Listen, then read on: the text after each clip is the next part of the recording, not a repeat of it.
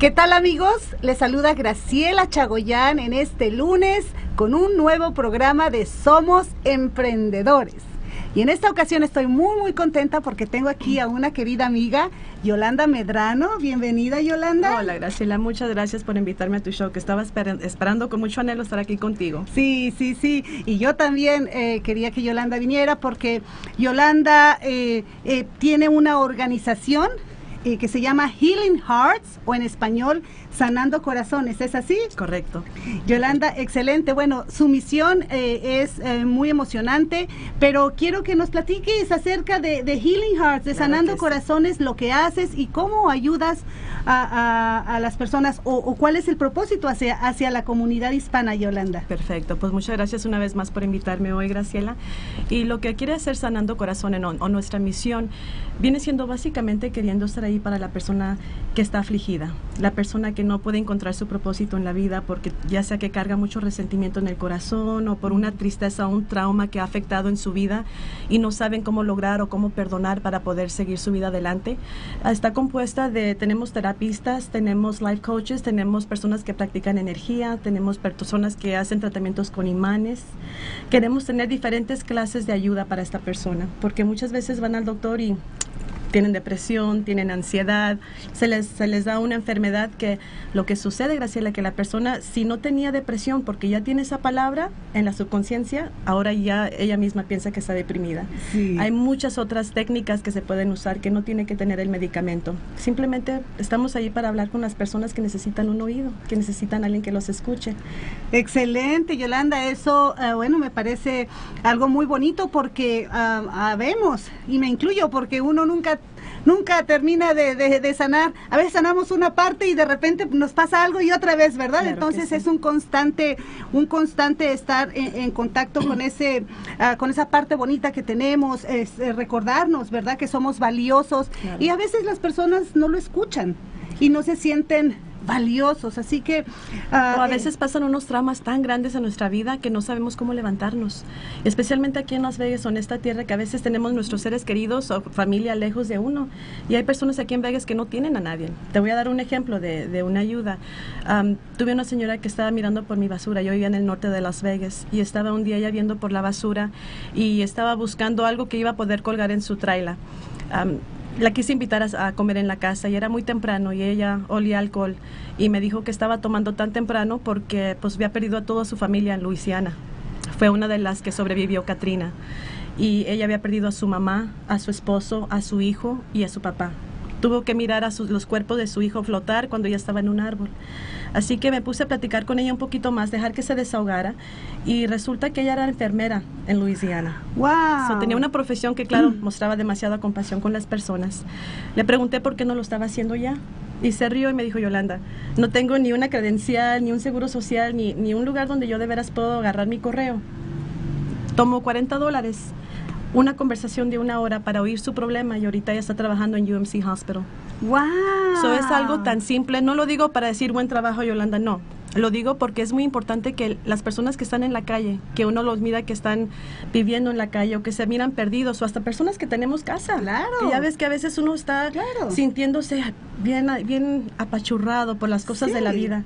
A veces con el simple hecho de platicarlo, como con esta muchacha, no más ocupaba lo que le llamo yo una cheerleader, una persona que esté a su lado y le diga: sí se puede hacer, sí vas a poder.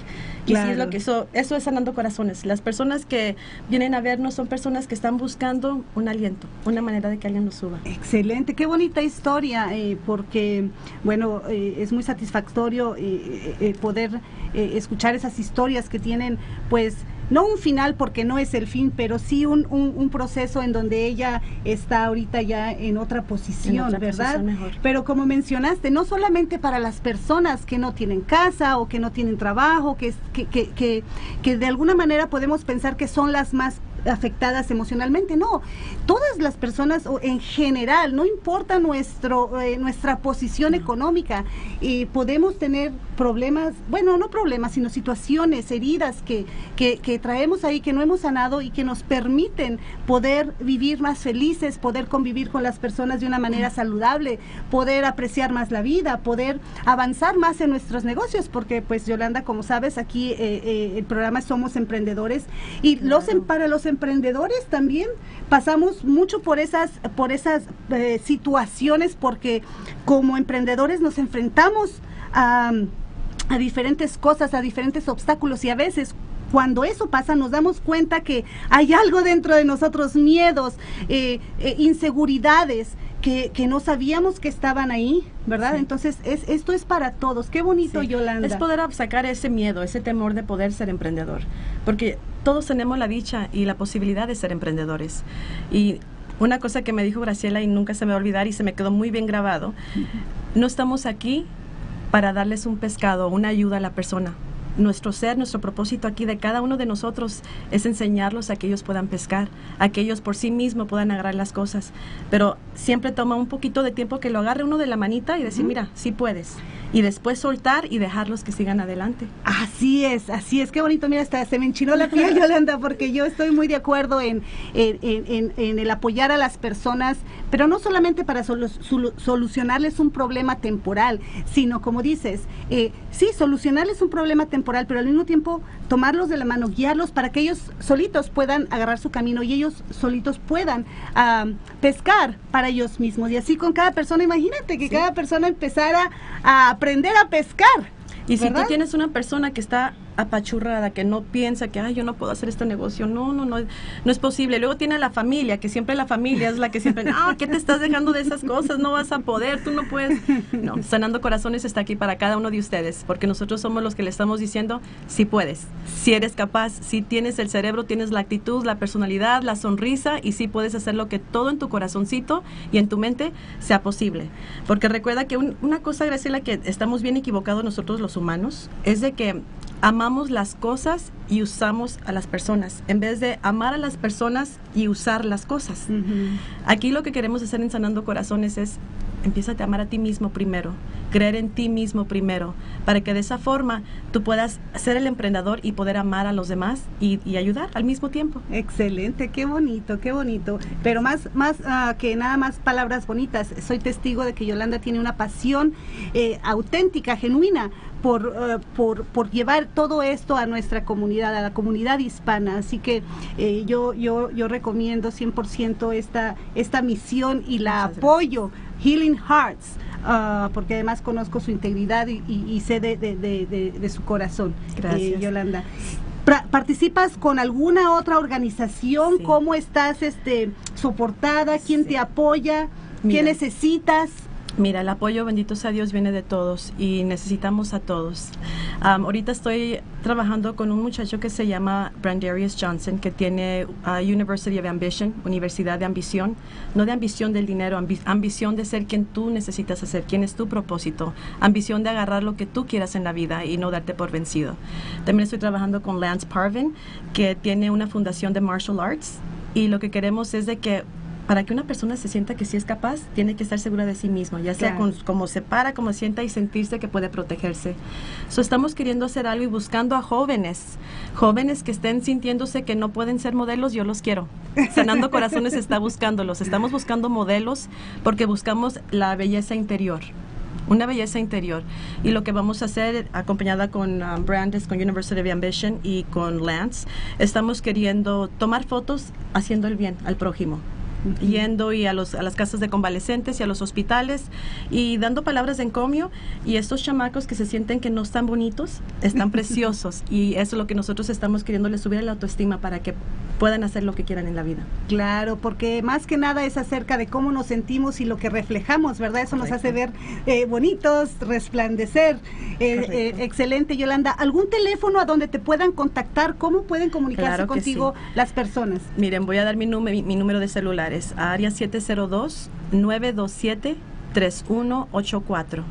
Y en Facebook estoy en Healing Hearts, y una vez más es Yolanda Medrano, y créanme lo que estamos aquí a sus órdenes. A cualquier idea, cualquier cosa que necesiten, estamos para ayudarles. Excelente, pues muy bien, Yolanda, encantada de haberte tenido aquí. Amigos, por favor, si ustedes conocen a alguna persona o ustedes mismos necesitan de esto, por favor contacten a Yolanda y van a ver que su panorama va a cambiar totalmente. Se van a sentir muy bien con el solo hecho de estar a un lado de ellas. Pues muchísimas gracias, amigos, los esperamos en el siguiente segmento. Yolanda, mil gracias por estar aquí. Gracias por tenerme aquí. Hasta luego.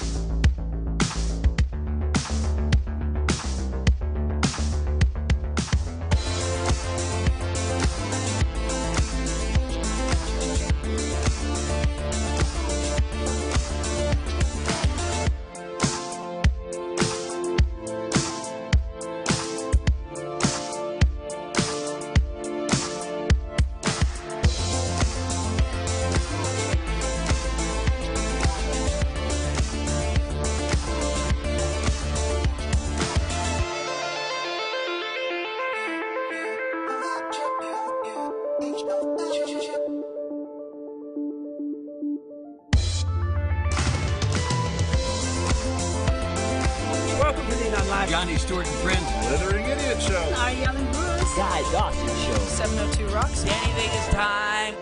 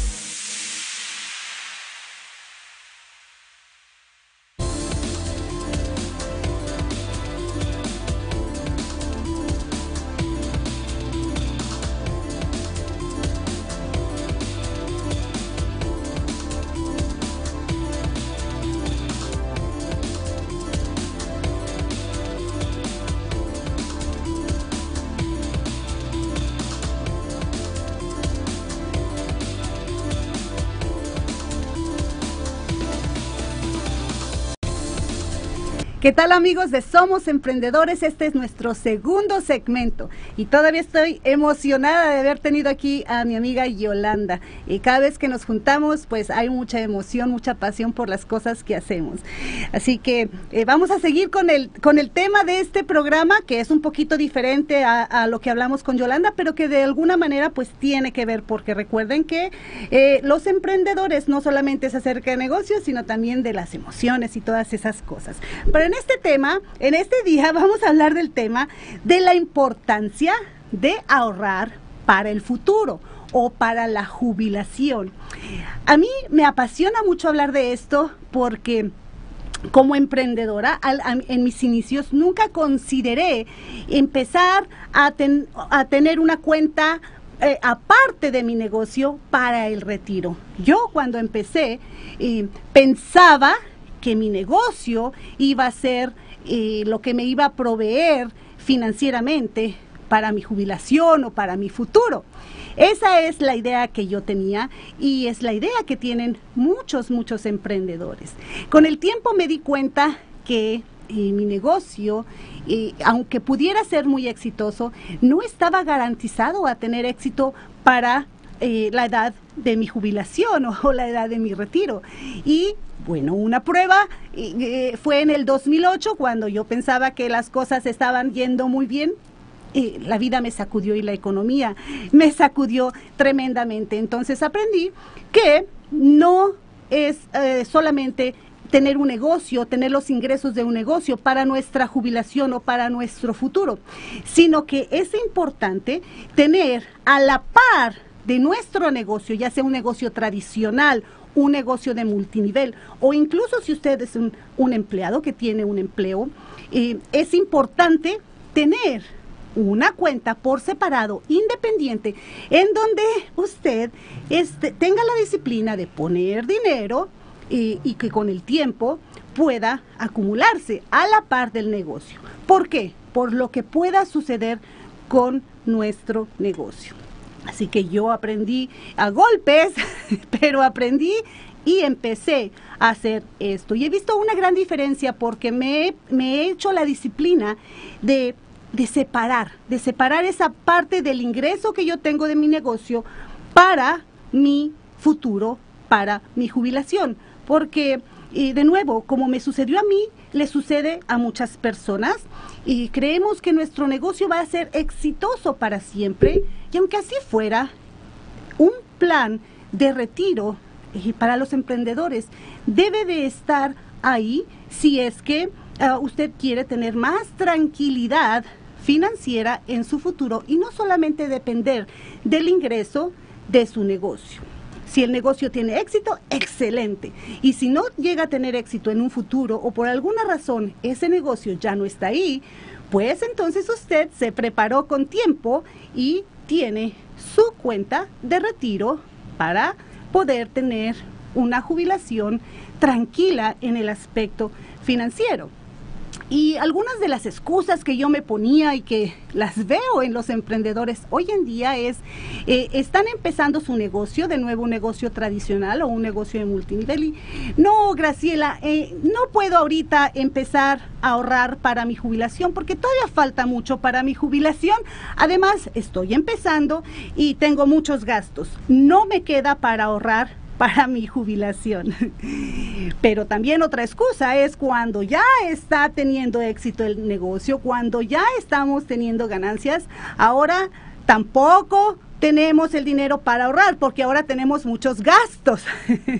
Porque a veces entre más ganamos, entre más ganancias tenemos de nuestro negocio, más gastamos, elevamos nuestro estilo de vida, nos está yendo mejor en el negocio. ¿Y qué se hace muchas veces? Se compra una casa nueva, es decir, se compra una deuda nueva con pagos más altos, un carro más nuevo y cosas más nuevas, el estilo de vida cambia, se eleva. Entonces, ese dinero que se extra, o esas ganancias extras que se están recibiendo, se están gastando de la misma forma que cuando se tenía menos ingreso. Entonces, pues no se tiene para ahorrar.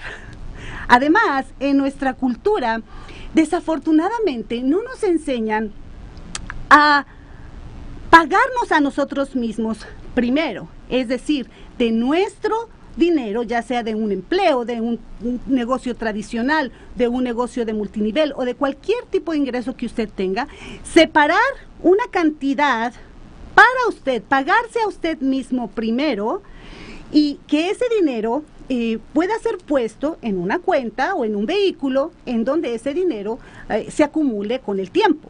No, eso no está en nuestra cultura. Por lo regular, lo que nos enseñan o lo que sabemos, porque bueno, así se ha manejado por años y años en este país y en cualquier otro país, creo yo, por lo menos de donde yo soy, así es. Primero se recibe el ingreso y se paga lo que se tiene que pagar en gastos mensuales, se paga lo que se tiene que pagar en deudas y se gasta lo que tenemos que gastar o lo que queremos en necesidades o lujos. Y si sobra, entonces ahorramos. Pero como casi nunca sobra, porque la mayoría de las veces sobra más mes que cheque, ¿no? O más mes que dinero o que ingreso. Entonces, pues ya no queda para ahorrar.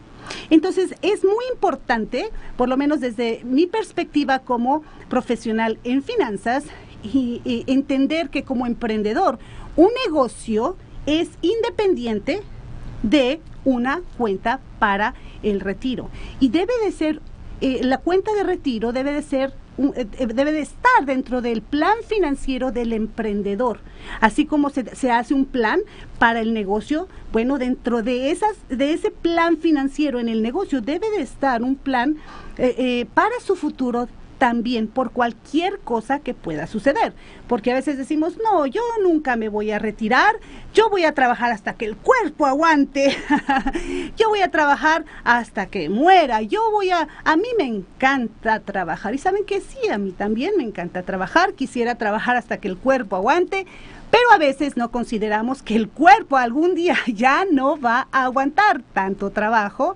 o que tal vez ya no voy a querer seguir trabajando por dinero, o a lo mejor alguna enfermedad que nos llegue o cualquier situación que se pueda presentar. Entonces es muy importante ver también a largo plazo que el trabajo que estamos haciendo en la actualidad, los ingresos que estamos teniendo, que nuestro negocio está creciendo, ok, hay que disfrutar en la actualidad, hay que vivir bien en la actualidad, pero no perder de vista el futuro, porque el futuro tarde que temprano va a llegar, y sucede en muchas ocasiones que llegamos a la edad de 65 años y tuvimos un trabajo en donde nos fue muy bien, tuvimos un negocio que tuvo mucho éxito, pero algo pasó y llegamos a los 65 años, no ahorramos, no nos preparamos, la economía nos sacudió, se fue el negocio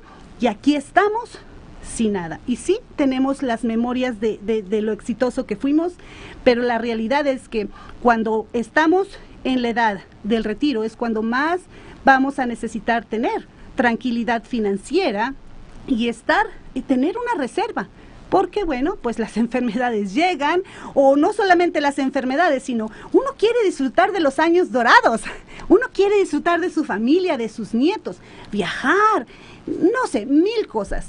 Pero como no nos preparamos, no vimos hacia el futuro, pues entonces de repente nos despertamos a los 65 años de edad y queremos ya echar el tiempo atrás, pero desafortunadamente el futuro llegó. Así que amigos, el ser emprendedor, el tener un negocio tradicional o de multinivel, no significa que el éxito está garantizado, y aunque así fuera, que su negocio fuera muy exitoso, es importante tener una cuenta de retiro a la par de su negocio en un vehículo adecuado que tenga los mayores beneficios para que su dinero crezca, y cuando llegue el momento del retiro, de la jubilación, ya sea a los 65 años antes o después, usted pueda disfrutar y tener tranquilidad también en el futuro.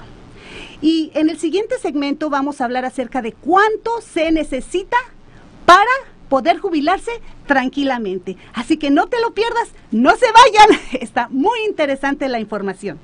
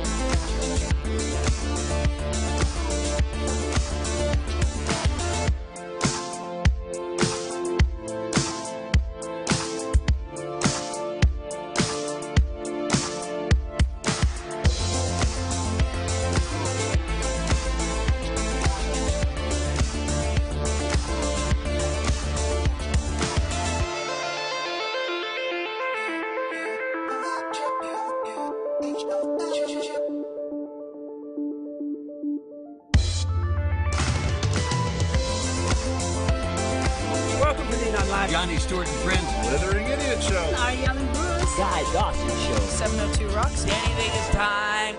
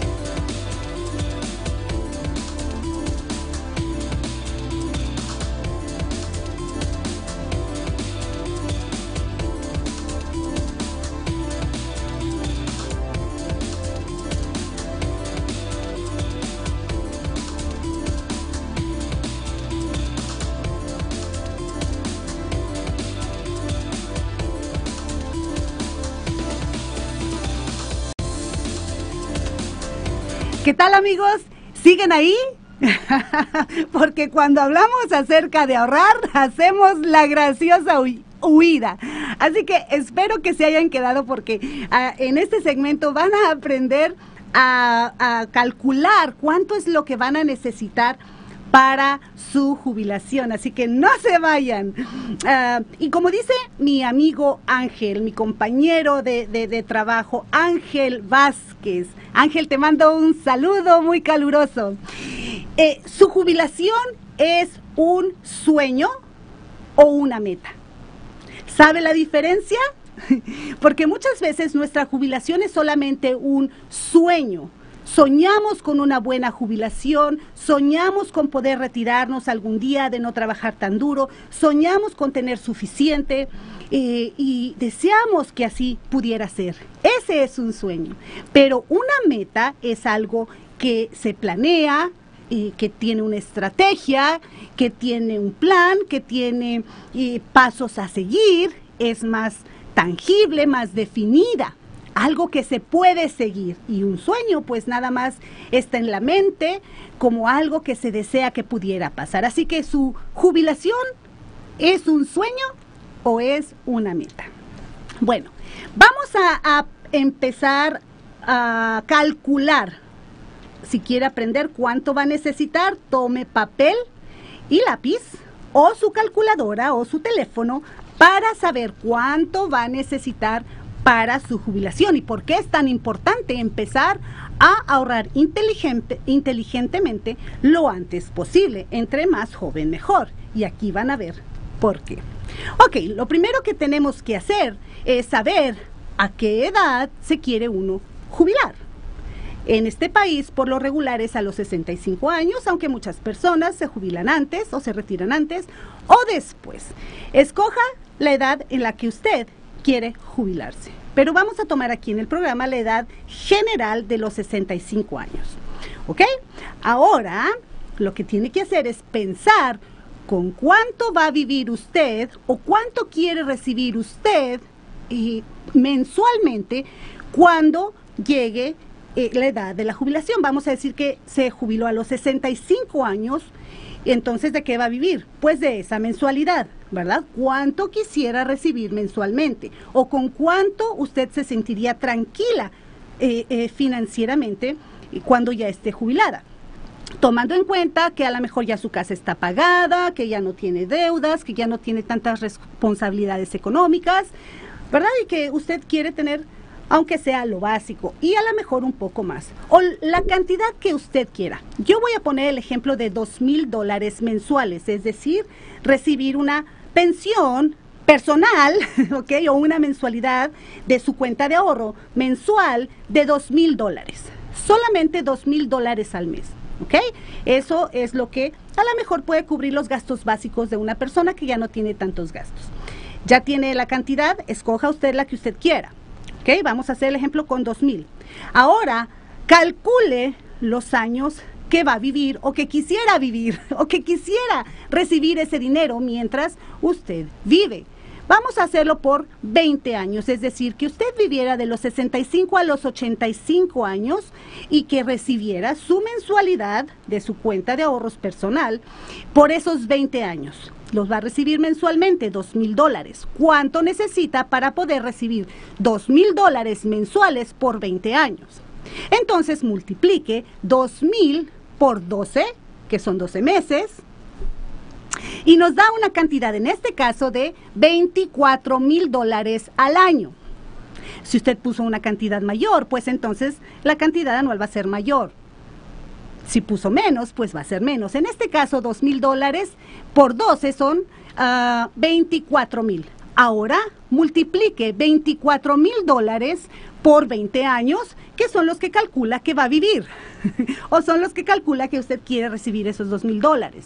A los 85, entonces, 24,000 por 20 años son $480,000 que usted va a necesitar para poder vivir 20 años recibiendo $2,000 mensuales solamente. ¿Se le hace mucho? Entonces ponga 10 años que va a vivir. No quiero vivir tantos años, Graciela, es mucho dinero, nada más quiero vivir 10.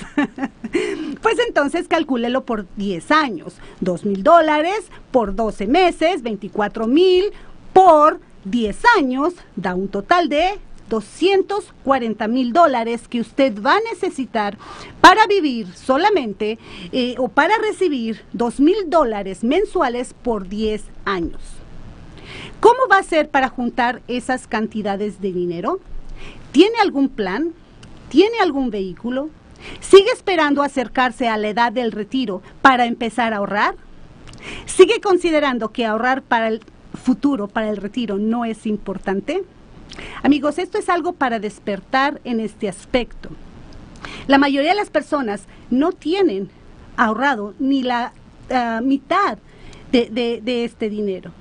Entonces es algo que nos tiene que poner a pensar, porque en este caso que estamos tomando $2,000 como algo muy básico, algo que no consideramos cuando hablamos de nuestro retiro, de la pensión que queremos para nuestro futuro o que queremos recibir cuando esa edad llegue y para los próximos años, no tomamos en cuenta que estos $2,000 en este caso se están basando en las necesidades actuales. Pues ahorita con $2,000 vivo bien, no pago renta, no ya pagué mi casa, etcétera, $2,000. Pero dentro de 15 años, ¿cuánto van a valer esos $2,000?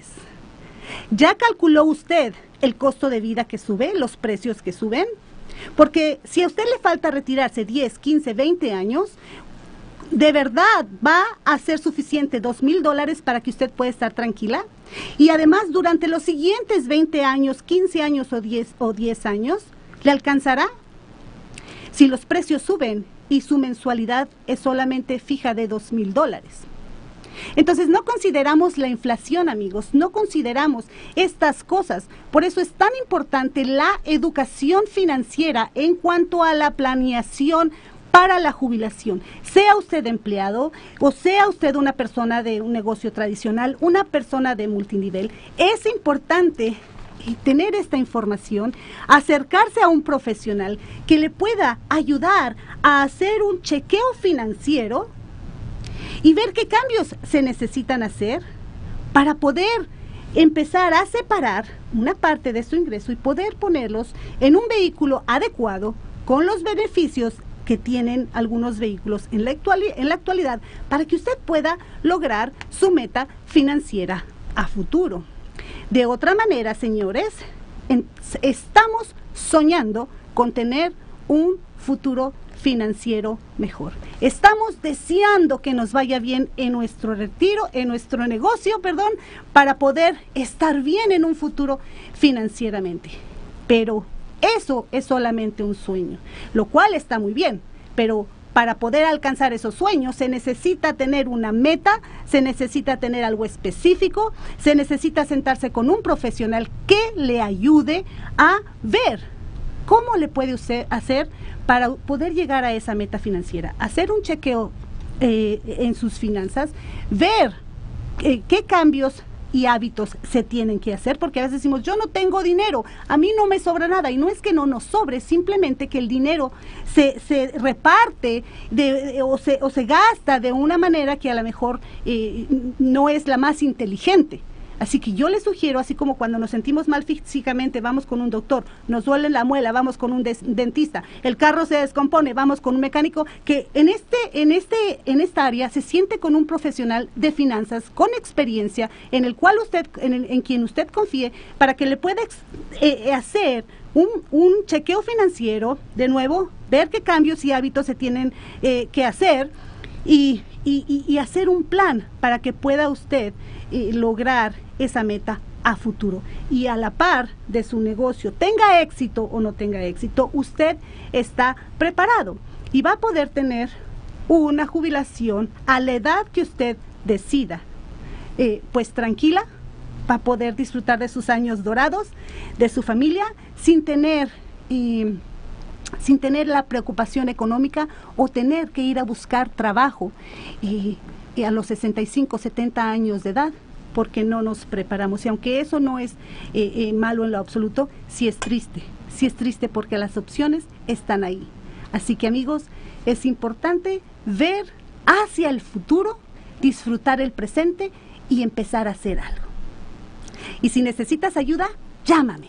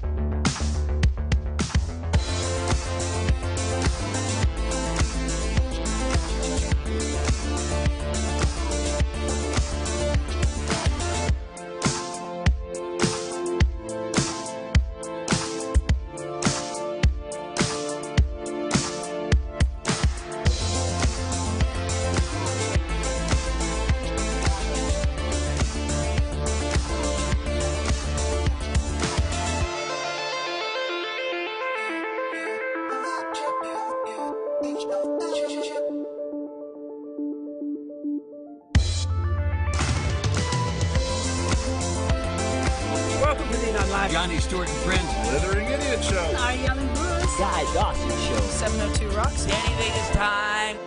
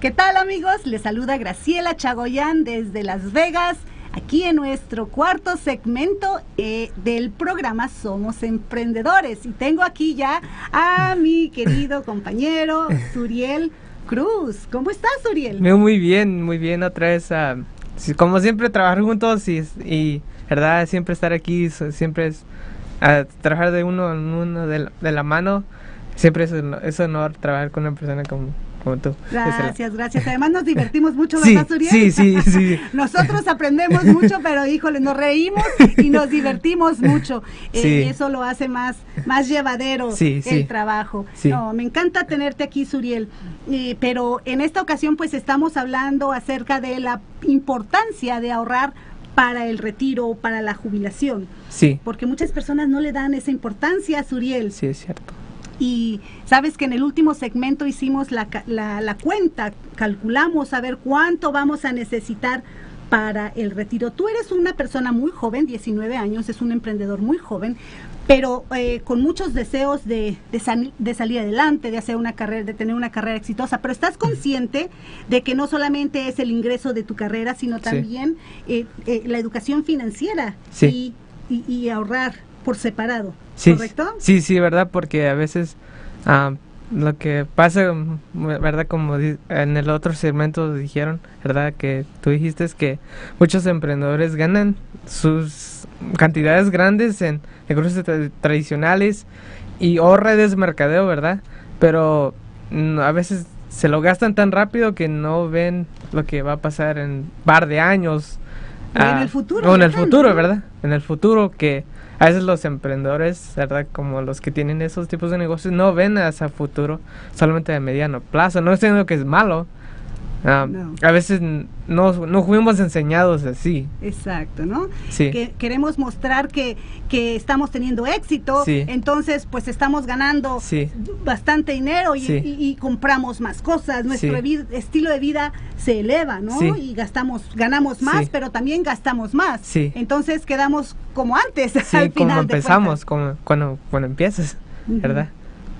Sí, y no solamente es importante recordar Sí. que el ingreso es hay que crecerlo, pero también uno como persona también hay que crecer, Sí. y también nuestro ahorro por otro lado. Y Sí. la disciplina que se debe de tener, Suriel. ¿Tú qué les puedes decir a los jóvenes acerca de empezar a ahorrar? Porque cuando somos jóvenes, y también me pasó, ¿ok? También Sí, me pasó. sí, Ay, sí, ahora sí. no, falta muchísimo, y ahorita tengo ya 46 años y digo, ¿a qué horas pasó el tiempo? Sí. Entonces, ¿qué les puedes decir a los jóvenes? ¿Es importante empezar a ahorrar y tener la disciplina desde ahorita, desde jóvenes? Sí, es muy importante, ¿verdad? Porque yo lo estoy empezando a hacer. Porque así como pagamos, ¿verdad? Somos disciplinados para pagar cubrir nuestro carro, ¿verdad? Tener disciplina para pagar biles, tener disciplina para pagar nuestro celular. ¿Por qué no tener esa disciplina para ahorrar, ¿verdad? Para el futuro, para retirarse si queremos a menos de edad, ¿verdad? Y ¿por qué lo estoy empezando a hacer? Porque veo que es muy importante. Si yo me quisiera retirar a los 50, ¿verdad? Es un ejemplo, ¿verdad? Como estábamos hablando a los 50, ¿cuánto tendría que tener ahorita? Y además tendrías que apurarte, Sí, ¿verdad? tendría que apurarme desde ahorita, porque a veces los muchachos no vemos, sí, estoy joven, nada me va a pasar, estoy en un trabajo, estoy haciendo esto, estoy ganando aquí en mi negocio, o lo que sea, porque muchos muchachos hacen negocios, muchos están como empleados, pero no ven que si algo te sucede en uno de los dos, ¿cómo lo vas a hacer? No ahorras, y por la importancia de empezar a ahorrar desde ahorita, hasta los niños pueden empezar a ahorrar. Exacto. Para retirarse, ¿verdad? jóvenes. Más jóvenes, más jóvenes que yo, ¿verdad? Aunque no O sean que nosotros, ¿no? nosotros, ¿verdad? Porque a veces si somos buenos para ¿cómo decir? Para Pagar, comprar otras cosas, ¿por qué no, verdad? para nuestro futuro. Así es. Y estábamos calculando, ¿verdad? A ver, vamos a calcular. ¿Verdad? Les vamos a enseñar, a ver, Suriel, Sí. te voy a hacer la prueba. Sí, vamos a hacer la Déjame. prueba. Aquí. Fíjense, ¿ok? Jóvenes, ¿están ahí, amigos? Sí, está bien. Amigas. Déjeme. Él tiene 19 años. Ok, aquí está. Y si usted piensa que no es importante empezar a ahorrar tan joven, aquí les vamos a enseñar que es todo lo contrario, ¿ok? Sí. Suriel, tienes 19 años. Sí. ¿A los cuántos años te gustaría jubilarte o retirarte? A los O 5. dejar de trabajar por dinero. A los 50. A los 50 años, Sí. ok. A los 50 años. Sí. Suponiendo, Suriel, que de los 50 años tú vives 30 años más, hasta Sí, los 30. 80, porque Sí. vas a ser muy saludable y haces mucho ejercicio. Sí. Ok, Sí. a los 80. Entonces, él va a necesitar tener suficiente dinero para poder cubrir ese ingreso durante 30 años, porque Sí. ya va a parar de trabajar. Entonces, Sí. ¿cuánto? Ok, ya sabemos que se quiere retirar a los 30 Sí. años, a los 50 años, que está calculando 30 años a futuro, a partir de los 50, ¿con Sí. cuánto te gustaría jubilarte? Con 10. Mensualmente. 10,000.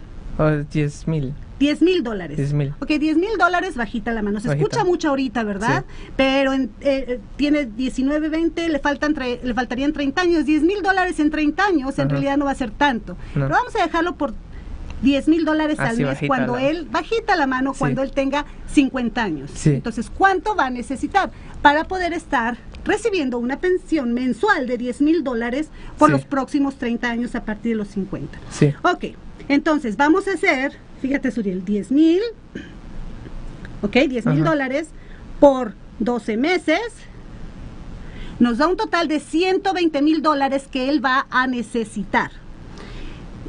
anualmente. Ahora, calculamos 30 años por 30 años.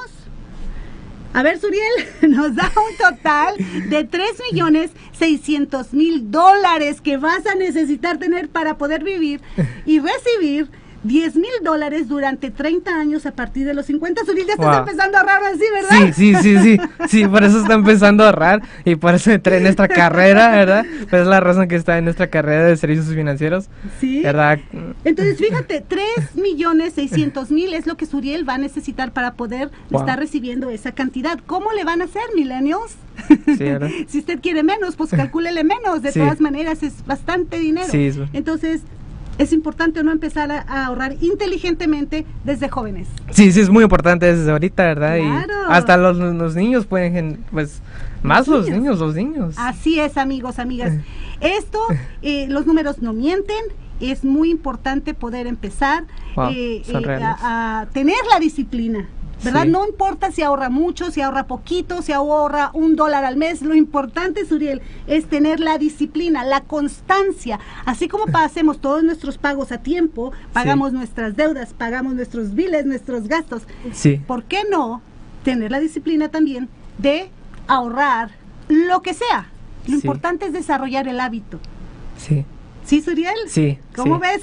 Muy bien, muy bien. Tener que trabajar ahora muy sí, duro, cada vez trabajar muy duro y esto es un ejemplo, ¿verdad? Que todos tenemos, no hay tiempo, no es tiempo de gastar, es tiempo de ya empezar a ahorrar y esto, prepararse, más importante. Sí, y además algo adicional que también tenemos que considerar, amigos, es el vehículo que estamos utilizando. ¿Se acuerdan? En los programas anteriores hablamos acerca de los principios financieros básicos importantísimos que hay que considerar. ¿Se acuerdan? Era la inflación, el interés, el riesgo de mercado y los impuestos. Entonces, ahorrar inteligentemente significa ahorrar teniendo educación financiera y poder aplicar estos principios y seleccionar el vehículo adecuado para que yo pueda realmente ahorrar inteligentemente en el vehículo adecuado en la actualidad que me va a dar los mayores beneficios. Para que ese sueño que tengo de esos 3.600.000 pueda hacerse realidad. ¿Por qué? Porque ¿tienes una meta, Suriel, para esto? Sí. ¿O es un sueño guajiro? No, es una meta realmente, pues esto es real, es una meta real. Por eso entré en esta industria de servicios financieros, ¿verdad? Por eso entré en esta carrera. Sí, porque si no se cae en un sueño, Suriel, y si no tienes una meta, un plan, pues entonces no pasa nada. Amigos, muchas gracias por escucharnos. Si usted está interesado en tener esta información, en tener ayuda, por favor comuníquese conmigo al 702-578-5325 o por mi página de Facebook, Graciela R. Chagoyán, o contigo, Suriel. ¿A qué teléfono? En 702-201-9845 y mi Facebook, Suriel Cruz. Excelente, amigos. Muchas gracias por escucharnos y los esperamos en el siguiente programa. Adiós, Suriel. Adiós.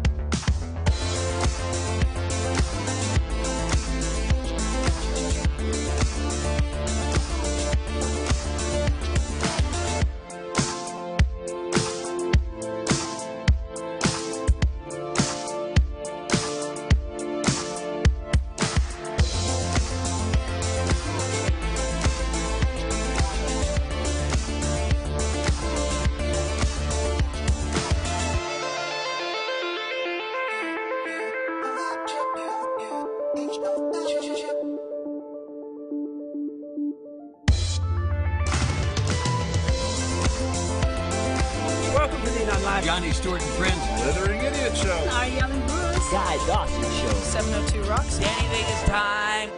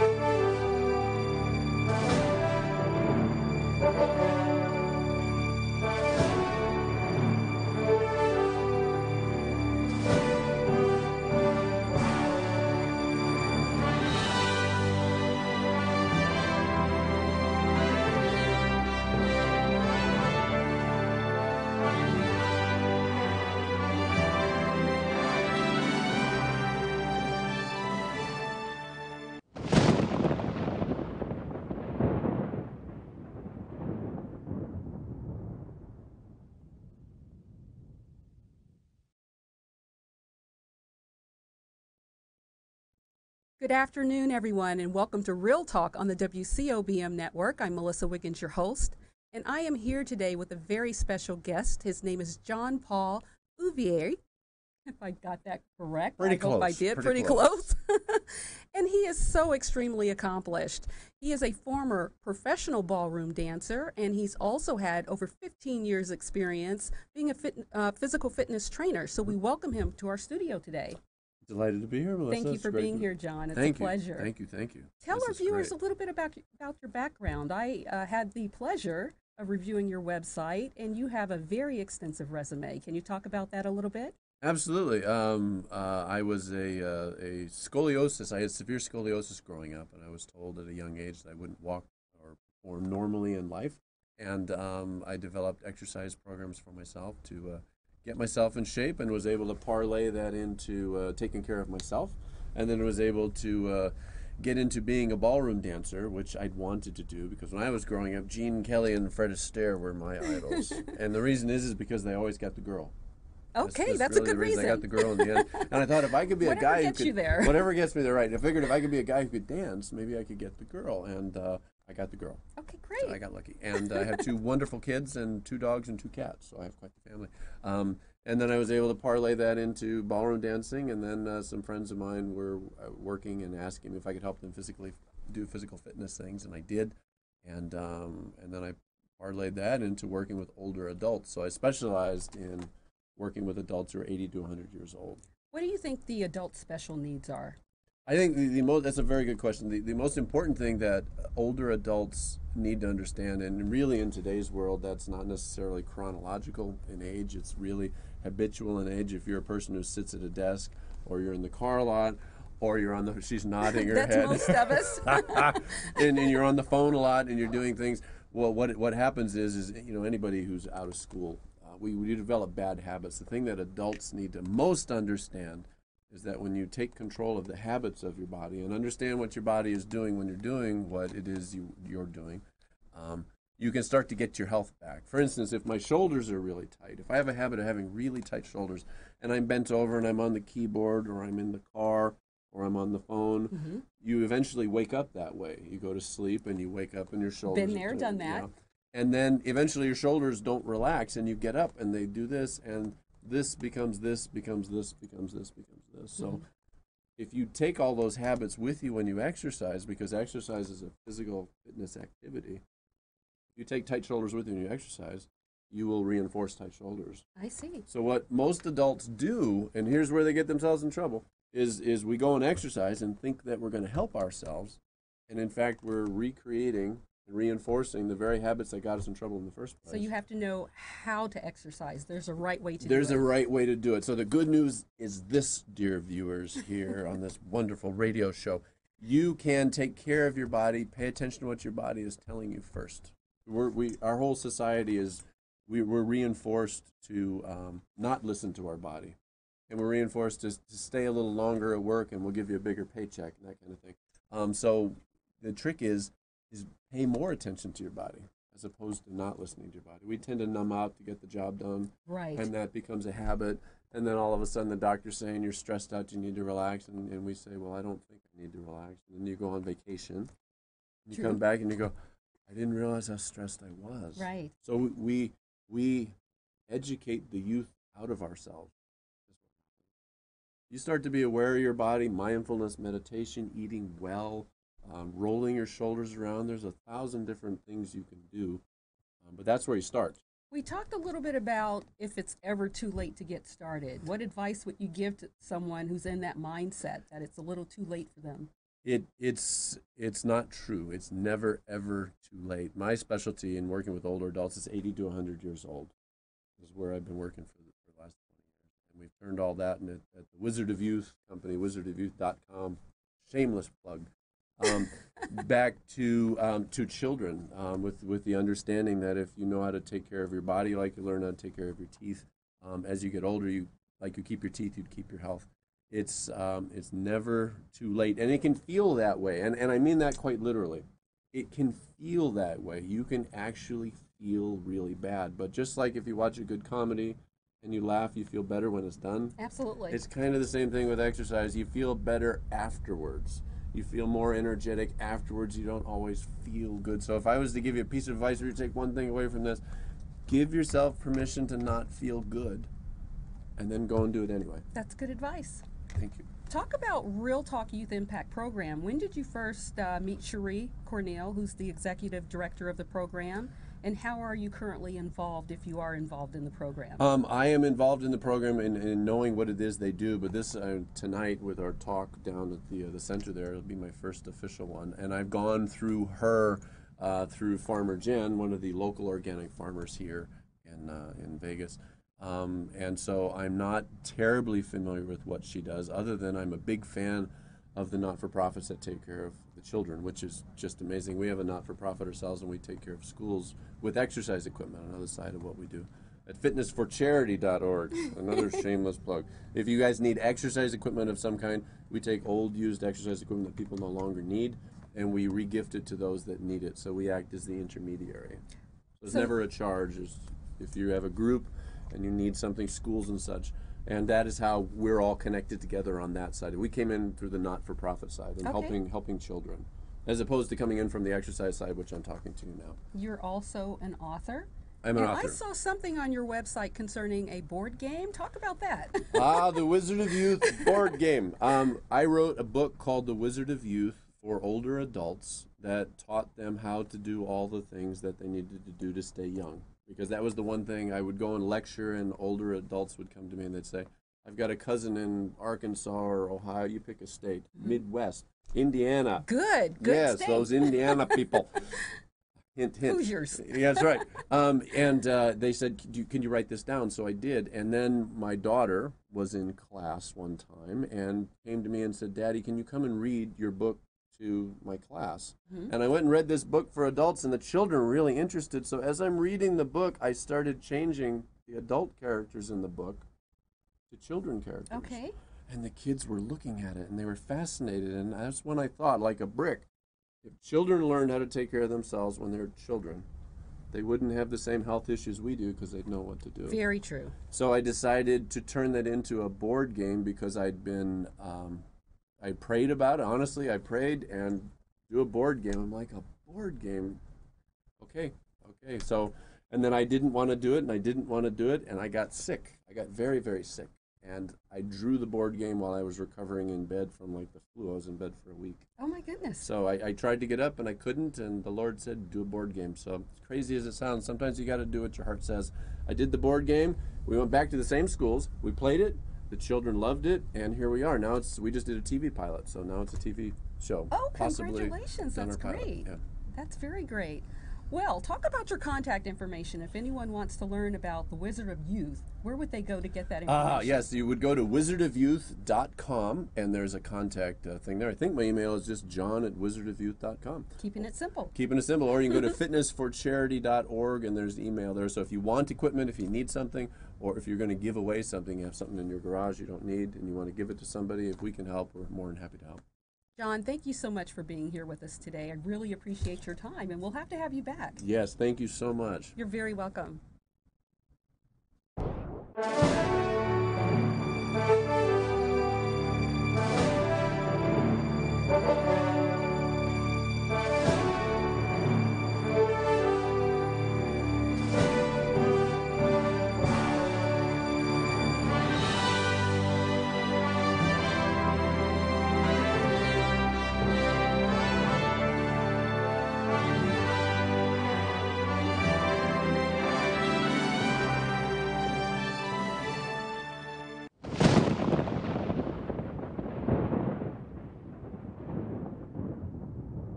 Hello, everyone. We are back, and I am now joined by Mr. Bruce Dahl. And many of you probably already know who he is. He's previously been on our show. We're happy to have him back. We want to talk about new ventures that Bruce has right now, Tail and Fin Restaurant. Talk about that venture. Talk about what's going on with your two new locations. Sure. Thanks, Melissa. It's great to be back. We opened in September, Tail and Fin in Maryland, in Silverado Ranch. It's a sushi burrito concept with poke bowls. And basically our chef is a Nobu chef. He was with Nobu for 12 years, up in Beijing and Las Vegas. He helped us design the menu, so we just kind of fused burritos with sushi, and we created a fusion of Japanese and Mexican burritos. We opened just on Thursday in Summerlin at the Village Center Circle, 1910 Village Center Circle in Suite 9. It's a brand new location, a much bigger location, and it's been great. What are your hours? We open at 11 a.m. and we close at 10 p.m. every day. Talk about the grand opening a little bit in depth. How many people did you get through there, and how big was it? It was awesome. Basically, it's actually going through for a couple more days. If you go by and you sign up for our loyalty program, we're giving away a Ferrari rental for a day. Oh, wow. We're also donating a portion of the proceeds to Real Talk, which we'll get into. But it's great. Thursday, I think we had about 220 people. Friday, I don't know the total numbers, but I know we had a line of about 45 people at lunch. Saturday, it rained, but it was still, I think we had 190 people on Saturday, and then Sunday, I think we had another 185, so it's been good. Well, I can say this is very good. Right now, I'm eating an Angry Bird bowl, correct? Yes. And this is very delicious. And what are you eating right there? So this is a Stupid Good tuna. It's ahi tuna, fresh ahi tuna with surimi crab, lettuce, and then we designed these sauces specific to your palate for each of these individual burritos. So we have a spicy, a sweet and sour. There's different flavors. We have 9 different sauces that you can mix and blend without bring out the palate of the fish. This is very good. Talk about why you wanted to get into owning your own restaurant. Where did that desire come from? Well, I grew up on a farm in North Dakota, and so all growing up as a farmer and a farmer's son, it's owning your own business. I never really had a job. And then my mom owned a catering business, and she catered for restaurants or for weddings and events. And so I've been basically helping her cater from when I was 5 years old on potato salad and everything we made for weddings. And, it kind of grew into one day, I love cooking. And then, I met my partner, and we both had a dream of creating a restaurant where we could, experience it all over the country, not just in one area. So we would like to take this out and nationally brand this. How did you come up with the name Tail and Fin? That was interesting. We hired a branding company, and we were using the branding company, and then one day we were just thinking, tail, fin, fish, sushi. It kind of flowed, and we just grabbed that and we ran with that. The sushi burrito and poke bowl we added on the end, but tail and fin just kind of, we felt it kind of fused fast food with high end, and it made a fast casual dining experience, and that's kind of what we wanted. What is the price range for your menu? So the low end is around $7 an item, and the high end goes up to, I believe, $11.95 is our highest end. So our average ticket is somewhere around $9.95, $10. So it's, and we try to get you in and out for lunch in a 10 or 15 minute period, so we can kind of get you back to work and stuff like that. But it's an affordable lunch. Typically a high end sushi like this is probably a $40 or $50 meal ticket. We try to get you in around $10 or $12. Not bad at all. Yeah. Well, talk about you have a project coming up, correct, for a fundraiser. Yeah. Talk about that a little bit. For the car wash or with Tail and Fin, do you mean? Both, actually. Okay. So Tail and Fin, we're donating the proceeds from this weekend and this coming up week of the grand opening. I've been involved with Real Talk since the beginning of 2013, and I've had some trouble in my past and corrected that. And then I just wanted to be able to work with kids to let them know that, hey, it's okay to make mistakes as long as you learn from them and you grow from them. So I've been working with the program. The need now is to raise capital because I think we've graduated around 300 kids, and what we do is we pay for their activities to keep them off the street. So if they want to be involved in music, sports, whatever it is, artists, whatever you want to be, we'll pay for you to do that as long as you maintain a 2.0 grade point average and you graduate from the program, and then you help give back to the community. And so we have a fundraiser come up, I believe March 4th is a car wash. Okay. Come out to that. And then also on the website, you can donate on the website, and they'll have all the information on the screen. But if you come by Tail and Fin this week, we're also donating a portion of those proceeds as well. That is fantastic. Thank you. Tell us, where are your 2 locations? We know one's in Las Vegas, the other's in Summerlin, but can you share those addresses? I can. 9845 South Maryland Parkway. The cross street is Silverado Ranch, so it's Silverado, Maryland. That's our first store. Our second one is 1910 Village Center Circle, Suite 9. It's in the Village Center on Town Center and Summerlin Parkway. Okay. What else is new going on with the program? The program is growing in leaps and bounds. The kids are really receptive to it. A lot of them now are becoming volunteers afterwards because they like the program so much. So now, not only is the program growing and we've graduated, but now our volunteers of the kids who've gone through the program coming back to help other kids has been amazing. I think there's like 30 31 volunteers now that have graduated the program and are now Oh, wow. volunteers. And you've been with the program for how long as a member? You know, Ms. Cherie, the founder of the program, came to me in the January, I believe, of 2013 and told me about an idea of it. And then from there we started having meetings, and I've jumped on board. I love the idea and the concept, and I've been involved ever since she started with it. Oh my goodness. Wow, you've been around, so you've seen some changes. Amazing. It's, I think we had under 20 kids at our first one, and then I think the last major Change One meeting we had over 77 kids. A new introduction to the Change One is giving the youth an opportunity to kind of have a voice where you can address questions, but it stays anonymous. Can you kind of talk about that and maybe a question that you've been posed directly? Yeah, they come in and they obviously register, and at the time of registration we hand out postcards, and anything that's bothering them or anything that they're going through in life or anything that may have led to some problems in their life, they're allowed to write that down in a question. And then we have a parent group and then the kids group, and both, either one or the other, we react to that question. I guess the last meeting, one of the questions was, what happens if someone wants to pick a fight with you but you don't want to fight? And so, our advice to them was, obviously you have to stand up for yourself, but there's always a way to avoid it by just avoiding the situation, because nothing good comes from fighting, nothing good comes from violence. And so we try to portray that and say, look, you can come to us and talk to us, and we'll sit down with you one-on-one and get a more in-depth, scenario, a synopsis of the situation. But obviously, the best is to turn the other cheek and not create violence, because it just leads to more problems. What's been your biggest challenge being a part of the program? Sometimes it's, I'm 51 years old now, so, a lot of these kids are between the ages of 10 and 18, so relating to what's going on out there, you have to stay in touch with, through the internet, and just find it, because when I was obviously younger, it was, the problems were a lot different than they are today. The problems today are intense, and I understand what the kids are going through, and it's rough out there. Those streets are hard on these kids, and, the bullying and stuff like that really wasn't an issue when I was growing up, so relating to that and staying on top in touch with that, and then just talking with the kids helps understand what's going on with them, so we can help them, prepare them for what they're about to face. Okay, well, one more time, Tail and Fin, you definitely have to check out both locations if you're able to.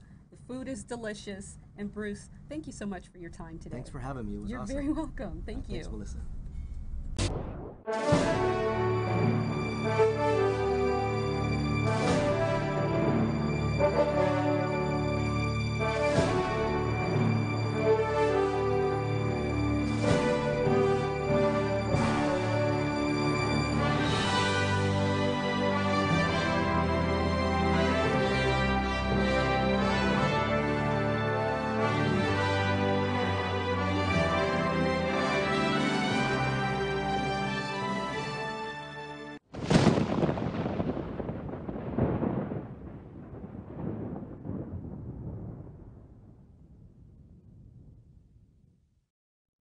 Hello, everyone. Thanks for rejoining us. And I am still feasting right here. And I am joined now with Desiree Soel, and she is a volunteer member with the Real Talk Youth Impact Program. Welcome to the studio. Thank you for having me. I'm very excited to be here. Great. Tell us a little bit about yourself, Desiree. How did you learn about the Real Talk Youth Impact Program? Why did you decide to join?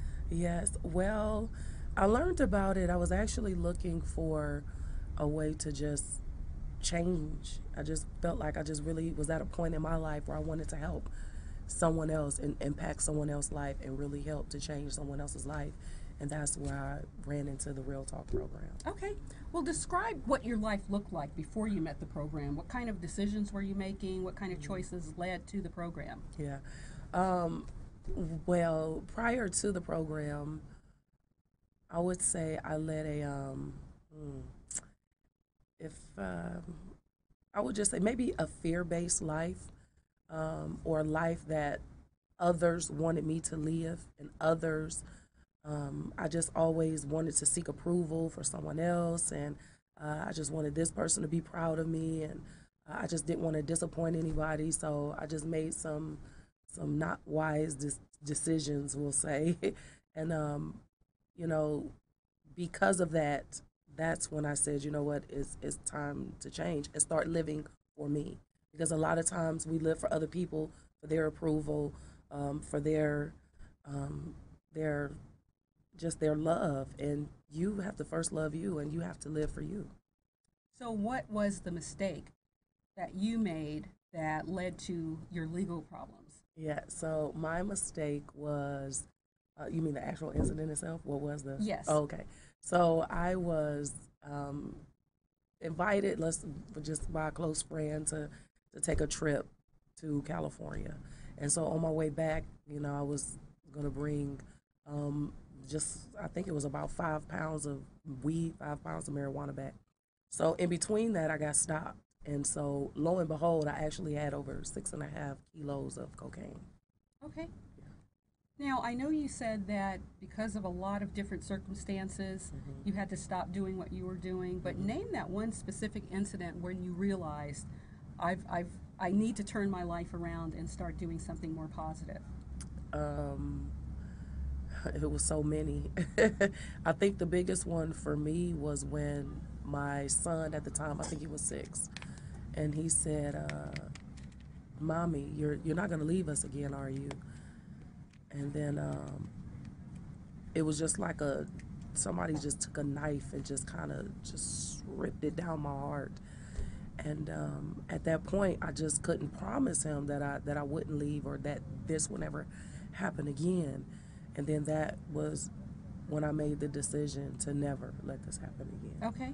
What kind of advice would you give a youth that's experiencing some of that to kind of mentor them to go the other way? Yeah. And I know you're the sacrifice, so Yeah. other children don't have to go down that road. Right. So what is your message when you're talking to the children? My message is this, especially a lot of the children resonate with me because we come from the same area. So that's why I say I was looking for love. I was looking for approval. I was seeking guidance from an authority or for someone that I shouldn't have never been seeking it from in the first place. So I will say this, in life, when that situation happened or when you go to jail or when you make that mistake, there is no turning back. There is no friends then. There is no, those people that you thought had your back or those people that you thought would just be down with you forever. They all, vamonos, they all disappear. That's you that stand before that judge, and that's you that stand with that lawyer. That's you that's catching that case. So even though we want to be cool, we still want to be in, we want to fit in, and it's just part of our environment. But if I can tell you this, one thing about it, you're not going to be 13 forever. There's going to come a day where you're going to be 30. You're not going to be 19 forever. There's going to come a day where you're going to be 45. But the choices that you make now at 10, at 13, at 19, they're going to reflect the type of choices that you're able to make or the type of choices you're not able to make at 45, at 35. Because who would have knew then that, hey, I'm going to need a job. Right. I'm going to have to support a family here. You don't think about that when you're 13, when you 15, and when you out there and when you making it happen, or like the kids say, when you getting money. You don't think about that then, but there is going to come a time in a situation where you're going to be the adult. You're going to be the parent. You're going to be the provider. And depending on the choices you make now is going to have a huge either consequence or even pleasure. It doesn't necessarily have to be a bad thing. It could be a good thing if you make the right choices. So that's what I would definitely want to leave on That's a with. very good point. Yeah. Now, do you have any other expanded duties right now with the program? Yes, I do. I help with the social media. I believe in being more hands-on, and a lot of the kids, they're snapping now, they're on Instagram, so definitely you guys follow us on Snapchat, follow us on Instagram, Real Talk NV, follow us on Facebook, make sure that you like the page, and I'm just here to be hands-on and help in any way I can. Okay. Well, outside of the program, what are you actively doing and what's positive in your life? Yes, so I have a company. My business is called Transpireful Networks. So what I really do, I help people in transformation. So whether that's a youth or whether it's an adult, I really help them go from where they are now to where it is that they want to be or where it is that they seek to be. So I help people that's in transition. So whether if you want to go from an employee to an entrepreneur, whether you're looking to, some women are maybe going through a divorce. So how do I go from being married, 10, 15 years to now being single. Right. So I really believe in helping people that's going through a transition. I help them to transform. Where are you getting the people that you're working with? I get them social media, Okay, believe it or okay. not. But I get a lot from social media. I also, like I said, I'm hands-on, so I'm out in the community. I believe in being in the community. I'm a product of the community. So I get a lot of people, a lot online, but a lot here locally as well. Okay. And how long have you been associated with the program? I want to say about a year now. Okay, Kind of that's off and on, but more steady. That's a good period of time. Yes. What are some of the things that you're witnessing in the program with the youth? I would say when we separate the parents from the kids, you get a whole different type of person. I think the kids are they're able to open up, they're able to be themselves, they're able to ask questions, because you'll be surprised. Some of them, they so hard. Oh, honey, when they first come in there, they hard as nails. Oh, you can't tell them nothing. But by the time they talk to somebody that's like, look, been there, done that, and wrote the book, got the T-shirt, and signed it, autographed it, you know, they begin to kind of slow down and open up and say, well, maybe I can listen to you. Because that's one thing about the youth. They don't, if you got a silver spoon in your mouth, you're not going to be able to communicate with them. They don't even understand. We don't even speak the same language. Exactly. You know, but when I'm telling you, I've been there, I walk these same streets that you on, when I'm telling you that I know exactly what you're going through, I know what it's like to not have electricity. I know what it's like not to have gas. You know, I've been in those situations with a house that has no water. So it's not nothing you can't tell me. Right. And so when I come to them and I'm telling you I'm coming from a place of love because I care, then they're more receptive to hear.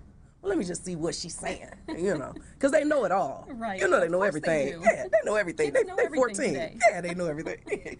But after that, they're like, okay, she might be right. I'll listen to her. But then what's really changing for me is when a kid come 2 or 3 times, and then all of a sudden they'll pull you aside and say, what do you think about X, Y, Z? Mm-hmm. And you're like, wow. Right. They were listening. They You were connected with listening. them. Right. Even when you think they're not, they were listening. Good. So that's a good moment for Well, me. thank you for taking time out of your Yes. schedule to be here. I really appreciate it. We'll be working together, I'm sure, on Yes, the we media, will. social media side. Yes. So thanks again. Yes, thank you And we for will have having you me. back soon. Thank you. You're welcome.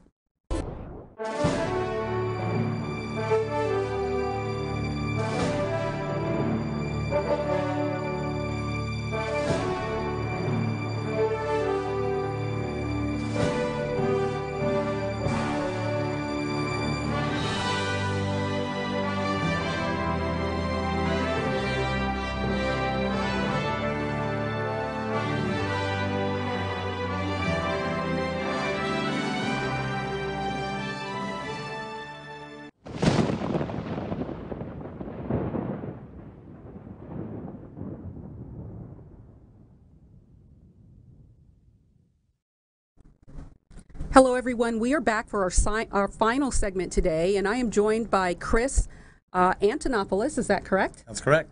All right. Chris, tell us a little bit about yourself and what you do. Okay, well, I want to thank you for having me on the show. You're welcome. We are financial services representatives here in Clark County. We have offices all over the country. We work mainly with public employees and making sure that their families understand their pension and how they're going to retire properly so that they don't have problems in the future. And naturally, most of our business comes from school districts. So we're very involved in school districts as well around the country. And we do service projects and stuff for them and just everything we can do. Okay. Well, talk about this a little bit. You brought in the BBB Connection magazine. Sure. Why is that so important right now? Well, we're on the cover Okay. of the January 2017 edition here. And, you know, it just talks about our company and what we're doing and how we're making changes across the country in education and awareness for public employees. And, of course, we work with everybody. However, working in schools, you know, the schools are the core of the community. Mm-hmm. And because every community has a fairly large school district, you know, some rural areas are smaller and whatnot. However, really everything comes from there. And so we've just been recognized for the work we're doing there and doing our part. How did you meet Miss Cherie Cornell, who's the executive director? Okay, so I met Cherie. Sonia Farrell, her friend, introduced me to her about 7 months ago. Okay. And she said, "Hey, come check out the Youth Impact Program." And I'm like, "Okay," because if it's anything to do with helping children, that's excellent. So what we wanted to make sure that we're doing is being involved as much as we can. And when I saw it, I was like, "Wow!" I was blown away. I mean, it's so cool to make sure that kids have, that they have the programs that they need, and it's needed not only here in Clark County, however, it's needed all over the country, because kids, when they get out of school, they have multiple choices of what they can do all day. Absolutely. The best would be programs, tutoring, some maybe sports, something like after school activities, stuff like that. I like the program because it's very positive, and I've been to, I believe, 3 graduations now. Tell me some of the things that you were witness to at a Change One when you attended. Well, there are speakers. I've seen some really amazing people speak that are part of the Las Vegas and Clark County community here.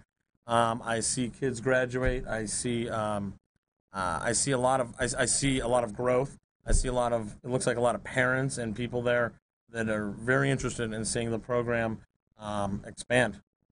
So let's talk about the schools, because we had a short discussion on this. What would you like to see maybe implemented in schools, or what do you think is going on right now with today's youth and education? I would say that schools are very busy places. Yes. And there are, we all know that probably across the country there might not be enough teachers for how many, in public education, for how many students there actually are. So, we'd like to see awareness go up for the fact that we just have a very fast growing student population, in the country. And I would say it's really important that the students have a well-rounded balance, not only of their homework and their after-school activities and everything else, but the children are going to be the leaders of our country. Right. These are the future leaders, and so I'd like to, in my perfect world, I'd like to just see a lot of stuff that would be positive for kids out there, programs and mentoring and education and awareness and supporting them, become going on to further their education and becoming productive members of the community in which they live. How do parental responsibilities come into play with this? Well, it all starts at home, right? Yes, it does. So a strong parenting ethic, I guess you could call it, would be important, and structure. And then the kids will tend to probably do better in school, and they'll have more. They'll be more inclined to go to college and those things. Okay. What do you think the primary cause is right now to contributing to delinquency and other issues with today's youth? What do you think the major contributing factors are? That's a great question. There are a lot of factors, I'm sure. I would say that kids have to stay engaged. They really have to stay engaged in what their education model is. The parents have to stay engaged and make sure that the kids are getting, a lot of positive feedback at home. There's a lot of data, and there are a lot of things going on out there today that are distractions for kids. Absolutely. Quite honestly, and so it becomes a challenge. I have a 10-year-old son and a 13-year-old daughter. It's my daughter's birthday today. Oh, and, wow. Yeah, You want to say happy birthday to her? Happy birthday, Alexis. My wife Brooke, my son Christopher, and my daughter Alexis go to Clark County schools out here. They go to public school, and they have all these friends, and they're always doing all this stuff. And I just see that I see that there is a lot of distraction because there are all these activities and all these other things that they can be part of, and just getting the homework done. We like to get the homework done right when the kids get home, so that the rest of the evening, whatever else is happening, dinner and so forth, that'll be handled. However, homework needs to come first. Absolutely. It's just, and then it makes life a lot easier because this homework is very difficult. And it's changed a lot from when I was a kid. Oh my I'll God! tell you that. I couldn't help my son with his homework assignments. That was the most It's- embarrassing thing. But It's so become everything is very really more advanced now. Yes, it's becoming very, very. Yes, there's a lot to it. Absolutely. Now the program, Real Talk Youth Impact Program, sustains itself by donations, Sure. people contributing money or services to the Sure. program. Talk about, from your perspective as a financial service advisor, what would be the best avenue for them to acquire the funds that they need? Well, I mean, we have so yeah, we're financial services representatives, and we work with public employees, we work with businesses, we work with families. We want to ensure that that things go well. Okay, so we use a system, and it has to be systematic. Okay, we have to have a point A, we have to get to B, and it's very difficult to do that without a plan and without a lot of people supporting that. And awareness and education on this program, okay, on the Youth Impact Program, would be, here's how it would look. It needs, the program needs money. Yes. And the children, they need, I would say they need at least 3 months. I like how the program is 3 months, and they need that for stability in order to become successful in the program. Well, the program isn't free. Money has to come into programs like this to help because there are just so many kids. Isn't it over 700 kids have been in the program and almost 500 graduates now? Oh, I'm sure, and Cherie would be the best person to give you the statistics, but definitely it's a lot of kids. I mean, going it's a through the lot of program. kids, sure.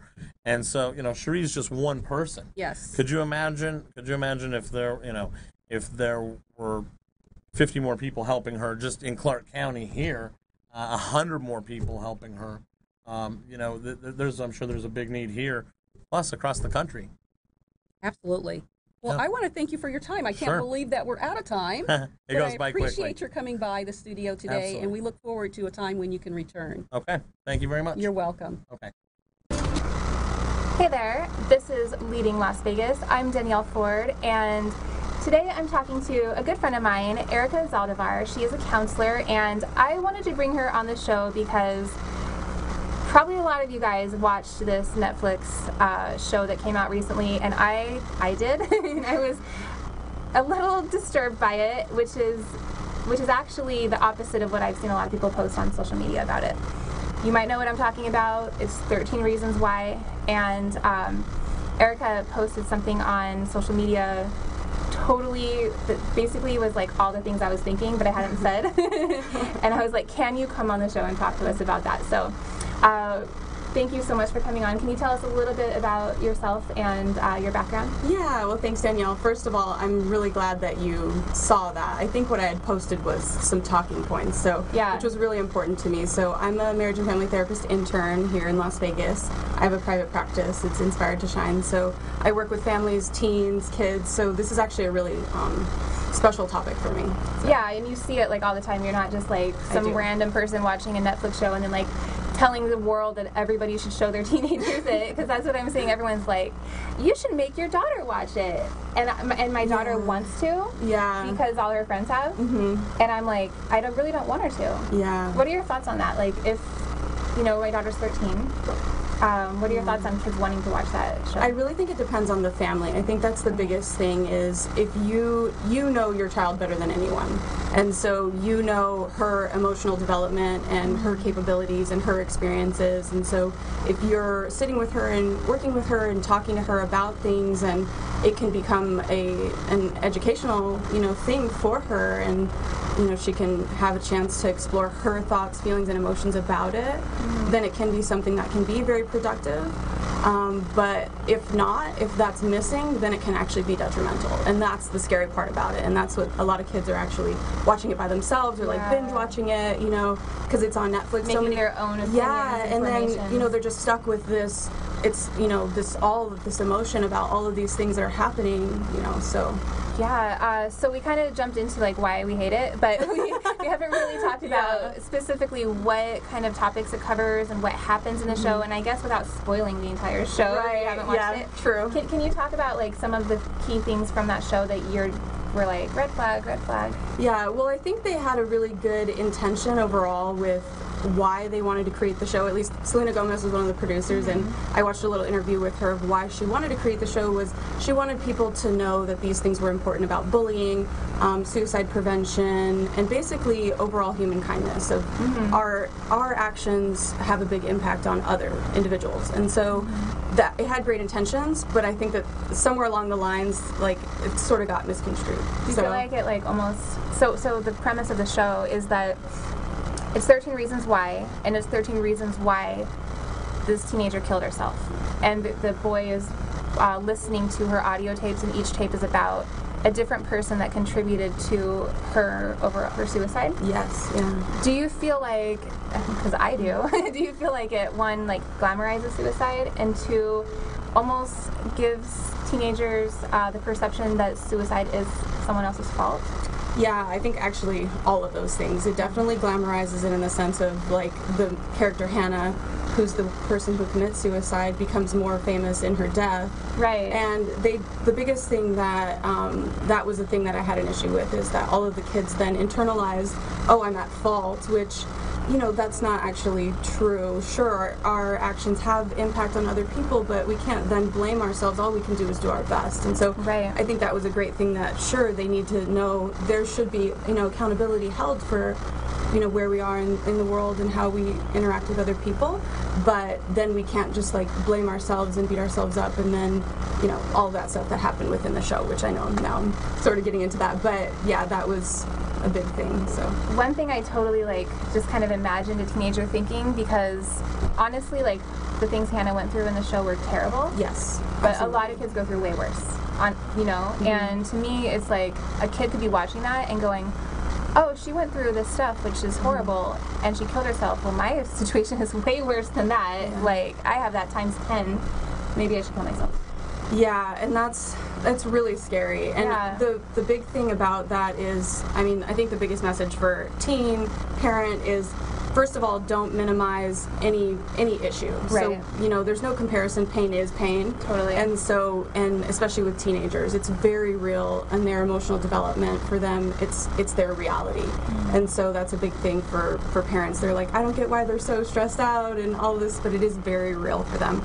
So, yeah, that coping skills. The show does not, you know, amplify anything on that. And so if they are feeling like that, you know, that, oh, yes, my situation is way worse than hers, like, oh my gosh, like, so if they can, to reach out to somebody, you know, that's the biggest thing is, and that was, you know, the show did have great intention, but they didn't give enough PSA and resources or anything like that, and so I was, like, watching it going, so where's the answer? Yeah. Like, so, but what is it going to turn around and be like, here's what she should have done? Yeah, right. You know, right. So they definitely could have done more of that, and I know we don't have a ton of time to go into that, but, you know, even with the counselor, that was very heartbreaking for me, that he didn't ask more open-ended questions and get more in depth with her about her experience and all of that. And one thing that I thought was really sad too, it highlighted sort of the modern family of stressed out, overwhelmed, of, you know, they really missed what was going on with their child, and that was really heartbreaking to me. And so if we all could just sort of slow down and see what's going on a little bit more within our own families. You know? So me as a parent, I was totally thinking that. I'm like, the mom, which is super relatable. Yeah. Right? She was great a very mom. loving, kind, I mean, like, totally, I mean. Is busy. She has her own business. She's busy, got things going on. She seemed to, like, be trying to create a relationship with Hannah, and she just wasn't picking up on it. What kind of things do you think parents could do to make sure they're not missing those kind of important details? I think the biggest thing is taking the time to do really mundane things with your kids and extend the time beyond just how was your day and, you know, what's going on kind of thing, like almost even forcing them sometimes if they don't want to do things, and finding that common ground and just watch a little bit closer to how they're interacting, because they'll spill out the information sooner or later, and they'll start talking and here and there. And that's what I notice a lot with teens, even in my office, is sooner or later, you know, if we're playing games or we're telling jokes or listening to music, they do start talking. Yeah. It's just finding the common ground with them. It's like they want to. They do. They just don't know how and to say Hannah it. shows that. You can see that throughout the show, that Hannah does express that she really wants to, and she looks for that. But then there's those she doesn't quite have enough courage to then, you know, extend. So, and she is emotionally vulnerable, and it was just one thing after another in her situation. So yeah, that was really heartbreaking. If you guys are a grown-up, I suggest you watch the show. If you have kids, I suggest you take Erica's advice and consider it. So, I mean, obviously you're phenomenal at this. She's just brilliant when it comes to families and especially kids. I know you have a passion for children a lot as well.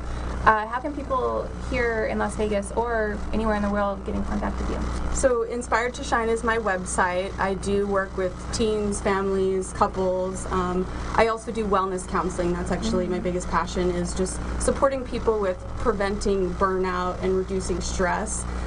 Just like that family in the show, really, I mean, if they had somebody to support them in slowing down their life a little bit and helping with bridging that communication, would that have made their life a little bit easier, you know, and having Hannah have just a little bit of coping skills and somebody to connect with her. And, you know. It totally is related. It's like fill up your cup before you can even help your children. Yeah, so I'm all about just reducing the stigma on mental health and counseling, so. Right, can we talk about that really quick? Yeah.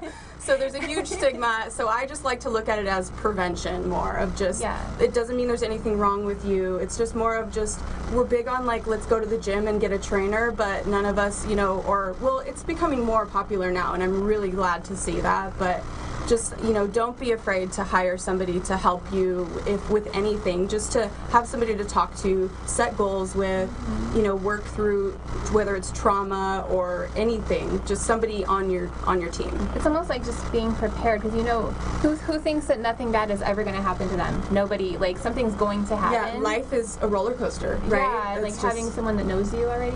Right.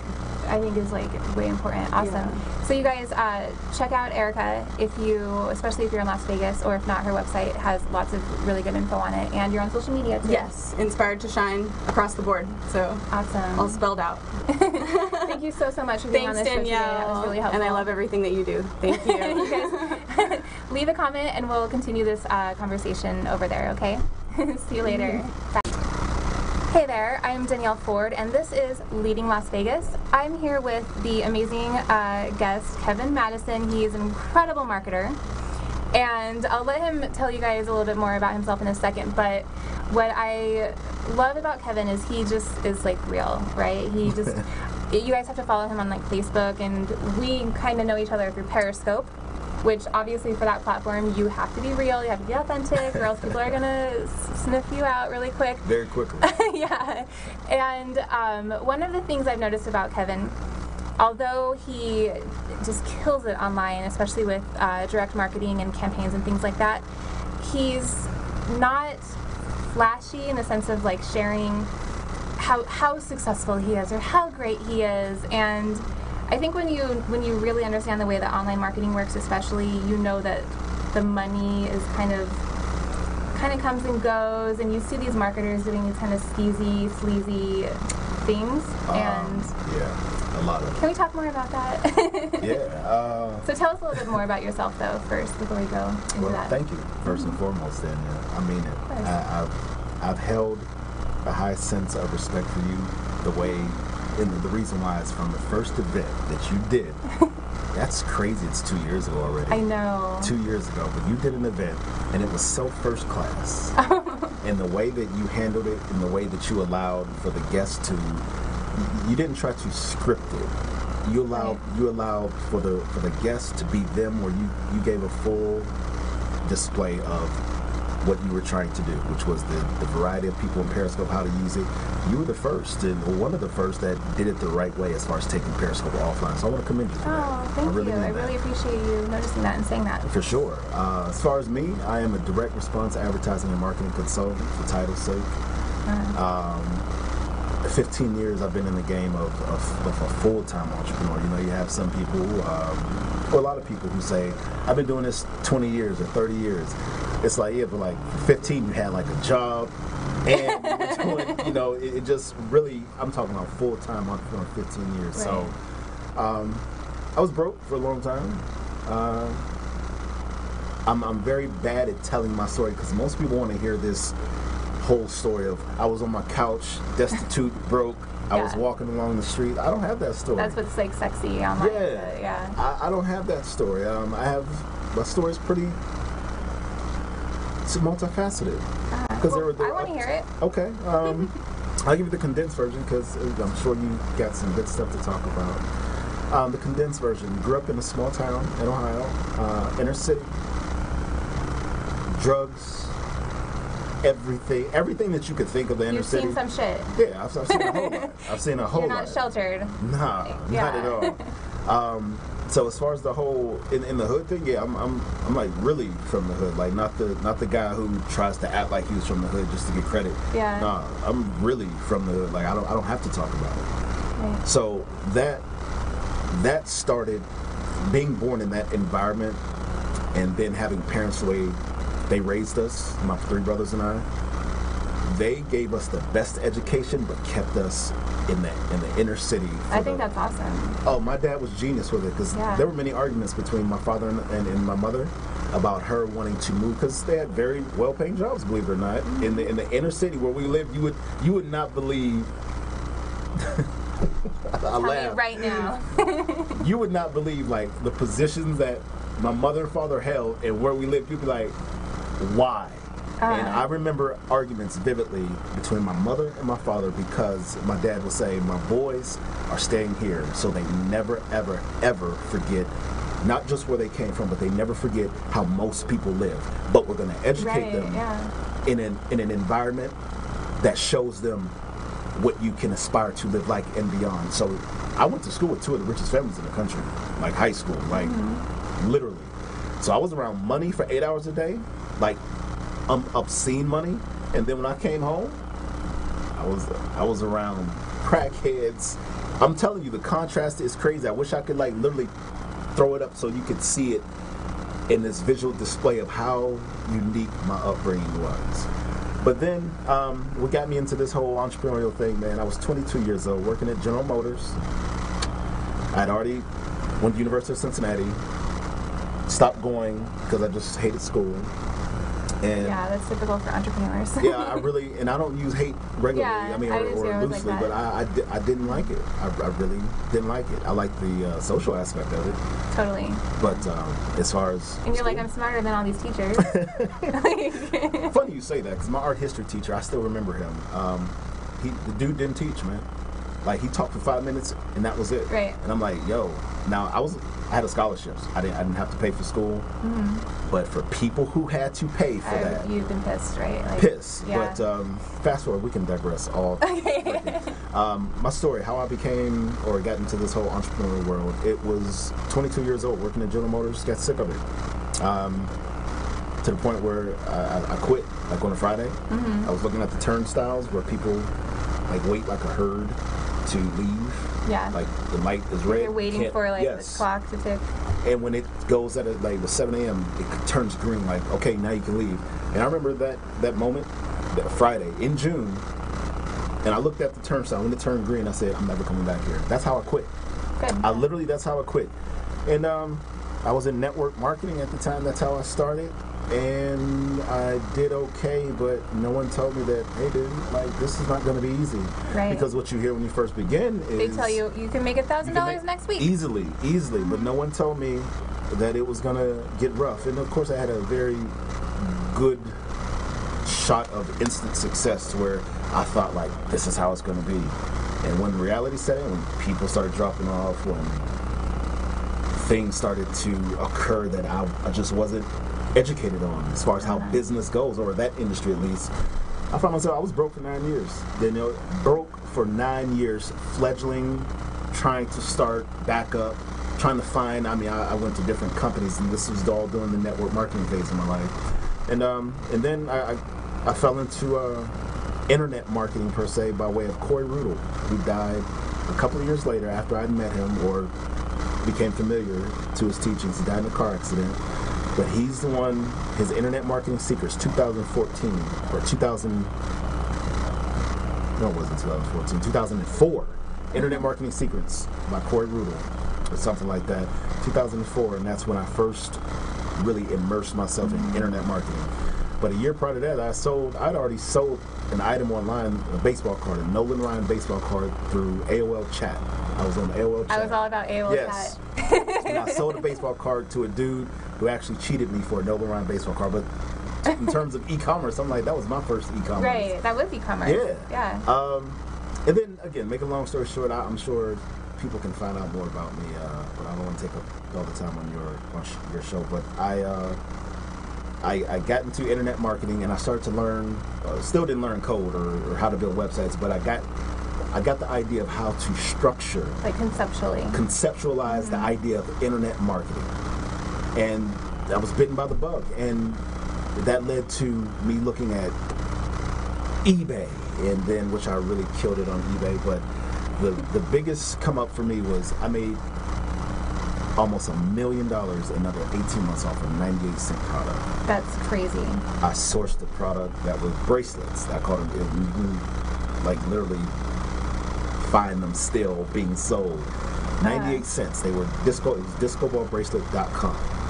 I sourced them they cost me 98 cents. Under 18 months. The only reason it took 18 months and not like a year is because for the first 4 months, I had to familiarize myself with how shipping and receiving works and how customs works. And that was before it was easy. Oh man, that was there was way more steps at that time. Now it's just like drop shipping. Literally. Now it is so easy now, but when I started back then, it was getting hosed a few times. There was no Alibaba. There was none of that, man. I mean, it wasn't Alibaba the way it is now. Like with AliExpress, no. It was you speaking directly to manufacturers, carrying the conversation to Skype. All of my Skype conversations are they're not with, U.S. citizens or people. Right, they're like your team, everything. All foreign. Like, I swear I probably have the most extensive supplier list in the world. I don't care what e-commerce dudes are out now. I was doing this before it became popular, but again, who cares? That doesn't mean anything anyway. But nearly $1 million bucks off of a 98-cent bracelet, and that's when I knew, like, okay. That proves you're a marketer. You're not just selling one thing. You're not just tricking one person into giving you $1 million. Hell no, man. You're selling hella stuff to hella people. Like, I'm telling you, it was crazy because how it came about, how that product. I built that product or that website off of one image that I saw in the grocery store, in a magazine. Kanye West had on a bracelet, and I said to myself, dude, these are going to be popular. How do I find these? And that's when I went and I started sourcing and I started finding out how I took the picture of the bracelet in the magazine. Sent it via Skype. Yeah, no, I literally wanted to find, hey, I want these. Yeah. And I found many suppliers who actually were selling them. And I'm like, yo, all right, easy as that. Let me order some. First 3-4 dudes that I Western Union money to took it. So I was like, you're like, that didn't work. Yeah, it didn't work, man. But I knew, like, yo, and luckily, well, for me at that time, it was like $400 or $500. That was a lot for me at that time. So I'm like, yo, these dudes stole this money. But I was like, nah, if I am able to get this product, I know they will sell. Danielle, I messed around and stumbled across a dude who is still with me to this day. Chu, he's my manager in China. He contacted me, or he responded to me after I contacted his company or the company he was working for at the time. And he beyond took care of me, man. Like, he was honest. He was the first one to let me use PayPal because every single one of them only wanted Western Union. Oh, wow. She was like, PayPal's fine. I was like, yo, I like this dude because, PayPal, you can get your money back. Yeah. And he's still with me to this day, man. And that 98-cent product made me over $700,000. And I'm talking about, I still have some of that money. What would you, like, because I totally have, like, similar story to you, like, eBay and this and trying all this crap and everything failing, but what would you say is, like, the one thing you would tell someone starting out in either online marketing or network marketing or e-commerce to tell them, like, that it's not going to be easy, but, like, what they should do to make it a little bit easier, or... Start comparing. Stop comparing, yeah. Stop comparing. Because we're inundated with people who show a lot. Yeah. It's I don't care what country, what your special interests, if you have any, are. I don't care what vertical you're in. If you're online in 2017, you're going to see someone showing you their great life, results, business, family, whatever. So we're inundated with that, and what happens? This parallel, this pseudo-parallel world is erected in our own lives. So we're now living in this world that we've created that is all about how I am versus how the successful world is, the successful people are. And when you create that pseudo-parallel universe to compare yourself, you lose focus of what the hell you're supposed to do or what you can do to really earn money. People are obsessed with actually looking like they have money than actually doing shit to make money. And I'm They're not. Cuss all the fuck you want. I don't care. So, and they only show that part. They don't show you like how hard it was because they want people to like trust them by their product. Hey, so we're out of time. Okay. I could talk to you all day long, and we're gonna continue this again in another conversation. Cool. But how can they find you online or reach out to you? I'm a direct response advertising marketing consultant. The people in terms of business who want to reach me are usually doing well. So if you're a person or a business owner, entity of any kind of sort, and you're doing at least a minimum of $250,000 a year, you want consult, direct response advertising marketing consult, I should be looking at this camera. Yeah. If you want that, then you reach out to me, my assistant. You can reach me at kevingmadison.com, and there's different call to actions for you to reach out to me. My assistant. She's awesome. We'll get back to you. Yeah, she is. Yeah, she's adorable. That's how. That's how. Thank you so much, you guys. Thank you so much for tuning in. This has been another episode of Leading Las Vegas. This is Kevin Madison. I'm Danielle Ford, and I will see you in the next episode. Bye, guys. Hey there, welcome back to another episode of Leading Las Vegas. I'm Danielle Ford, and I decided to switch this up a little bit. Usually I interview these amazing guests one-on-one, but I wanted to have a group discussion about something that I know is concerning me and a lot of people, and I just felt like really compelled to bring some of the most influential, inspiring, and just most amazing Black people to give some feedback to what is happening in this country with racism, with the murdering of Black people, and with no convictions for the responsible parties. And it's infuriating to me. With that, when I post about it on social media, I get so many comments that are like defending cops, that are saying all lives matter, and I try to kind of put my, drop some truth bombs or whatever, but I wanted to ask some questions about that, and most specifically about the Black Lives Matter movement and what that's about and what the fuck we can do to make it better. Right. So this is Kevin Madison, Frantonio Paulians, and Alicia Mejia, and we're all here to discuss this. Does anybody want to jump in? Who wants to take this topic on first? Well, I will. Great. It's for me. It's very simple. It's not about. I think it's well beyond the point of something's wrong. Yeah. I think it's well beyond the point of we need to come together. I think it's now to the point where you need to know where your fundamentalist ideals and your neglect to be open to how the world is outside of your bubble. Mm-hmm. That's I think people need to start popping those, because my opinion, and it's been vindicated past 5 years, many of occasions. My vehement belief is that at the core of Middle America, flyover America, there is absolutely zero understanding of what the problem is. Yes, and zero. That's exactly it. People will tell me okay, but white people are killed all the time. Black people kill other Black people and things like that. And then it's hard for me to even sometimes argue. You can't process it, because it's okay, if I were to go into anyone, let's from a very since we're talking about systemic racism as the popular term of at least the past couple of years, let me give you an example of what systemic means for a lot of people who just don't know. A lot of people hear terms and start using them and really don't know or have an idea of what it means. So let me give it a very, on a granular level, for people who may not understand what systemic racism is. Let me give an example. If I were to go into any one of you guys' homes, I totally know what you're getting at right now. Can I interrupt you really quick? Go ahead. So let me tell you a story. Go ahead. I was, this is 10 years ago, maybe 8 years ago. It was midnight, I was at my house, and I heard something in the garage.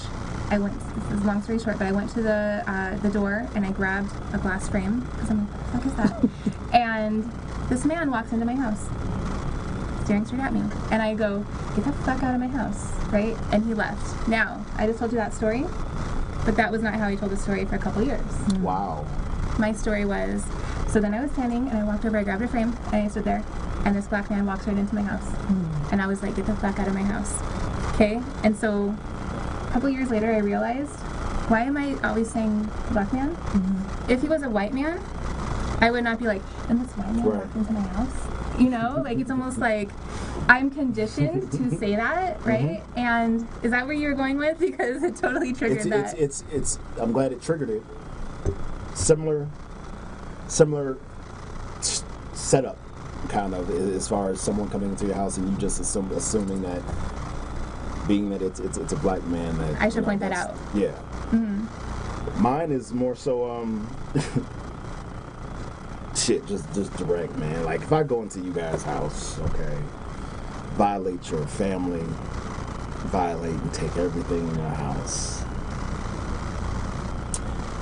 beat the hell out of you while I'm at it, rape your kids and all of that. My family is going to remember that for a long, long time. Your family, rather, is going to remember that. The descendants of your family are going to remember that guy Kevin and his family pillaged and came into our house, stole, beat. That was 60 years ago. My grandkids are going to still tell that story. It's going to change the dynamic of their family. Absolutely. Just change the story. Change the whole dynamic of their family. Absolutely.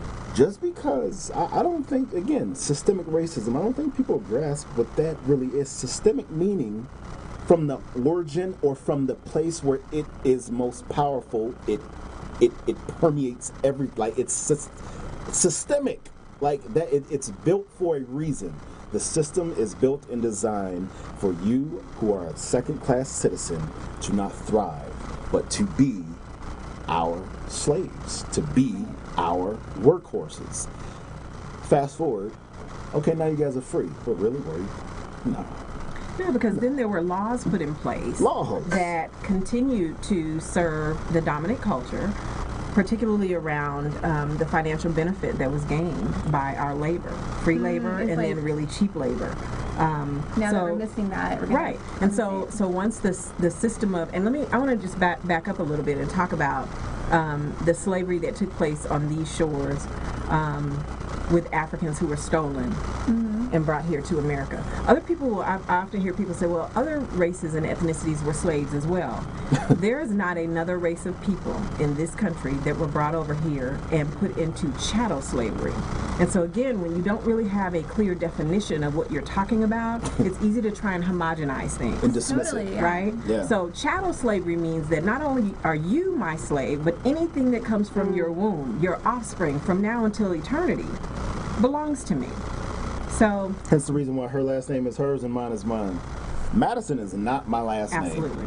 Oh shit! Really? Absolutely. Stop it right now. Madison's not my last name. Her last name. I didn't even consider that. Those were at some point in time. Whoever owned my family, their last name was Madison. Absolutely. Why do you think that's the reason why Malcolm X changed his name to X? His last name was Little. What about people that are like, okay, that was a long time ago. I've never owned slaves. I don't agree with that. Yada yada. Get over it. I'm not coming from me. I am. I'll ride with you up until the point where you say get over it. Right? Right, Because we yeah. can look at historically and say that system does not, that historical system, the way that it was, does not exist anymore today. But the get over it part is the part that bothers me, because that is the point at which I believe the human to human disconnection takes place. That's when you say, I don't want to have a conversation about this. I don't want to engage you in an in-depth enough conversation where I begin to feel anything about what you're saying. So I'm going to deflect. I'm going to say get over it. I'm going to say it doesn't matter. It was a long time ago. It doesn't matter. We don't say that to any other group of people who have had a historical trauma. Say get over it to anybody who lost a family member in 9/11. Absolutely. Right. Absolutely. And it's like, wow, that was insensitive. Absolutely. Yeah. So that being said, like, what is a solution, or what's a way to like turn it forward and move past it? Like, how do you? Self-awareness. Black people understanding who they are. Period. And as a mother, Understanding who you gotta. You'll find that the most secure ethnicities in this country have a close ties to their roots. Absolutely. Period. What about, I feel like a lot of white people, myself included, feel triggered, like when it's going to make us seem racist. What is being triggered? Uncomfortable.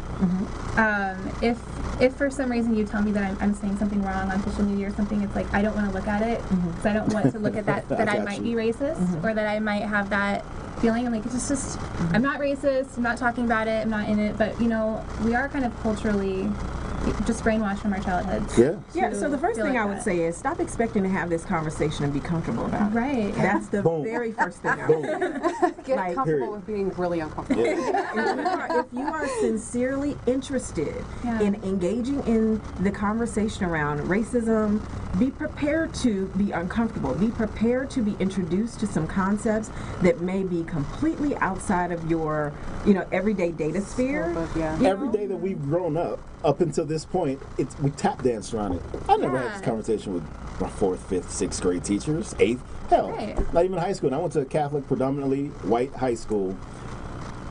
I will say this, and I posted about this on Facebook. There was a time where I was sitting in the auditorium, entire student body, and it was a movie. I remember, I don't know the name of it, but it was Matt Damon. And Matt Damon, it was a music scene, and we're dancing, and Matt Damon was like, it looks like you got nigger in you.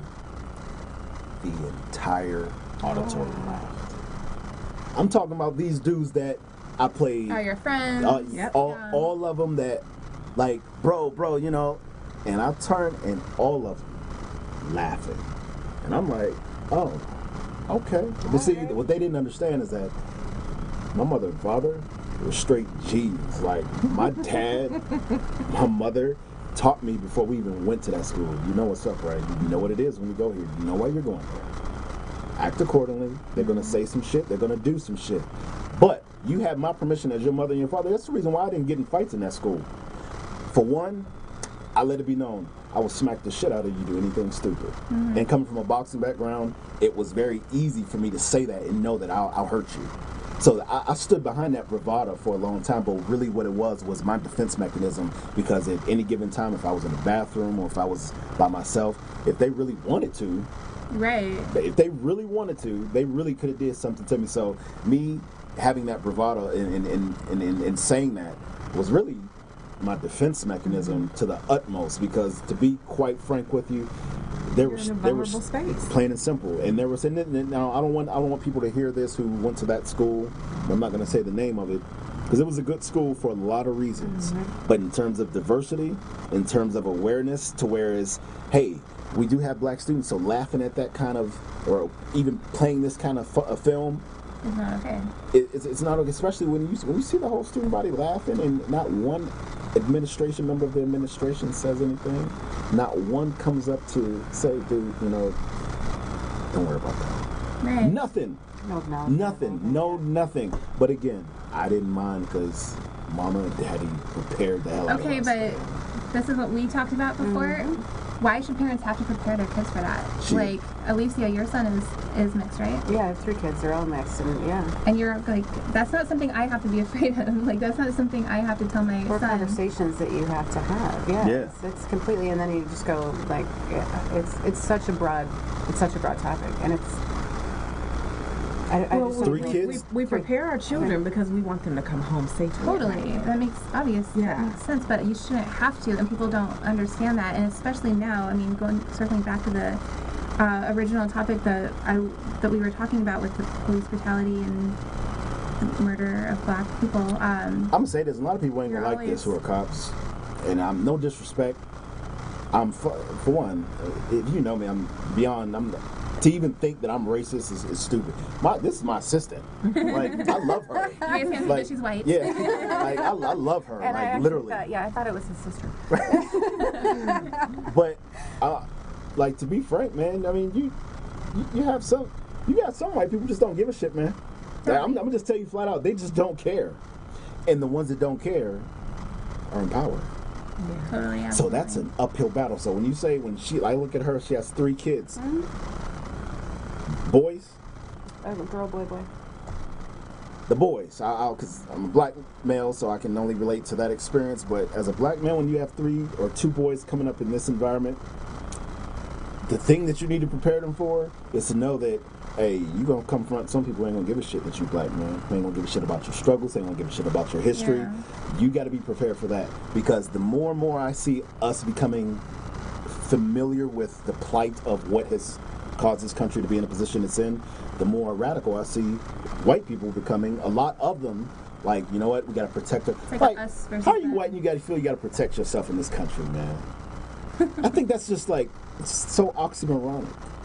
How are you white and you feel you have to protect yourself in this country? You're protected of all countries in this one. We only have a couple minutes left, but I'd love to get Frantonia, your commentary, and also, do you have anything that you think might help? Just tips for us that don't understand things. What do we do? Can you take all your information and put it into the 2-minute group? Wow.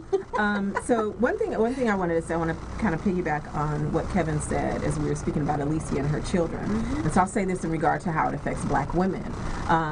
Racism and the system of racism, is particularly when we talk about the law enforcement, will affect black women in that you can have a cop in Ohio that will rape 25 black women, and nobody on film. Nobody does anything. And let me go this far. The National Organization of Women doesn't get involved. None of the radical feminists that get involved when Beyonce is shaking her ass and they say she ain't a feminist, but they don't get involved when these 25 black women are being assaulted by a police officer. So those are the ways that racism shows up within the system that affect both black men and black women. The other thing I want to talk about is, and we don't have a whole lot of time, about intersectionality, particularly in the space of women. Like, this systemic racism thing shows up almost everywhere, with the exclusion of women of color from leadership, I'm in the women's empowerment space. Rarely do you see us in that space represented. And so it shows up in all kinds of ways, in all kinds of spaces. You know, to attempt to answer your question, the biggest thing is conversation, and be willing to show up with that. I always say be willing to show up to that conversation ignorant. Totally, yeah. Be willing to show up ignorant, and that means I'm showing up because I don't really know or understand your experience. You don't know or understand my experience, and I'm here to simply learn. I'm open, I'm receptive, I'm willing to ask questions, I'm willing to hear some things that may be uncomfortable, but I'm here because I have a sincere desire to know. I feel like we almost need to show up to those conversations like pre-apologetic also. Like, I am so sorry. Like, just as it seems as though, like, Kevin, you were saying that your mom and dad taught you that, you know, you come along and you have these almost, I don't know if burdens is the right word, but you have this stuff that you carried into that school, right? So it was fear, it was awareness, it was all these things. I feel like I'm Irish and Mexican. Like, I come into these things apologetic, like I go for everything that my people may or may not have done, you know? It's one thing that I will share with you, being a parent of young ones, right? 18, 15, and 13. Shit, yeah. Prepare them for the ones who don't care. I'm telling you.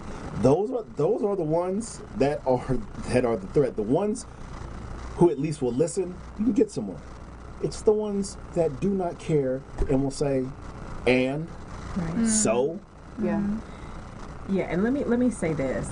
So when Daniel was talking earlier about how it's sad that we have to prepare our children, you know, to go into environments like that, do not be fooled into believing that those who don't care are not preparing their children Plain and as simple. well. They're sitting them down and schooling them. They're teaching them about racism. They're teaching them that they're better and that they're superior. They are teaching. That's why they don't care. This is an intentional conversation that they're having. This is why this topic feels so overwhelming to me. Like, sometimes there are things I don't want to talk about because I go, I don't even know where to start. Like, and this to me is kind of one of them. Like, I know we need to have a conversation, but which is beautiful there's though. no like one answer to it. I think that this, at least being aware that the conversation needs to be had and there's a place to have it, and you guys, let's continue this conversation in the comments, because Frantonia, I'm sure, would be more than happy to jump in and talk more about it. We can even have another episode about this, maybe a similar topic. Are these live comments right here? No. Oh, I thought people were, I said, hold on, man. Don't look at that. That's super. Great job. No, don't worry. That's hilarious. You're huge in Peru. That's really funny. But you guys, we have to cut this episode off. But I want you guys, anyone who is like me and feels just really upset and like, how can I help? And what's the conversation? And what do I do? And please explain this to me. Put it in the comments, and we will totally, if you're willing, continue this conversation at a later Great platform, Danielle. Keep doing what you're doing. Thank you guys so much for being on the show. You guys can also find where to contact everybody below as well, okay? So we'll see you next time. Bye. Hello, and welcome to Internal Energies Presents Conversations on Consciousness with me, Minette, the Internal Energist, and today my amazing guest, Jennifer Keller. Hello. Hi. I've got to play with Jennifer several times in the past, and I really wanted to have her on for quite a while, and it was like the universe just came together at the last minute and just made it happen, so it was really amazing. But Jennifer teaches Theta and Seraphin Angel, has taken Seraphin Angel Blueprint, huh? A lot of the courses, 1 through 6? 1 through 6, and the Advanced Healing, as well as the Fusion class, which was my favorite. Yes. And you have other modalities too, right? What are some of the other modalities? I do. Minette has graciously taught me Access Bars, and I'm really excited to teach her Access Facelift class in a couple weeks. I've also done some Reiki, and I'm sure there's lots of other things, little things that I've thrown in there as well, so kind of a mixture of modalities. I love that, because that seems to be me too. Like when I started my journey, it was, I think, I'm not sure what you started with. I started with Reiki. I think that's what a lot of the people, because it seems to be the most common. It's been the one out there that's the most known right now. And that seems to be shifting though, where so many other modalities are coming forward. Like the earth is presenting these newer energies that we're ready to play with now. And every time I add a new one to my toolbox just seems to expand in such a beautiful way of the mixed modalities, as you put it, because the more tools we have, the greater contribution we can be to our clients that show up, to be able to have these tools resonate with them. Absolutely. I actually started with Theta Healing, which is where my passion lies, and I have found that the Theta Healing is really the foundation to using all the other modalities. So I can always internally ask what's going on, or belief systems when I'm working Reiki or I'm doing Access Bars, and they seem to really go nicely with everything that I've learned so far. So. Oh, I love that. I love that. And what was it that drew you to Theta? And maybe an explanation of what Theta is to the audience that doesn't know what it is. I'm not sure what drew me to Theta. I have always been really interested in the psychic realm. The term psychic always kind of didn't sit well with me. It didn't resonate with me. Since I was younger, I used to dream and they would come true. Every detail would come true. As I got older, people knew about that I was very intuitive, that I was very observant, and I went and saw this great, she was a massage healer, but she also did Theta Healing. And so my friend introduced us, and I just fell in love with the work that she had done on me. And while working on me one day, she goes, Jennifer, you would be amazing at this modality too, and there's a class coming up who's taught by Dr. Roberts. And so I went and I took that class, and I loved it. It just fell in love with it, and I think I went out and told my husband all about it. And he goes, Jennifer, I've never seen such passion coming from you in describing what you just learned. But a little bit of background of what Theta Healing is it deals with your belief system. All of those, why don't I ever seem to have any money, or when is the other shoe going to drop, or why does all this stuff happen to me all the time, why doesn't it happen to somebody else, why can't I get, all those kind of programs that we say to ourselves. And it could be little things like when you make a mistake, like, oh, that was really stupid. All of those beliefs are in every single cell of our body. So with Theta Healing, you're connecting to Creator, or energy or source or divine or whatever you choose to call that higher power. And you get to kind of go into the person's energy field, and you find that every single cell in your body holds the memory and the feeling of that program. And so a lot of times we deal with stuff in our head. I've dealt with it, I've figured it out. Like, why is it still coming back up? It's because it's still a memory in every single cell of your body. And so with theta healing, you go in, you release it from every single cell of your body. It's kind of like an energy flush. And you replace it with something that will help you move forward. Like, oh, that was just a mistake, I'll do better next time. Or, I have plenty of money, and you replace them with programs that are going to help you move forward and become more abundant in your life. And then it's like instantaneous. It's absolutely instantaneous. And you can do that on a physical level as well as a spiritual level, emotional level. It works for all things. And so I just fell in love with that. I also have a son, my younger son, is very intuitive as well. When he was born, and he used to see things, spirits, guides. He called them scary monsters, so I'm assuming that they were of the highest and best for him. But I went and took my first theta healing class from Vienna Steibel, who's the founder of Theta Healing, and took the Rainbow Children class so I could help him deal with removing those from his life, and which worked great. So starting with the Rainbow Children class, I've just evolved my own practice, and I've become a master theta healer with all the classes I have taken. I love that, especially today. It seems that people are just looking for something. They know something else is possible. That Earth's energy itself is shifting. The Schumann resonance, and it's encouraging this time to be awakened. This time of enlightenment. This time of shifting consciousness. And there's so many people looking for those realms or those avenues or those modalities that really just resonate with them. And sometimes you don't even know why. It might be just something that just pops out. And for example, last night we had a session at the center, which, by the way, those of you that don't know, my dream has come true. I've been on this amazing path of, I say it like, I feel like a rocket ship of awesomeness is the only way I could describe it. And it is, because it's been happening so fast. I had an accident, and then I started studying energy work and healing and energetic healing, and 14 modalities later, it was like, I really want to have a center, because I found so many amazing people like you and other healers in town that were just looking for a space to come and create what their gifts were, what their capacities were on that next level. And I feel like classes like the Rainbow Children and Theta and bars and all these other modalities that are coming together, it's truly building that conscious community. Last night there was a group of people that came from Mexico City, and they were Palladian healers, and it was really just an amazing experience, and it was phenomenal. But we also have the Rainbow Children class coming up, and all these amazing things, and it's called the Las Vegas Enlightenment Center. So it's got a website, and you can find it on Facebook. It's also linked to me on my Facebook, Minute Internal Energist. But it's come together so fast, and our grand opening is July 7th, and it's just phenomenal, the amazing people that are coming to play and the space it's creating. And I know you're getting to play there too. I am. I love playing there.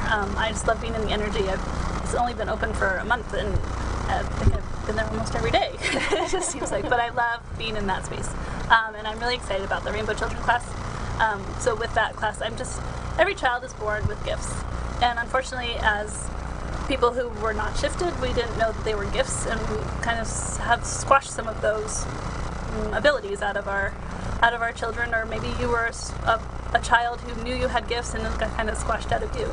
So the Rainbow Children is really for all ages. It's called Rainbow Children, but it's really from anybody age 6 and older. And we come and we just gather together, and you just learn about your own intuitive abilities. So tomorrow we're doing telekinesis and imprints, learning about imprints and what's left on tables and in markers and your special items. And there's actually a story behind every time you leave an imprint on something. There's an actual story behind it. And so to be able to feel that story or see that story or understand really more about where the person has been and where the object has been. And the telekinesis is just so much fun, watching kids learning to read cards and making pinwheels turn without wind. It's just going to be a whole lot of fun. And then we have some follow-up the next couple Wednesdays. We have different topics for each Wednesday, and we're going to do some animal totem readings and some angel readings and things like that. It's just a good place to come play. There's no experience necessary. Just open up your mind a little bit to what the possibilities are for you. And then I'm also doing an intro the Theta Healing class on Thursday. So if you want to know a little bit more about that, and I go into more in depth about what Theta Healing is and how it can help you, and then I'll show you a reading with the group so that you get an understanding of what actually happens in a Theta Healing class, which is actually part of why I took Reiki, because a lot of people would come, well, what's Theta Healing? And I would explain to them, they're like, well, is that like Reiki? Because Reiki is very common. Yes. And I'm like, no, it's not. Or at first I'm like, I think it is, but I'm not sure because I didn't take Reiki, which is why I took it, so that I can now completely explain the difference of the two. Theta Healing is actually a conversation. We have a conversation. I'm doing a little bit of energy work, but everything you are releasing or anything you're gaining, you actually have complete control over. We're having a conversation about what's going on in your energy field, whereas Reiki, you know energy is moving, but there's no talking about it. There's no talking during the session, so that's like big key difference. And a lot of energy modalities are done in silence, such as access bars as well, but Theta Healing just, I have a psychology background, so Theta Healing really hits that note for me in having that conversation. I love that, especially when you're talking about the rainbow children. That excites me, in every cell, because we are born with magic. We were born with these energies of remembering, other lifetimes of where we came from. Just that magic of. And it is in this linear reality, we're told to either grow up or, you're not seeing anything, and there's no, it could be your child's imaginary friends. Exactly. I could have just been talking to the angels, their spirit guides, but we never know. But, that capacity to play with that level of magic gets stomped out throughout the years. And usually by the time they've integrated to school, it's usually almost all gone, or, it's not talked about very often. And there's very few households or places where the kids can come to develop these gifts or connect and co-create with other children that have these gifts as well. And I really believe that spaces like we built with the Las Vegas Enlightenment Center and other centers here in town are made for these children and these parents, because it's not just children, because the children are what are going to remind us that we all have magic within us and that we all have these capacities and abilities, but they remember so much, they're actually, I believe, going to be our teachers. So if we can help build these spaces for them to come create and play with what their magic is and learn to develop it in a way with other children, I just feel like it's all these pieces to the puzzle for that next step of consciousness and the evolution of the planet. And the also great thing about Rainbow Children is that if parents come in with their children, which you're completely 100% welcome to do, is that the parents kind of get mad that the children are better than them. Yeah. Because the children haven't built up the whole belief systems that we as adults tend to build up, because they've been around for such a shorter amount of time on this planet, on this world, as humans. So they can catch up on things, and they also get a chance to see, oh look, there are other kids like me, I'm not really different. And that's, I think, one of the biggest issues in school, are kids that think, well, I'm just different, like nobody else is like me. And it's like, if you can put them all in a room together and you're like, oh my gosh, everybody is like me. It's just, it joins that light into making it even brighter. It does, and that was one of my visions when I saw even the center unfolding, is I saw these little bright beacons of light, but they were all spread out. And I just kept hearing, if we could find a way to bring these lights together, how much brighter we would shine together. And then for those that are just awakening or just looking for that, what else is possible, that light would be a clear beacon of a safe place for them to come and play, where there is no weird, there is no different. If it's weird, it's weirdly wonderful. If you're crazy, you're crazily creative. It's just these abilities and capacities and strengths that you have, or maybe they haven't been viewed as a strength before, but they're a gift. And when you can start to view them as such, the expansiveness of it and what you can create with it is truly magical. Truly magical. Truly magical.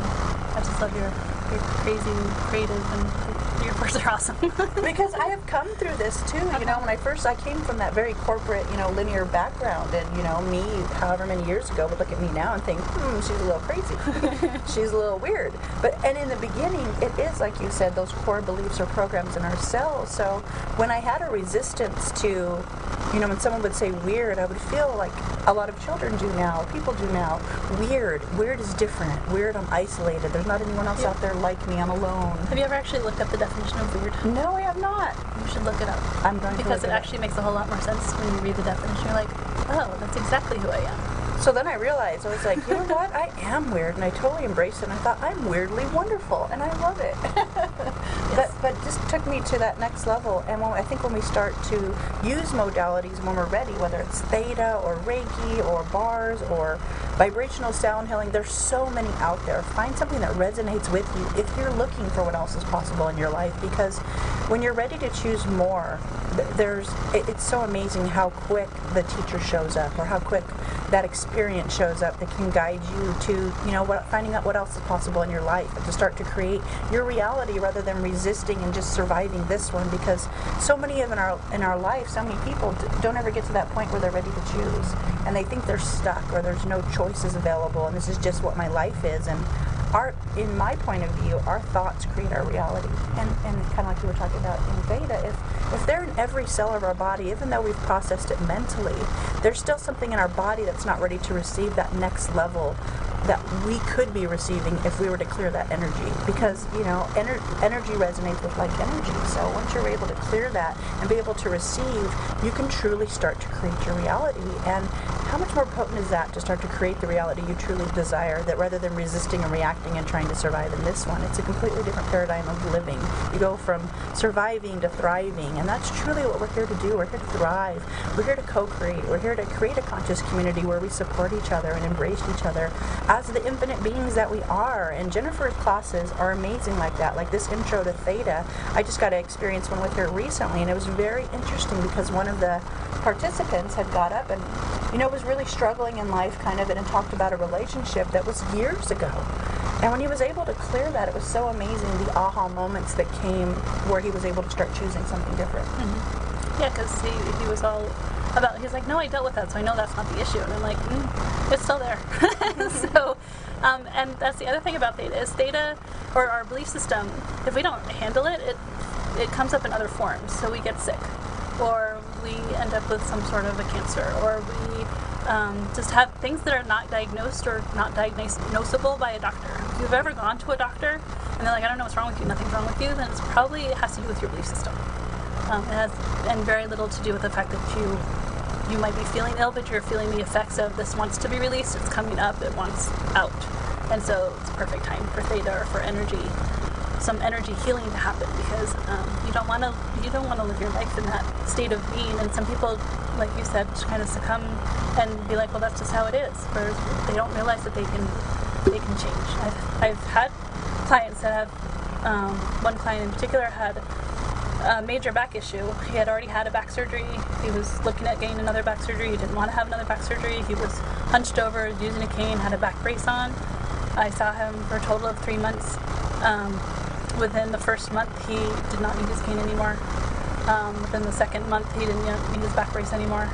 And he was standing up straight, and then we just did some extra clearing after that, and it was just phenomenal to watch in such a short period of time. It is phenomenal, and I've had stories like that too, story after story of people either overcoming cancer or getting rid of these chronic ailments that they've had their whole lifetime.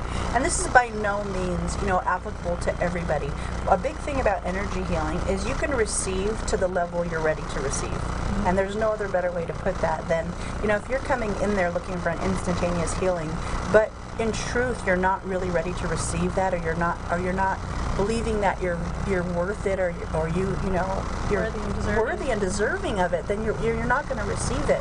But it is so true how many of these chronic ailments or these dis-eases in the body are energy related. I mean, and they're starting to really start to study this more in medicine now, and realize that the energetic body is so vital to the wholeness and the wellness of us. In fact, I just heard this amazing little thing the other day, and it said illness. It said, that's I have an illness, and you hear people say that. Well, when we start to co-create together an energy healing, you take the I out of illness and you add we, and it turns into wellness. So you alone have an illness, but if maybe we together can create wellness, or space for you to be able to receive and know you're worthy of healing, that you're worthy of this different life. Because when you're not living, in my point of view, up to those capacities or those gifts you have, your body has this abundance of energy that it's looking to, give you your gift or create with you. And when you're not listening, the only way it communicates with you is through energy. So these energies start to get blocked, and that's the beginning of the dis-ease path. In my point of view, there's no oxygen or nutrients coming. So when we clear these energy blockages and energy is allowed to start to flow there, your body can really start to co-create miracles with you. I mean, it's made, you've heard these stories of these instantaneous healings and these miracles happening. I mean, it's capable of anybody being able to receive that if they're ready to receive that. Absolutely, yeah. I know Vienna Steibel, the founder again of Theta Healing, she also has a whole entire website devoted just to the science behind the theta. So it's just like, I think you said, the science is really coming together, understanding that there's a lot more to the energy, that we're all made of energy, and how it flows back and forth. You know, where the blocks come, like everything is, it's all part of the energy field. And we can get doctors in Japan. So when I go to get my instructor classes with Vienna up in Montana, there's always a large group of people from Japan. And she has all these classes translated in multiple languages. So this whole group in Japan, and learning about, having gone up there for 4 or 5 summers, their doctors are actually theta healers. And like, they're part of the medical field. Like, having these energy modalities is part of the medical field. And I just think, how cool would that be if we could have so many more doctors here being part of that energy modalities and helping their patients in so many other ways than otherwise with the diagnosis and the prescription giving, or the prescriptions and not the diagnosis necessarily, but like put the energy in there, referring them out to, hey, this also might help you, or looking at the whole person as a whole as opposed to parts of the person. Exactly, because, you know, even the way our medical here in Western medicine's taught, it's Newtonian principles. Everything's broken apart in parts and pieces. But when we do that, we lose so much. We lose the connection. We lose what's vital, because it is, what would it take for us to go back to a place of wholeness? And when I say wholeness, WHOLE, where we're whole, we consider all the parts of our body, spiritual, mental, physical, etheric, you know, just all these fields that are connected, because that is truly what creates our health, our creation, our energy, our moods, our everything. And when we start to acknowledge that and create that in a different way, the energy can flow exponentially in a magical way. And I know I've heard a lot of people say too, well, I'm a realist, you know, this is just how it is, I'm stuck. And that's a choice, you know, but for me, I choose to live a magical life. And I wasn't always that way or ready to choose that. To me, even the word magic was like, okay, whatever she's talking about. Well, where's your wand and what's going on, bippity boppity boo. But now I'm fully that person.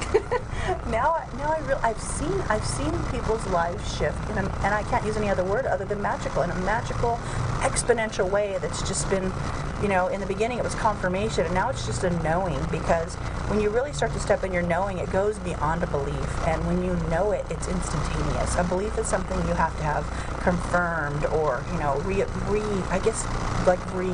confirmed to you all the time that it's valid, and a belief. But to me, a knowing is that next step of what else is possible, of what you can create in your life. And having these classes and going to these classes, or meeting people like Jennifer, or getting to play with these other amazing beings that I do, really just, I get to see how much more magic other people in the world are spreading and creating. So thank you for what you do. Thank you. Yeah, I love what I do.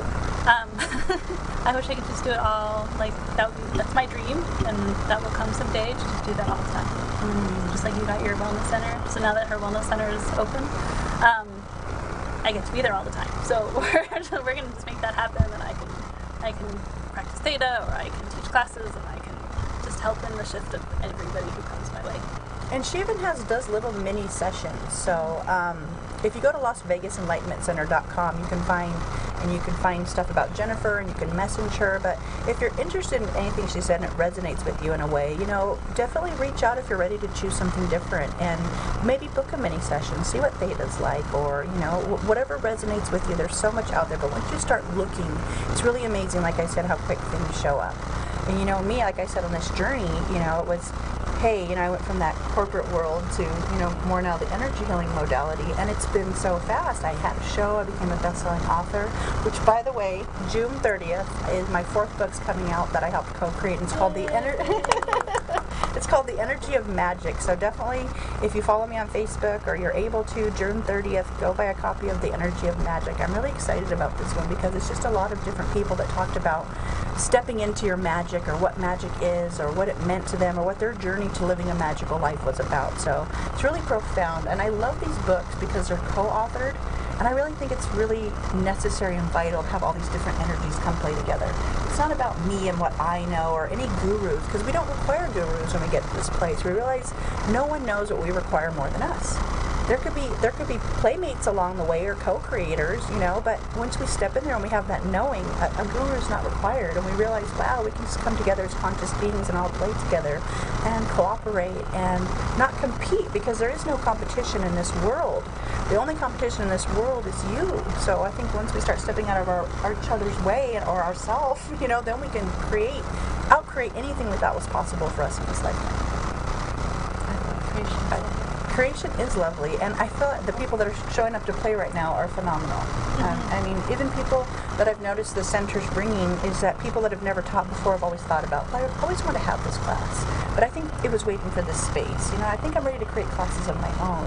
Or, you know, maybe some places aren't as open to things that aren't proven or things that, you know, it's not about what resonates with me, it resonates with you, because having that diversity of people and healers come together, you know, you have somebody that resonates with everybody, and that's what it's about, finding someone that resonates with you. So if you're drawn to someone for some reason and you want to have a session with them, or you want to know more about them and you're ready to choose something different, by all means reach out. I mean, I think that's how I got started on this journey. And it's the same thing with like any modality. Like, you know, there are many people that teach Reiki, but find the person that resonates with you, because they all have like a different twist, so they all have a different turn. I know there are other theta healers here in Las Vegas, but you resonate with the person that you're working with. So, you know, choose somebody. If that one, you're like, maybe not, and I don't want you to turn off, like, okay, well, I didn't like that Reiki healer, or I didn't like that session, so I'm never going to do Reiki again. Well, maybe somebody else would do it differently. Maybe somebody else's energy resonates with you better.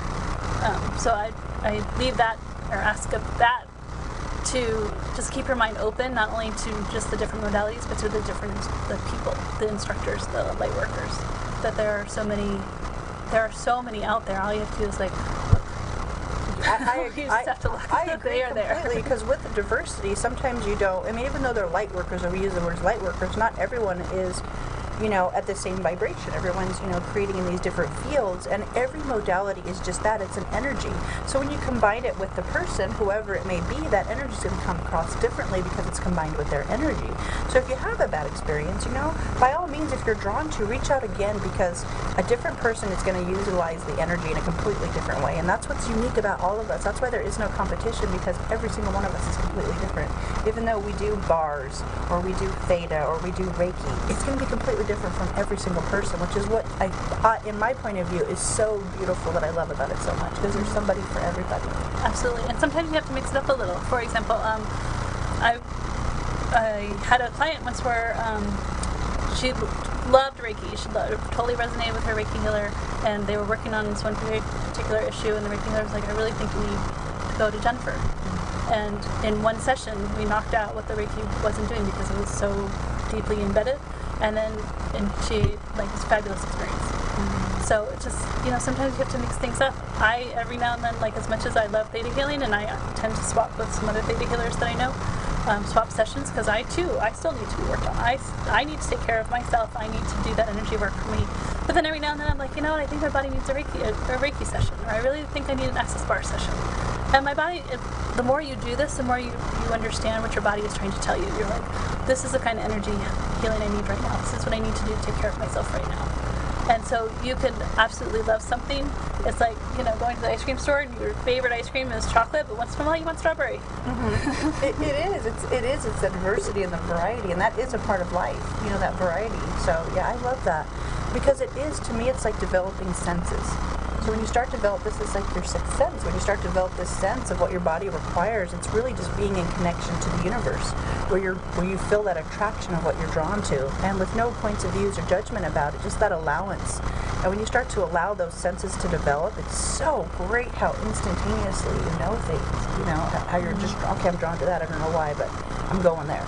Right, absolutely, yeah. I just love being able to listen to my body and understand it, and follow it. It's just, like you said earlier, like, it's just a knowing. And that knowing really gives you a sense of confidence. Like, you can have confidence, but that knowing just gives you, like, that confidence, and just know that, like, everything's gonna be fine. It's gonna work out. Like, it's a safety thing when you just are so in tune with your body that it's just that confident knowing is just. it's almost, I think that's where joy starts, honestly. I think that's the beginning of joy. So I would agree with that, because it takes it to that next level that's so expansive, because you're not in doubt, and when people can't shift you, because when they say, oh, that's so weird, or you're so crazy, or woohoo, you know, it doesn't affect you in any way, because you know what you do is right for you, and it's light for you, and that's all that matters in the world, because what's light for me might not be light for you. What's light for you might not be light for you. I mean, it's what's light for you. So find what resonates with you and what's light for you, and start to choose that. Start to choose more of that. And that's what I love about the Rainbow Kids. To me, working with the children is so necessary right now, because they have this remembrance. They have so much of the gifts, and they're here to teach us. And I really believe that once they come together, what they're going to co-create is what we're looking for as a change and a shift in the world and the universe. Yeah, and I work with children throughout the year. Anyways, and I just think that if children were more in tune with their own gifts and in tune with their own empathy, and which creates them to have better coping skills as they become teenagers, like, that life wouldn't be so hard. Like, they wouldn't be falling into these states of despair or desperation or sadness or loneliness, that, like, if they understood from an early age that, you know, what you have is okay and what you have is good, and share it and be proud of it and have confidence in it, that as they became through as a teenager and into a young adult, like, it would just be, the world in itself would just be a much more peaceful place. It would. So not only that, but them utilizing their skills and knowing it's a strength, but also tools. Tools are so important. Like, I have a huge toolbox, and each one of those tools has contributed to me in some way. You know, it wasn't just this one tool that fixed it all, but having the combination has expanded my knowing in a way that I didn't even think was possible. So it has to get better than that. But for the kids, not only knowing what they have as a gift, but knowing how to utilize that gift, because you used a really important word there, I think, for me, is empath. So all of us are empaths to some degree, and if you don't know what an empath is, it means that you're aware of, but not only are you aware of, you are experiencing other people's emotions or their thoughts or their feelings. So when you don't know that it's just an awareness of someone else's stuff, you think it's yours. And for years, I was chronically ill. I went through these emotional periods, and I thought it was all mine until I learned these tools to even just ask the question, whatever I'm experiencing right now, truth, is this mine? Wow, it's not. Return to sender. It was amazing how quick different ailments cured up, or I stopped having chronic headaches, or my joy level just rose to a place that I did not think was going to be possible in this lifetime, and it's been phenomenal. So imagine being a teenager nowadays and going to high school. I mean, high school was tough enough. You know, I remember high school wasn't, a place I look forward to going every morning, and here they are with these heightened gifts to be overwhelmed in those places. So by all means, taking your child to something like Rainbow Children or wherever you're drawn to can help them find the tools to not only honor their gift, but to be able to utilize their gift in a way that's expansive for them and doesn't, where they know how to handle or how to clear their energies, like we were talking about, because your physical body picks up all of these energies as if it was a broadcast station. This is like our antenna, so it's picking up signals all day long. And then when we realize we have the choice to decide which energies we choose to keep in our body or stay, is when we really start to create our life of joy or happiness or passion or whatever it may be. And going back to theta, like, that often has come up as an issue where people will come in and they're like, well, I have this program, but it just doesn't feel like mine. It's similar, like, where'd they get it from? A lot of our belief system we can inherit from our parents, and we can inherit from our grandparents, just like we inherit eye color and hair color. Programs can be inherited. If your parents, grew up and maybe they weren't wealthy, then you could constantly, and you have a great job and you make, lots of money, more than enough money to take care of yourself and your family, but you always feel like you don't have any, or it gets spent, or you don't know where it goes. It's probably that program is coming from your parents. If you release that on that DNA level, which is part of what theta healing does, then all of a sudden you're like, oh, it wasn't even mine. Like, you're taking on these things that are given to you by people that you don't even realize that you were taking on from. For me, that was the most phenomenal part, is being able to clear, especially family members, thoughts, feelings, and emotions. I mean, theta healing was great, and I teach this body process called BMM, and I remember the first time I had it run on me. It's called biomimetic mimicry. Those people that we are around, not only we have inherited, but we also mimic them. We mimic their thought patterns and their feelings and their emotions because, like I said, as the energy antenna, we're picking them up all the time. So we inherit them and we're receiving them all the time. But when I got to release other people's pains, pathways, and realities in that class, it was just unbelievable. I felt like I left as a different person. Not only a different person, but with a different body. Absolutely with a different body. Yes. So you had all these pathways and now you feel enormous and you've grown and It's so light. I left and I thought, wow, is this what it's like to be me? Wow, I'm pretty awesome. But it was fun though. But it's fun. But all of us should think that, that you should know how wonderful and amazing you are because you are. Look in the mirror and, even if you just start by doing that and say, I am, whatever word resonates with you. I like awesome. I am awesome. I am amazing. But tell yourself that, Realize what a gift you are. There's only one of you in the entire world. How rare, unique, and wonderful is that? There's only one of you in the world. So if you started to choose your reality and create it with the magic and potential that only you, the only one in the world is capable of, imagine what magic you could start to create if you were ready to choose. So by all means, find the person that resonates with you. Find that modality.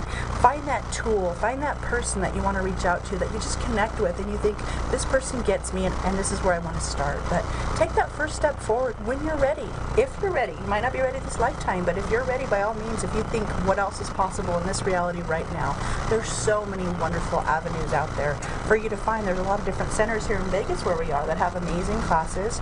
We just started having a lot of classes, like I said, my center, Las Vegas Enlightenment Center, but all mean find what resonates with you because that's what it's about. It's not a, one-stop shop. I always say there's no one set of rules. This is your path to enlightenment. It's just tools. So find your way there because your path to enlightenment doesn't have to be alone. We can walk that path together and we can share our journey. And to me, that just makes it a much more playful and expansive experience waiting to share. Can I give everybody one tool real quick? It'll take 2 minutes. Is that okay? Absolutely. Okay. So this is often what I do with children, but I think it works for any age. And it's really simple. I'm just going to give you a visualization. You just need to close your eyes, and it's going to take less than 2 minutes. So take a deep breath in, and breathe it out really slow. Then another deep breath in, then out really slow. And I just want you to envision a ray of sunshine shining on you. And it's coming down the top of your head. It's covering your whole body. This ray of sunshine can be as big or as small as you want, but it's your ray of sunshine. It goes with you whether you're in the car, or you're sleeping, or you're walking around, you're at work, you're at home, doesn't matter. This ray of sunshine is yours, nobody gets to take it away, nobody can make it disappear, and it shines on you all the time. And it has a really glittery glow to it. It's a little bit golden, it's really sparkly.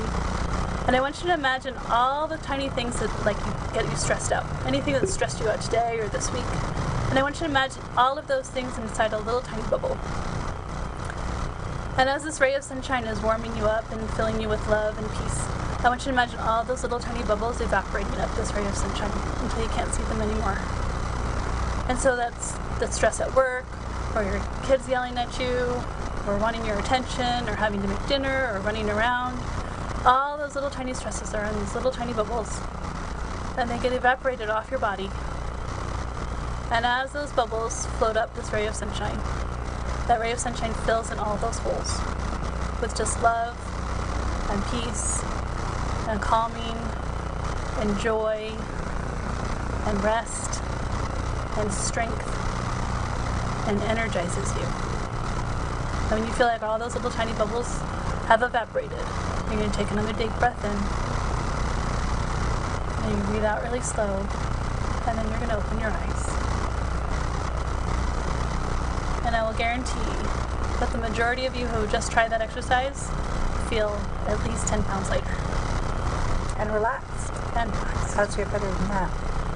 And see how quick and easy that was a tool? That's something you could do from your own home. That's something you could do over a phone session if you don't know how to do it. This is something you can play back her words and start to receive that level of relaxation and lightness. So you can do it at work when you're in a meeting and you don't want to be there. Bring the sunshine in. Bring the sunshine. I loved when you were doing that too, because I'm very musical. Like I always have I feel like there's theme songs for every thought in my head sometimes. I just shared that. And I was thinking walking on sunshine when you're singing that, so I'm visiting the ray of sunshine and I'm walking on sunshine. but it's just your thoughts, your feelings, and your vibrations that create your reality. So when you start to shift how much lightness you're willing to choose or have, or what your level of play is, it's phenomenal. Because I know even you've struggled with joy. Absolutely. It took me a long time to realize, first of all, I didn't have the definition. That was a belief system that my parents did not pass down to me because they didn't have it. So I didn't understand what joy was for a really, really long time.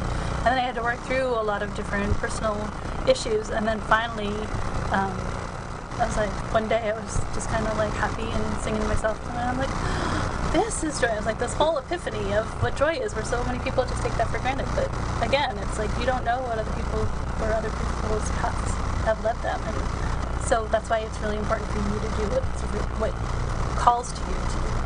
To find your joy. And maybe it's not joy you're looking for. Maybe it's peace, it's serenity, it's tranquility. Whatever it is for you, that's what's like for you. Sit down and relax and take care of yourself and make yourself a priority, things like that.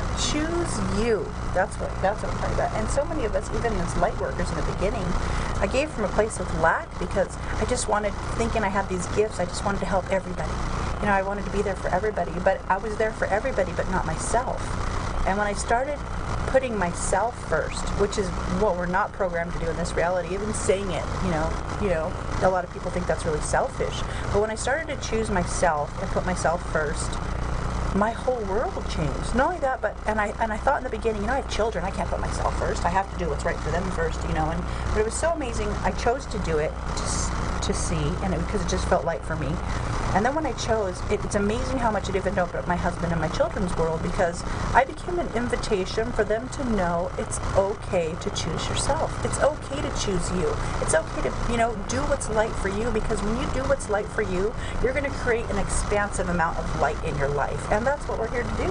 That's the other amazing thing about any energy modality is when you start shifting, even though the other people might in your family or in your presence or at work or anything have not gone to work on themselves, because you're shifting, they start to shift and they become a little bit more enlightened. So by you helping yourself helps everybody else around as well. It really does. You become that invitation for people to even know that that's possible, to live a life with joy. I mean, because in the beginning, in my beginning of life, I didn't know joy either. I didn't get what all this laughter was and what this play was and what are they doing. You need to get to work. You need to, if you want to succeed in life, you have to. That's just where I came from. And when I got to experience joy, it was so remarkable. And I haven't stopped choosing it since, because it's just, I feel it's what resonates with every cell in my body, and it's magical. It's truly magical for me. So, thank you so much. And tell me about anything else you'd like to mention that you have coming up. Okay, so my Rainbow Children class is on Wednesday, and it'll also be for the following 2 Wednesdays. We're also doing a really cool class on crystal grids. I have an intro class this coming Thursday to learn more about what theta healing is. And if you're interested from that, I am teaching the basic class, which makes you a certified theta healer on July 8th, 9th, and 10th, again at the Las Vegas Enlightenment Center. It's 3 days. It certifies you as a practitioner, but even if you don't want to be a practitioner, it's a great tool because you will learn how to use theta healing on yourself and with your friends and maybe even with your family. And then I'm planning on doing another mini session day. It might actually turn into a weekend because I've had so many people request more mini sessions, probably in September. I'm also teaching the advanced class to the basic class Labor Day weekend. So you have to take the basic and advanced, and then there's like a plethora of theta classes that you can take after that, which I'm so looking forward to teaching. Oh, I look forward to just playing it. And the people that are showing up, like I said, are ready to choose something different. It's amazing. So I was talking about the Las Vegas Enlightenment Center, and there are several other classes coming up, too, that I wanted to mention really quickly. Tonight is Higher States of Consciousness using essential oils at 6:30 with Brenda Calvin. And then we have tomorrow, Blissful Balance with Joey, which is really amazing. Here's a yoga teacher that hasn't taught in years, and she's ready to come back. She's just drawn to come and create, so she's having her first yoga class for years tomorrow. So yay, Joey. More people choosing. And then we have Rainbow Children that Jennifer just said, the 28th at 10 a.m. And then we have the intro with Jennifer on the 29th at 7 p.m. And then we have energy clearing with Bonnie Satori. And she's really amazing too. Spiritual Acceleration is her gift, and that's her company, but she's coming and she's going to be doing some energy clearing sessions, and that's on June 30th at 6 p.m. And then July 1st, I'm going to be hosting I love making trees, and me and my friend Tiffany, this is how we spend our pastime. So we're going to be making these Tree of Life hoop classes with wire, so something like that you're drawn to. But you can find all these events at the Las Vegas Enlightenment Center, and you can find all of Jennifer's classes to register, and you can get a link to her, what is your Facebook, Enlightenment with Theta? Enlightened with Theta. Enlightened with Theta. So you can find all kinds of neat things there. So go to LasVegasEnlightenmentCenter.com, and it's also for if you just took a Reiki class and you're looking for a place to have a healing session. We have a practitioner rental room, but there's all kinds of different amazing modalities and classes there. So by all means, come and play. And June 30th, keep an eye out for the Energy of Magic, my next book launch. And this has been an amazing show, and I want to thank you so much for coming to play. I'm so excited that I finally made it here. Me too.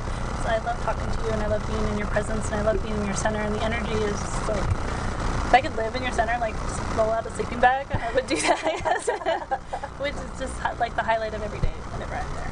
I love hearing that so much. Thank you so much. Just deep gratitude for that. And for all of you that have been showing up to play that have said the same thing, thank you so much. So thank you for turning into the Eternal Energy Show, presents Conversations on Consciousness. If anything I said resonates with you, you can find more about me or booking a session with me on Facebook at Manette Internal Energist, and my website's internalenergies.com. And by all means, stop by the center or contact us at Las Vegas Enlightenment Center. And on Facebook, you can find Jennifer. And Enlightened with Theta, I also have a website, www.enlightenedwiththeta.com, and also through, of course, Las Vegas Enlightenment Center. And if for any reason you have any kids that want to come play, I know me and my daughter will be at the Rainbow Children's class on Wednesday. And you don't have to have a kid, you can just come play. It's true. It's true. It's you, true. You could want to be a kid. No, I want to be a kid. No, I'm looking forward to playing though. So it's for all ages, so you can be inspired. You can find out maybe you have no idea what your gifts are. 6 and older. See? If so, you can drive yourself there. You don't even have to bring a kid. But it'll be amazing, and you can start to see what your gifts or your contribution are to the world. So if you're ready to find out what else is possible, stop by, and thank you for tuning in with us today. Have a beautiful day. Welcome to Unstuck TV. Today we have a special edition for you. Rather than having one of our normal speakers on, today we have a special guest, Denise Newcomb.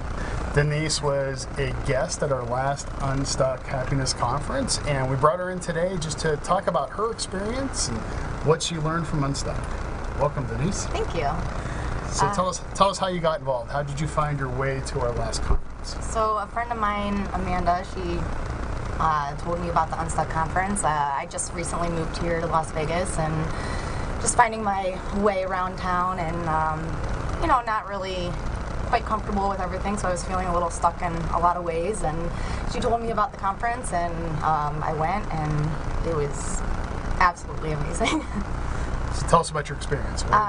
So I basically cleared out my Saturday and went there, and every speaker had something that I could relate to, and I left wanting more, to be honest. Okay. Can you give us some examples, just some takeaways that you got from the last conference? Yeah, I mean, it made me feel a lot better to know that other people in different aspects of their life, like, better paying jobs and things like that, like, were going through the same struggles as I was, as far as like depression, anxiety, and being down on their luck, and just being able to pull through it. That's one of the things I love about running the conferences as well. We had people who literally had spent time homeless, who are now serving homeless, up to people who were very successful rising stars in politics and in business, and everybody shared that common bond of having been stuck and having to go through a process to get themselves moving again. So today is a little bit different. We're opening it up for our guest, for Denise to have a little Q&A session with me about the conference itself. So anything you'd like to know? I do. So how did you get into public speaking? That's a great question. Never would have imagined it, but back in April of 2009, I had a daughter. Abigail was born April 20th, 2009, and my daughter was born with a genetic disorder of trisomy 18, and she lived with us for 2 days before she passed. And there was a lot of stuff in that time. I had only been married for 3 months. My mom died like literally the day after I found out that I was having a daughter. Found myself alone and miserable for a while.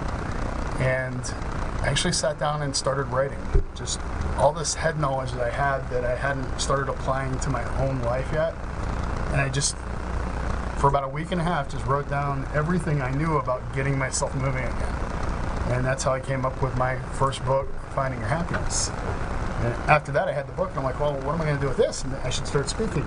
So I joined a couple different organizations for speaking. I found the National Speakers Association, joined that. I went through their academy training program, and just met some really amazing people through that process, and started doing my own workshops. And actually had a radio show that was the Finding Your Happiness show.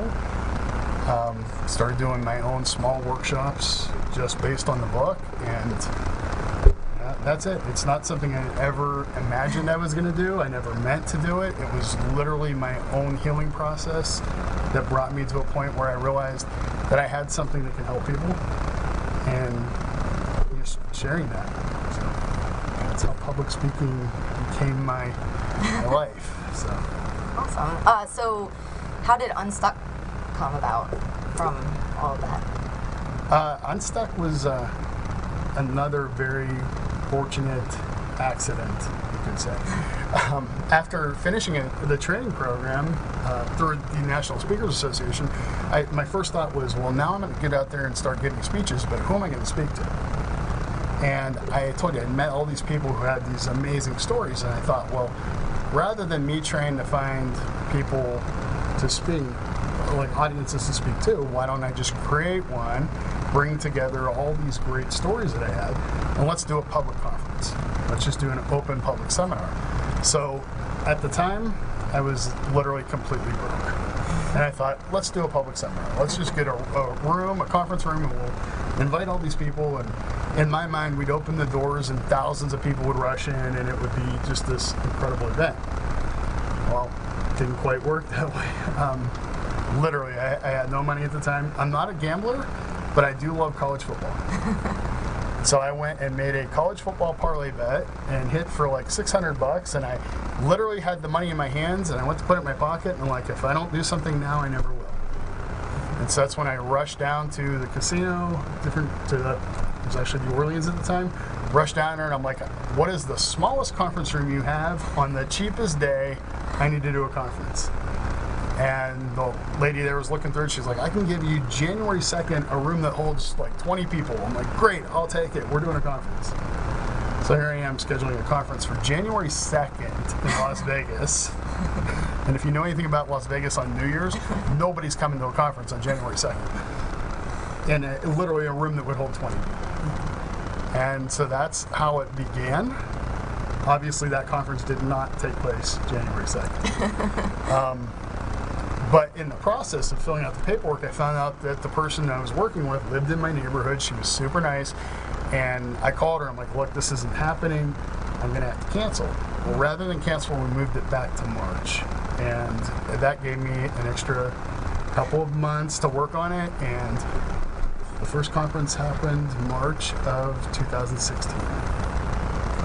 And it was literally 35 people showed up. It was almost canceled several times. I found myself a little stuck in the process of hosting the Unstuck conference, but we pushed on, did it anyway, and it was an amazing, amazing event. Awesome. So how has it evolved since then? Wow.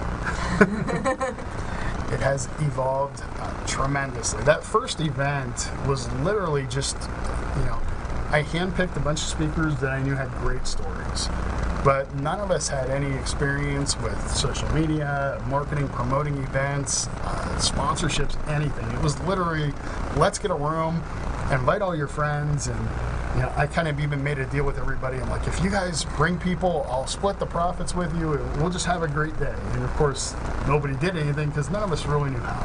Yeah. So how we got 35 people there was actually amazing. We had people found it online, and people came from Atlanta and all parts of California. It was awesome to have people there, but we really didn't know what we were doing structurally of putting on a conference. So we have learned a lot in a very short time. The group of people have, some have changed, some have stayed the same. I try to mix it up so that we have about half of the conference new speakers every time, which I'll tell you a little bit more about that as we move on. But it has literally been such a learning process, and I love it. I really wouldn't have it any other way. Awesome. So, you obviously got to see the most recent one. You didn't get to see the first one. Right. So from an organization standpoint, is there anything that stood out to you just in the manner that it ran? It was just very inviting. People were super nice, getting involved. Like, there was a couple different activities in between speakers that you could really get hands-on, and it wasn't just the speakers there, it was the whole staff, and just keeping us entertained and motivated. By staff, she means volunteers who were awesome at helping out, because there was no staff at that point. So. Yeah, misspoke. No, I love that you thought that, though, because it gave the impression that people were bought in by that point. Yeah. We had people that have, come alongside us and are willing to help and donated their time and their energy because they believe in what we were doing. And so the fact that we were able to put it on, and it really did look like a staff, and I say that with sincere gratitude to all the people that were there helping. That speaks volumes for the speakers that were on stage and the kind of caliber of people that we had. So I'm very thankful for that. We are going to take a break here for a minute, and we will be back talking with Denise Newcomb. Welcome back to Unstuck TV. We have a little different format for you today. We have one of our attendees from the Unstuck Conference, Denise Newcomb, is actually interviewing me today for a change. So welcome back, Denise. Thank you. So from the first conference to the second conference, what made you decide to make this a regular event? That's a good question. I mentioned that when I did the first event that I was literally broke, and somehow pulled it off with one college football bet, basically. So after the event, a friend of mine who is a very well-respected professional speaker who gets paid quite a bit to speak comes up to me and asks me how the conference went. I told him that it was great, but we only had 35 people there, and financially it was okay. I didn't really make money on the event, but it was a great event. So he asked me why I didn't ask him to speak. Well, that was simple. I can't pay you to speak. So I went with speakers who were new, who had great stories, but I knew I wouldn't be able to pay speakers. And he looked at me and he goes, well, that's your first mistake. I would have spoken for free. When is your next event so I can speak? I'm like, well, I just told you I didn't have any money and I didn't make any on this one, so I don't know when I can do the next event. And he looked at me and goes, I'm asking you when is your next event so I can speak. And he did that to me 3 or 4 times before I finally pulled out my phone and said, okay, July 30th is the next event. So I decided we're booking another conference, and somehow we got to figure out a way to pull this off. And we did, and this time it had doubled from 30 people to over 60, and it was just an awesome full-day event. We did some things at that one that were quite interesting and quite fun. My partner at the time, my best friend, and one of my speaking partners was Dale Krause. And Dale spoke about living your bucket list lifestyle with cancer. And so I called Dale up right away and we need to get together. We have to plan another conference. So we sat there brainstorming on how we could do this and figured out a way that we can financially pull it off. And I'm like, okay, what can we do that would be really cool at this event? And so Dale and I had this kind of chemistry where whenever we'd talk about something, it would literally come true almost instantly. And this happened 3 or 4 times. And in this particular case, we're sitting there I found a video of kids walking on top of water. It was actually a cornstarch pole. a kiddie pool filled with cornstarch and water. And I'm like, literally, they're running across the top of it because it has this consistency that where if you like put your hand in it, it's liquid, but if you shock it, it turns to a solid. So you can literally run around on top of it without sinking, and the moment you stop, you sink. And I'm looking at this like, this would be so cool. I'd love to do this. And I wonder if there's anybody who's done this on a larger scale who could show us how to do it. So Dale pulls up a video and he's like, yeah, there's a guy that did this on the Ellen DeGeneres show back in 2011.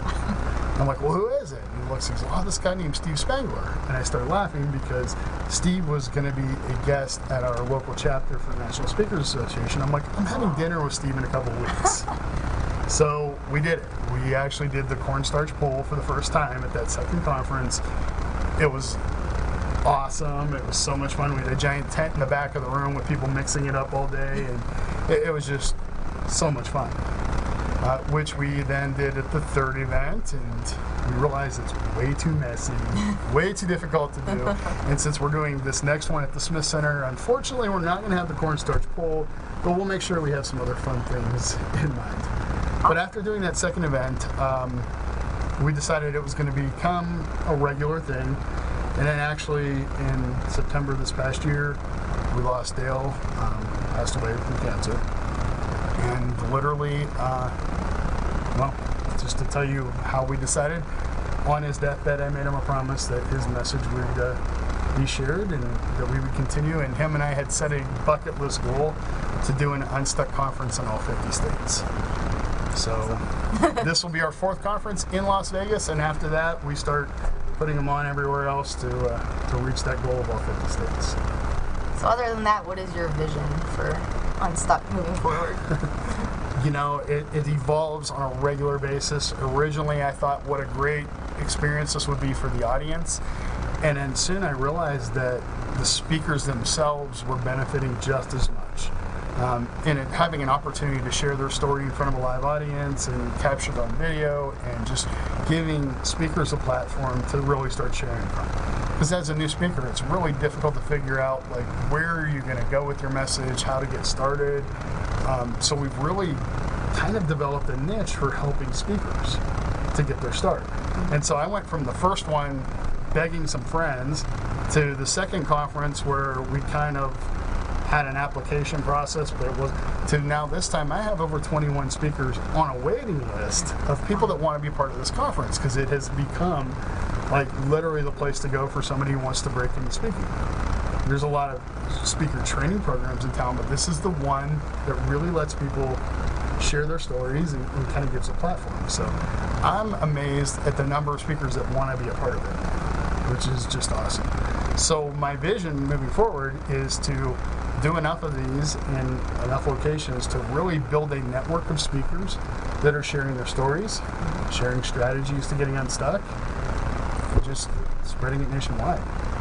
So in addition to the conference itself, we're actually launching another side of the business where we're helping speakers to get booked for engagements afterwards. So there's tons of stuff that we're doing to help people to get unstuck and move forward, and to help speakers to share their message. So who should come to Unstuck? Who should come? Everybody. Do you know anybody who hasn't been stuck? No. Everybody gets stuck, and that's, you know what, that's the beauty of this conference, is that with the quality, we have 11 speakers on the main stage at this next one, plus we're having lunch and learn sessions that are specifically designed for like specific topics. So we have some experts talking about grief, some on depression, some on health and wellness. The 11 speakers on the main stage all have incredibly different stories. There's really, it would be hard for somebody not to have a nugget to take away with them from one of the speakers at this event. So when you ask who should come, literally you will get something from one of the people that day. And so we have a couple minutes left. I just want to run down the list of some of the speakers. Okay, great.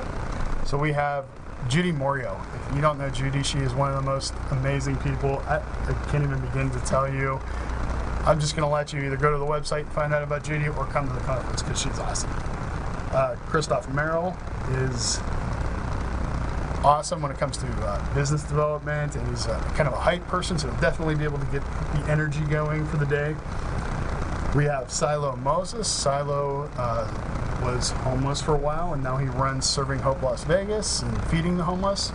We have Dario Herrera. Dario was a former Clark County commissioner in Nevada. He's back in Vegas rebuilding his business, his reputation. He spoke at our last conference. He was absolutely amazing, so you don't want to miss Dario. Cheryl Green, who's normally my co-host on the show. Cheryl has a great story of overcoming depression and philanthropy. John DiDomenico. If you've ever been able to watch late night TV and seen Conan O'Brien or those other late night shows, and you've seen Donald Trump, you've actually seen John DiDomenico. He's the #1 Trump impersonator in the world. He is so funny, and he's going to be our MC and speaker for the day. Eddie Garcia. Eddie was a guest on our show a couple months ago. Eddie was a Clark County School District Dean of Students who caught a flesh-eating bacteria, lost both hands and feet, and he's still out there coaching youth sports on a regular basis. Patty Fedoli is actually a former Las Vegan who's now in Houston, but she talks about losing 4,000 pounds, which was really just chasing after material things rather than things that really matter in life. I'll have a couple things to say there as well. Am I missing any? Vital Germain. Oh my God, if you have not heard Vital, you have to come hear him. He is awesome. He is the author of Flying Without a Net. He's a former Cirque du Soleil performer, great motivator. So I'm really looking forward to him as well. I'm excited. Is that 11? I think I got everybody. I don't know. Heather Estes, author of The Worthiness Factor. Heather spoke at our last event. She's so cool. If you've ever questioned your self-worth, check out Heather. She was a guest on our show a couple months ago as well. So I think that's the lineup. If I missed anybody, I'm so sorry. You'll be our next guest. Check out the Unstuck Happiness Conference at unstuckconferences.com, August 19th at the Smith Center. Thank you. Thank you. Thanks.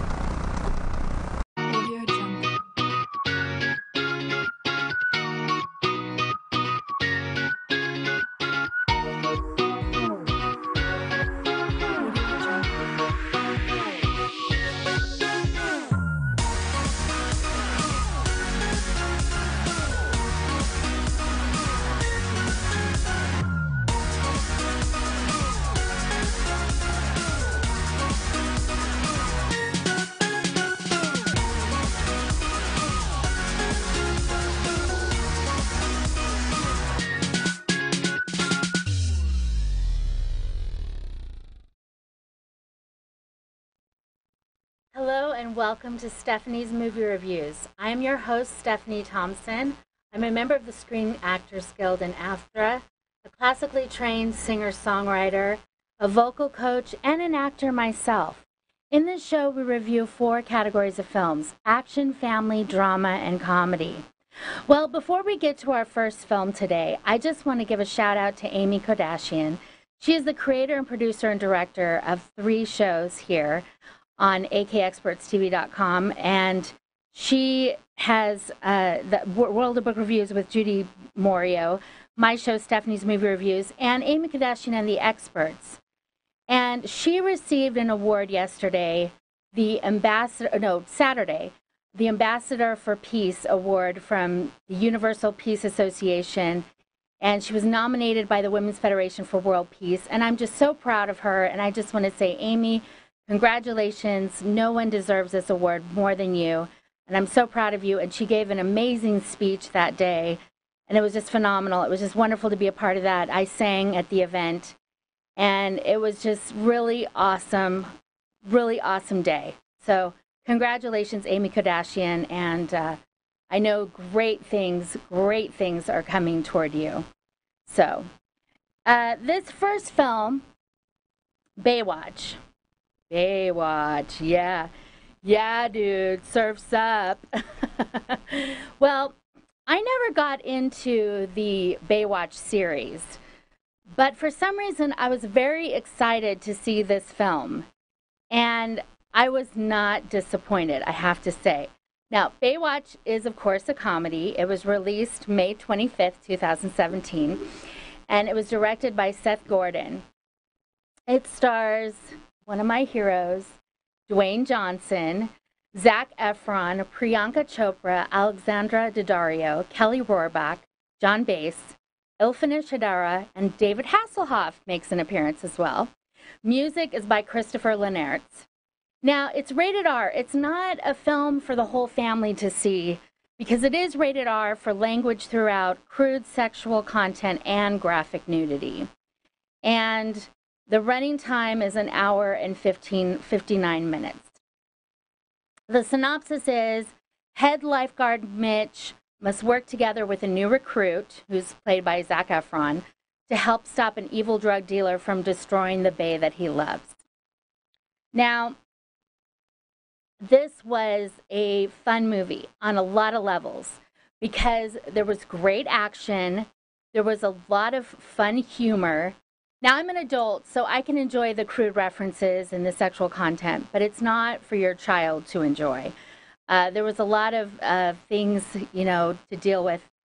Adult references, like I said, that, you wouldn't want your child to be seen. But they were fun and enjoyable as an adult, for an adult to enjoy. And Dwayne Johnson was hilarious with Zac Efron. Zac Efron played this gold Olympic medalist who had a chip on his shoulder. And he came to the team with, thinking, he was all that in a bag of chips. And Dwayne Johnson wanted to take him down a peg or two. And it was delightful the way he did it. He came up with the most adorable pet names for him throughout the movie that were just so much fun and just made the movie so much more enjoyable. Like I said, there was a lot of action. There was a lot of eye candy for girls and guys in this movie to enjoy. And just all around, just a great time had by all. I highly recommend this movie. I thought it was delicious. And like I said, I was not into the series at all, but I enjoyed it tremendously, and I recommend you to see it. I gave it 5 popcorns, for sure, and that is my take on Baywatch. We're going to be right back after this commercial break. Hi, I'm Jamie Lee Metz, CEO and founder of Skin Fitness here in Las Vegas. We've been serving Las Vegas for over 17 years. We're proud to announce we just won 2017 Spa of the Year by Image International. That's the skincare company of the Miss Universe pageant. We offer exclusive treatments like our Time Eraser facial, which uses multiple modalities and literally erases time. Our Pore Purge, which is the ultimate in hygiene. And our Fire and Ice facial, which literally removes and soothes the skin at the same time. Come see us at our new location here in Village Square. We look forward to seeing you soon. Are you frustrated and wasting time searching for high-quality education and entertainment and not finding it? Stop wasting your time. We've got your solution. Our 3 dynamic and unique online TV shows provide you with high-quality and easy-to-find content. Everything from business skills and self-development to book and movie reviews and everything in between. At akexpertstv.com, you'll find high-quality experts in their field in one place at no cost to you.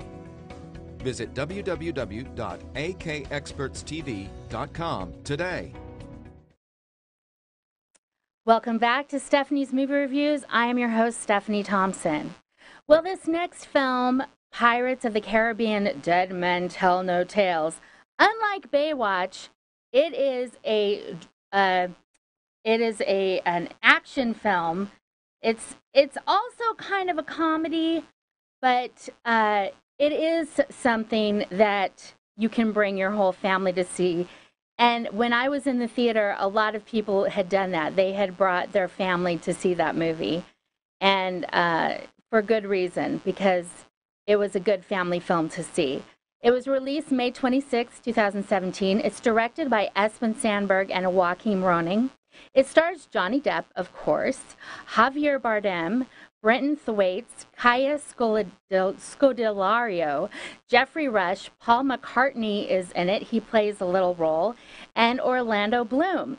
The music is by Jeff Zanelli. Now, It is rated PG-13 for some suggestive content and adventure violence. The running time on this movie is 2 hours and 9 minutes. The synopsis is that Captain Jack Sparrow once again finds himself the object of a manhunt by British soldiers, an old nemesis whom he left stranded years ago, and a boy whose only hope in getting back his father lies in Jack retrieving a magical trident that gives the owner of it control of the seas. Now, I should mention this is Zeus's trident, so you can see this is a pretty powerful trident that is sought after by many, many people in this movie. The movie starts out and it opens with a boy sinking himself to the bottom of the ocean. And we find our good friend Will Turner, who has been doomed to be on the Flying Dutchman ship. And he finds out, he talks to his father, the little boy talks to his father, and he tells his father, I'm going to find a way to get you out of this. And the only way to get him out of this is, of course, to find Jack Sparrow, who has the magical compass, that will find this magical trident. So he is one of the many people after Jack Sparrow in this movie. And then it flips to Jack Sparrow and his antics, and Johnny Depp is just as effervescent as ever in his role as Jack Sparrow. He is hilarious. The dialogue is witty. The music is fun. The scenery is delightful as well. And the characters are rich. And we have a new character in with Javier Bardem, and he adds a different texture to the movie that is interesting. And Jeffrey Rush comes back and his character. So all in all, I was not excited about seeing this movie because I thought, Pirates of the Caribbean, okay, how many movies of these can they make? But I have to say they won me over. I thought it was really well done. I thought even though there were all these different plots, and the girl played by Kaya Scodelario, she brings in another little twist to the plot that you don't see coming. I thought that the two directors on there, they wove it together pretty well and kept everything pretty consistent. So I have to say that I gave this movie 5 popcorns, and I really enjoy this movie, and it is something that your whole family can enjoy. So I recommend you to see Pirates of the Caribbean: Dead Men Tell No Tales, and I hope you enjoy it. We'll be right back. Hi, I'm Jamie Lee Metz, CEO and founder of Skin Fitness here in Las Vegas. We've been serving Las Vegas for over 17 years. We're proud to announce we just won 2017 Spa of the Year by Image International. That's the skincare company of the Miss Universe pageant. We offer exclusive treatments like our Time Eraser facial, which uses multiple modalities and literally erases time. Our Pore Purge, which is the ultimate in hygiene, and our Fire and Ice facial, which literally removes and soothes the skin at the same time. Come see us at our new location here in Village Square. We look forward to seeing you soon.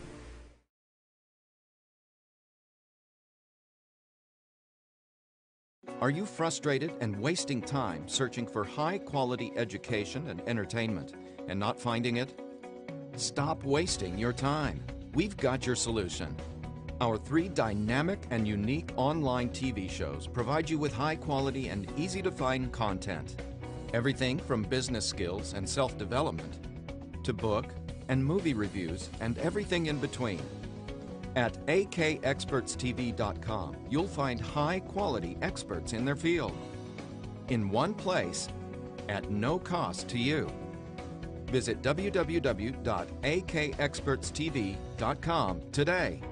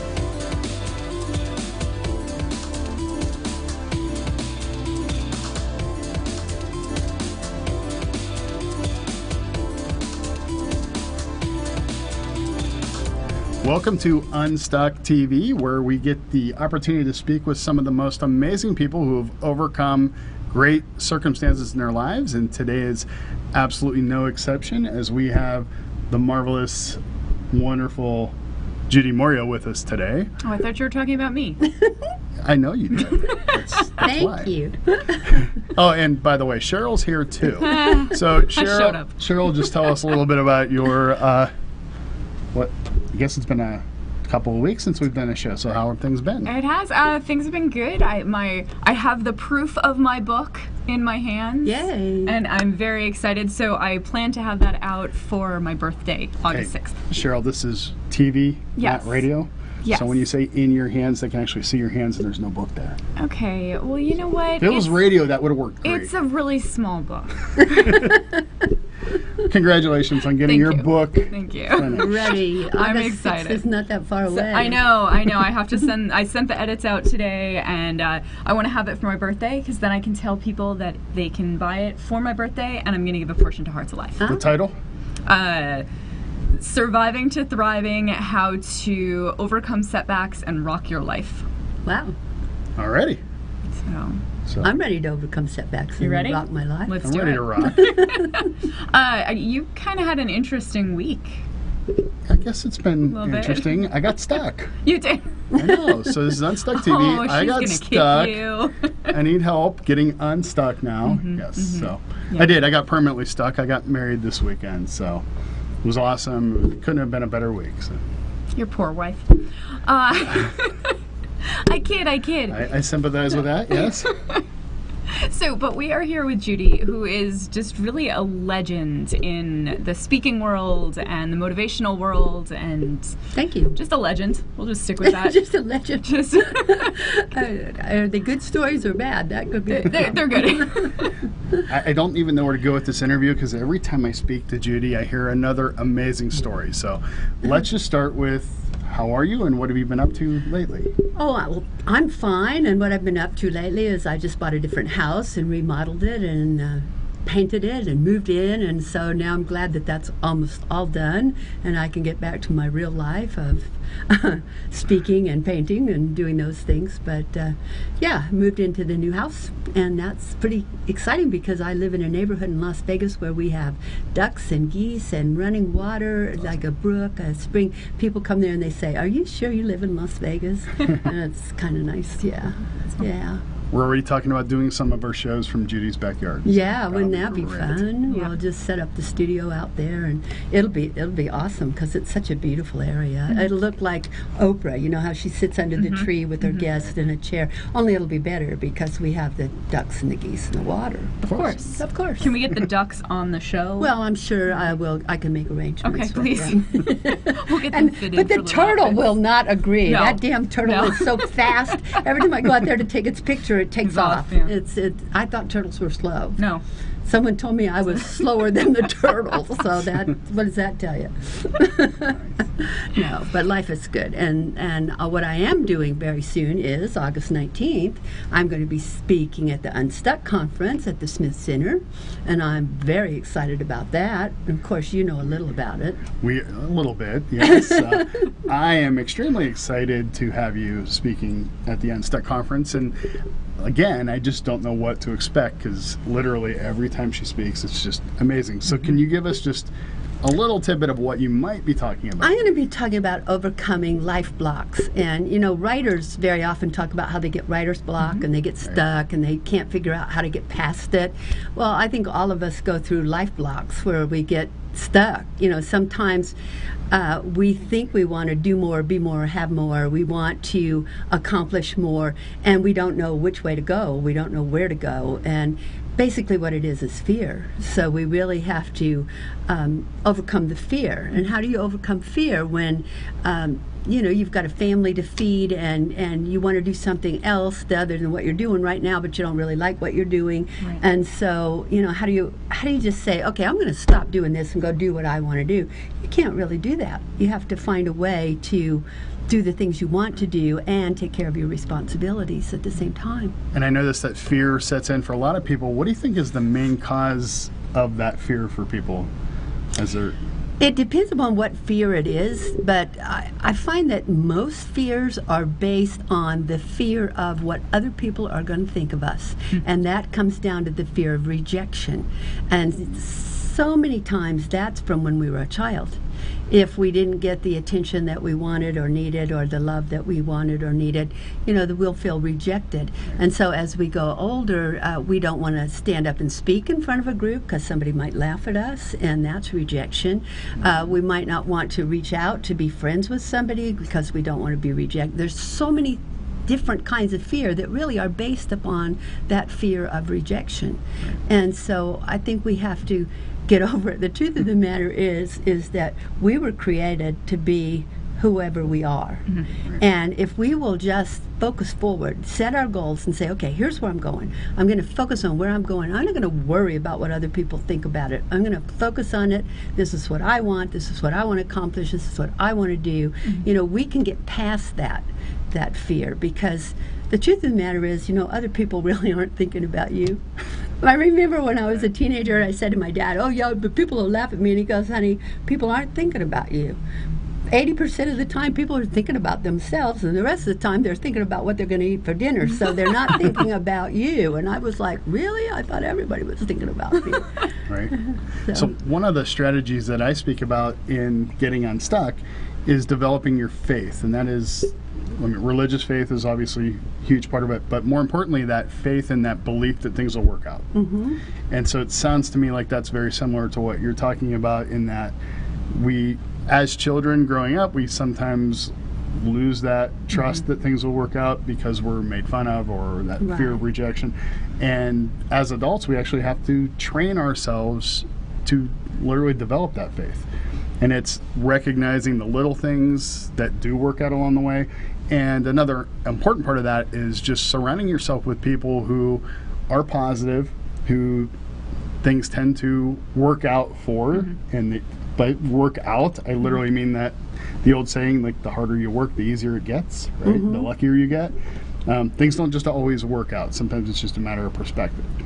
So what I love about Unstuck is it gives you the opportunity to add everybody else's stories, success stories, to your own experience, just by being there and hearing it. So Exactly. So, when people come there, not only are they going to hear the stories from the people on the stage, but they get to meet the other people that are in attendance. And you find that an event like this actually attracts people who are more positive in life, because people who are really stuck, who are really unhappy, miserable, they don't go to these things. They're not looking for a way to get out of it. It's those of us who we're always going ahead, but yet sometimes things don't work out and we think, well, I got to try something else. I got to try a different way. And we'll go because we want to learn. I always say, when I teach programs on how to deal with difficult people, the difficult people are the ones that are in the room. They send them there. They don't, the people that know how to deal with them don't come to those. Yeah.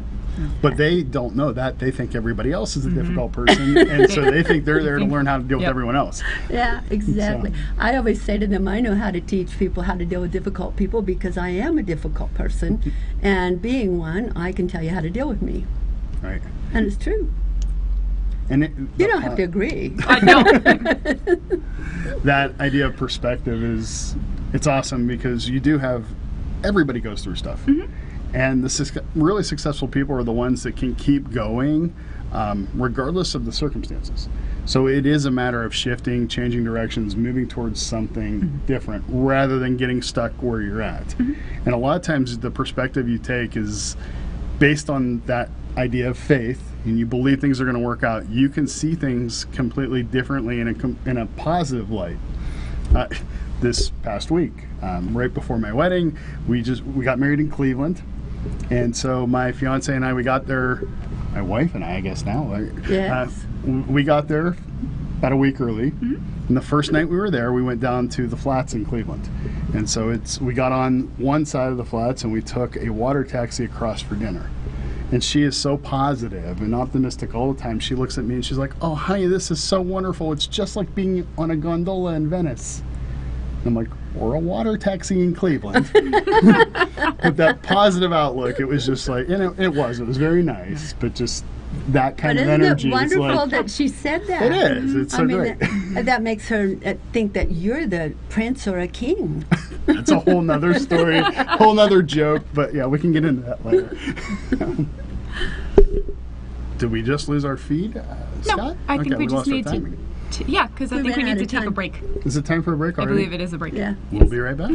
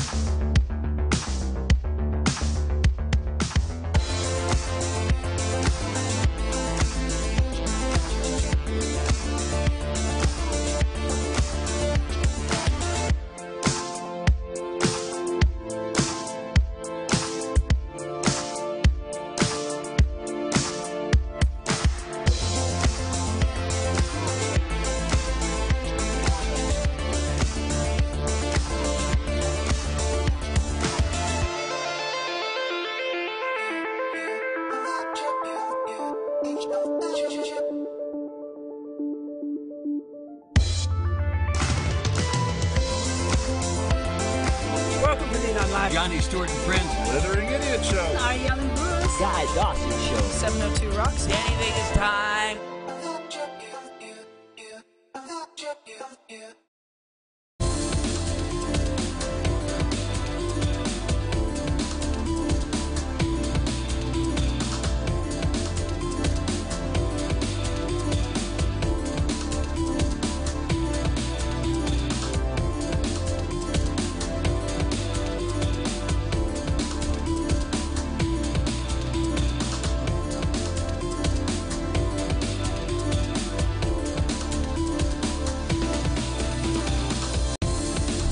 Welcome back. We are here with Judy Morio and Cheryl Green. And if you're wondering, why Judy is going to be one of our featured speakers at Unstuck, I just have like a whole list of things. When people ask me about Judy, it's just like the original Wendy Ward beauty queen. I believe first woman on an infomercial. Is that, correct me if I'm wrong on any of these things, right? Owned her own modeling agency, speakers bureau, traveled the world. I believe there's a story about training the negotiators that helped release Mandela. There's a bunch of those stories. I know. Like, this lady has stories that are, in all love and sincerity, I refer to her often as the Forrest Gump of speaking, because every story is amazing and they're all true. I like that, the Forrest Gump of speaking. Like, literally every time she speaks, there's just another incredible story. So share with us one of your favorite stories from the world of public speaking. Oh goodness, one of my very favorite stories. See, I have a lot of stories about speakers who drove me nuts, but one of my favorite stories was the night I got to meet Nelson Mandela the first time. I was working with the Soweto newspaper in Johannesburg, South Africa, actually in Soweto, which is the next largest city to Johannesburg in South Africa. They run right into each other, so you kind of think it's Johannesburg, but Soweto is, it was the original, it was a black township. And so we had a newspaper there out of the 24 newspapers that were with the group that I worked with. The Sowetan newspaper was the only black newspaper, and it was during the end of apartheid. So the Sowetan newspaper supported the African National Congress to get freedom for all people and to get Mandela out of prison. And so Mandela came out of prison before he became president, of course. And so because the newspapers had supported, we had several big functions functions that the newspaper was a sponsor of, and Mandela was in attendance at those functions. But my favorite of all, well, two of my favorites. My favorite was sitting across the table from him at dinner, and just having a conversation with a man like this, because this man not only became the president of a country, but he spent 27 years in prison. He had such a positive attitude. He talked about visualization and how he always believed he would walk free. He talked about all the negotiations. He talked about his life. He was an attorney earlier in his life, and there were so many things that were just fascinating. So part of my career as a speaker has been the people I've met. One night I sat next to Og Mandino, the man who wrote The Greatest Salesman on Earth. And my dad read that when I was a little girl, and my dad was like, this man can write. And I sat next to Og Mandino at a dinner, and that was awesome. So over the years, I think the people that I met were the most important part of my speaking, but the most fun trip ever was when I was hired to speak to the Dubai Chamber of Commerce, and they flew me first class on Emirates Airlines. And on Emirates Airlines, first class is a private room, and you have you have a seat that lets down into a bed, and you have champagne, and you have caviar, and they have a chef on board, and you can order whatever you want to eat at any time, and they make it for you. And you have a makeup mirror, and they give you all kinds of makeup and cleansers and skincare products, and it was just awesome. I said, now that I have flown first class to Dubai on Emirates Airlines, I don't have to ever go anywhere again.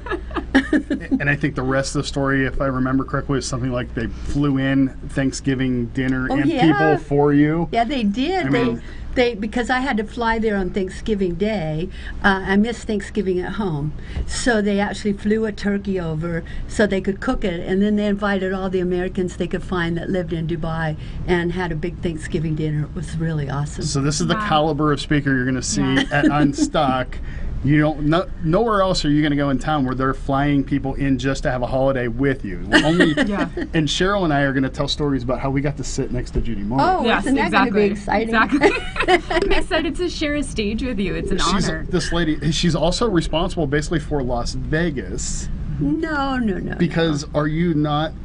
No. Were you not instrumental in bringing CES and Instrumental, the home builders to Las Vegas? Yes. And so, well, I used to own a company called Universal Convention and Trade Associates, and it was we also owned Universal Models, which was a finishing school model agency, and the Convention and Trade Associates was to furnish personnel for conventions. Well, when I opened that, the convention center really weren't bringing big conventions to Las Vegas, but the convention center said to me, do you want to travel with us to sell conventions on coming to Las Vegas? I had to pay my own way. They didn't pay for me.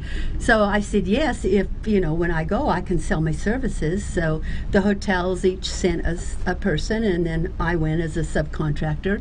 And we went to New York City and met with the CES people and had a wonderful event in New York with them, and they decided to come to Vegas, and then Home Builders, and then the National Association of Hairdressers. And it was so funny because those three conventions all wanted January, and January was kind of an off month up until then. And then all of a sudden we were so busy in January that you almost had to spend the whole year getting ready for January because we had three of the largest conventions in the world in January. Right. Which was and they were back to back. I mean, they overlapped. While one was moving out, the other was moving in, and I was booking people, for this, and I was having to borrow people from all the other model agencies in town. Back then, we had about 6 model agencies here, and I mean, it was a big business, and I was booking 400 or 500 people for the CES show or the Home Builders show because they worked in the booths, in the trade show booths. So I had to train all those people on how to sell and how to present themselves, and so the school was quite big at the time too. So, and it's kind of fun now because I go to places like this, and I come to this TV station, and there's people that worked for me back then that now have their own shows on the TV station here, like Mac Jackson, for instance. I mean, Mac worked with me when he was 15 years old. And what is he now? Well, we won't say. He's in his 50s. He was a dancer, But, yes. Yeah, but even before he was a dancer, he was a model. He used to work the Ski Industries America show with me every year. Yeah. So, Judy, obviously you can see why she's so amazing, but you're not a stranger to being stuck either. So you can teach us a lot about moving forward and getting unstuck. Well, a lot of things happen in our lives. You know, like the modeling business was a big business, and we did really, really well. And then the Greyhound Exposition Services decided to put in their own model agency in competition with us. And now they were giving $1 a yard off the carpet if people would hire their models. So what did that do to my business? I mean, it hurt my business a great deal. If it hadn't been for the loyalty of the CES people, the home builders people, the broadcasters, a lot of the big conventions, Mobil Oil, they would have put me out of business long before they actually did. And so I was able to sell the modeling school and the agency, but not the convention service business, because at that time the business had actually moved on and I was just stuck there. So what was I going to do? Well, I ran away to Africa. What else? Why not? Of course. That's how you get unstuck, you see. My dad used to say, there is no problem so big you can't run away from it. And so I figured, okay, the business is sold, the people are happy, and I don't know what I'm going to do with my life, and somebody offered me a job in Africa, and I thought, well, why not go? You know, it's amazing that you said that, because we're taught never to run from our problems. But literally, running away from it didn't really mean you ran towards something else. Yes. You know, it wasn't like you were running away from your problems. You found new opportunities and new ways. So that shift was obviously what propelled you to become who you are today, which is awesome. Thanks. So, Cheryl, any last... How do people get in touch with you? How do people get in touch with me? Well, JudyMoreo.com, JudyMoreo.com, or they can call me on my phone, 702-283-4567. And how do they check out the magazine? Because you've got a pretty nice magazine going I have an awesome magazine. They can go to JudyMoreo.com and sign up to get the free newsletter, and they'll get the magazine regularly as well. So, Unstuck Happiness Conference, August 19th at the Smith Center. You can get your tickets at unstuckconferences.com. If Judy were there alone, it would be an amazing event, but we have 11 speakers. You will not want to miss this, and Judy obviously will be the headliner of those 11. So, thank you so much for being with us here today. Thank you. I'm really honored to be a part of it. And I can't wait for August 19th. Judy's probably going to speak at the end of the program, and I'll speak earlier just so that I can be done and relaxed, so I can take in everything that she has to say. Oh, I thought you'd let me speak first, and then I could be done and relaxed for the whole day. No, I love being last. Thank you. Thanks for being with us. Thank you so much.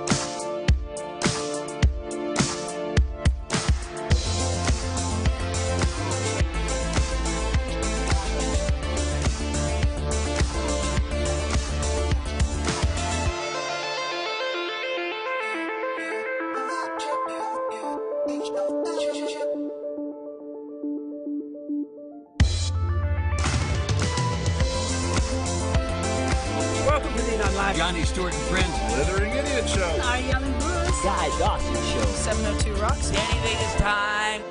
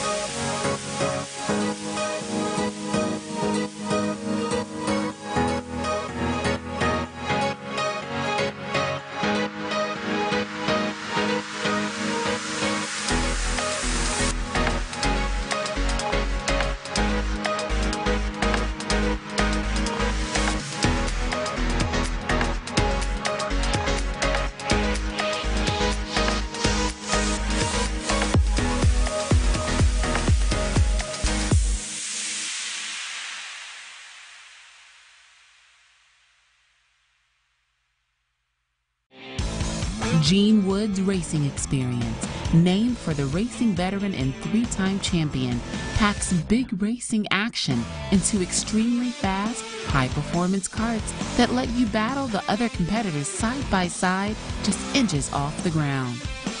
Though the Las Vegas Strip provides a glittering backdrop to the drivers at Gene Woods Racing Experience. We are so happy to see you again. This is Judge Angel's All-Stars. And as usual, we've got great stars for you today. Have you heard of special awards for educators? Well, we've got a guest who received one, and she's going to share that experience with you.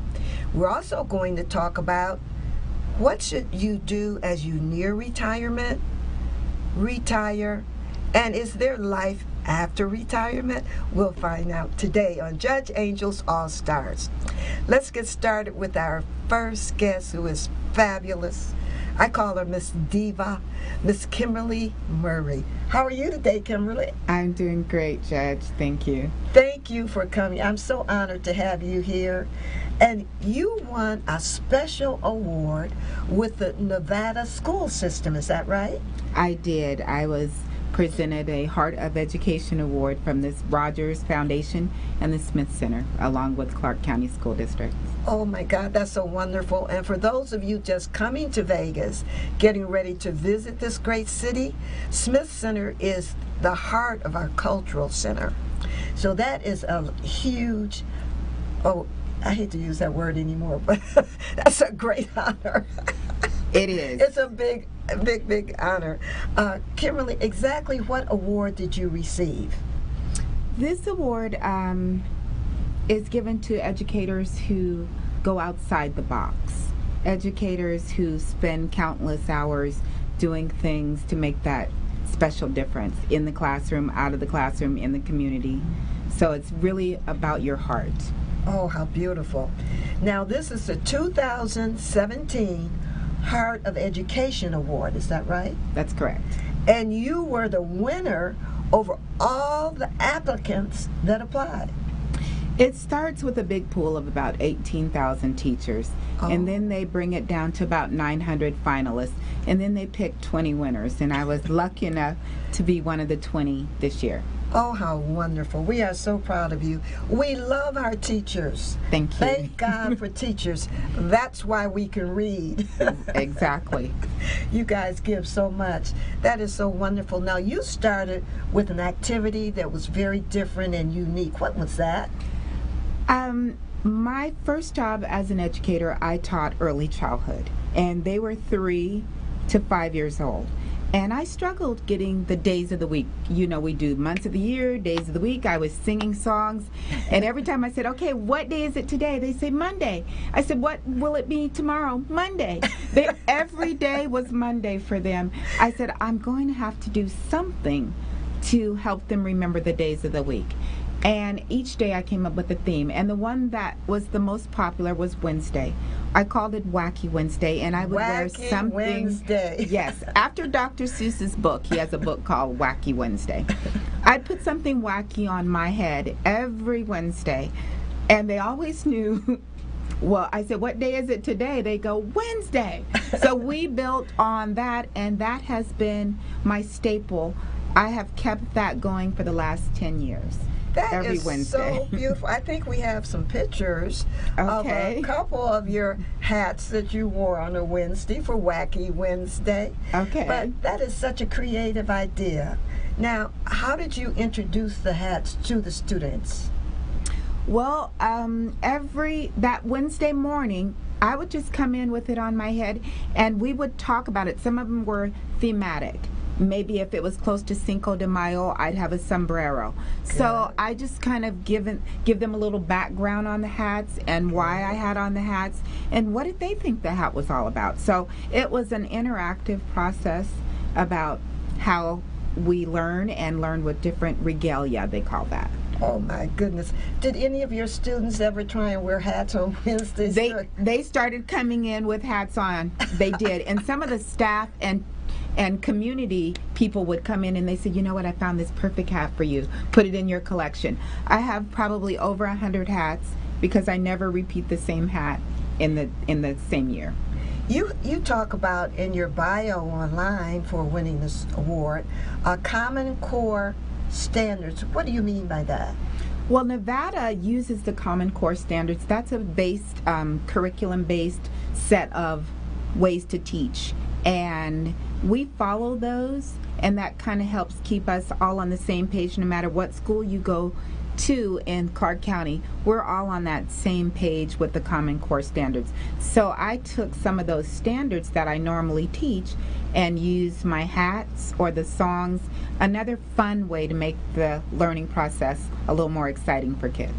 That is so great to hear. So everyone listening know that Nevada's working on Common Core standards. Yes. So that students in any school, in any neighborhood, is learning the same material. Exactly. That is really, really great. Now, did you use music in your Wacky Wednesdays? Wacky Wednesday, and then we had a program. I'm in the library. I'm a librarian. So I took popular top 40 songs and implemented a reading program. And it was a song called All the Way Up. All the kids knew it. And I said, we're going to take our reading all the way up. With that song and that reading program, I've watched comprehension go through the roof. Oh, it was amazing to watch. And you have to reach them where they are. I said that was I think the reason I got the award, because it was the heart of finding out what makes them learn. Yes. It sounds like you made it enjoyable, a lot of fun. The kids had something to look forward to. They could join in with you and wear a hat. So it was a project that everyone could get involved in. It was fun. Great, great. Now, you say you keep a bell on your desk. What's that about? I do. Students always want to ring the bell. For some reason, I would keep it any part of the library. They wanted to ring it. And because that was my quiet bell, I'd touch that if I wanted them to get ready to do a transition. So I would touch my quiet bell. Every kid wanted to ring that bell, and I'd say, no, that's just for Miss Murray. And so I put it on my desk. I said, you know what? Someone in this room is going to be a teacher or an educator. I said, you come back after you've finished the process. You ring that bell, and I'm going to have a scholarship for you so you can buy some books and do something fun for your classroom. I said, but you have to finish the teaching process first. I said, don't touch it until you get your teaching license. So that, I think, I hear a lot of them say, Miss Murray, I'm going to come back and ring that bell. And I said, I'm going to hear it no matter where I am, so make sure you come and ring that bell, even if it's 20 years from now. Yes, come back to ring that bell.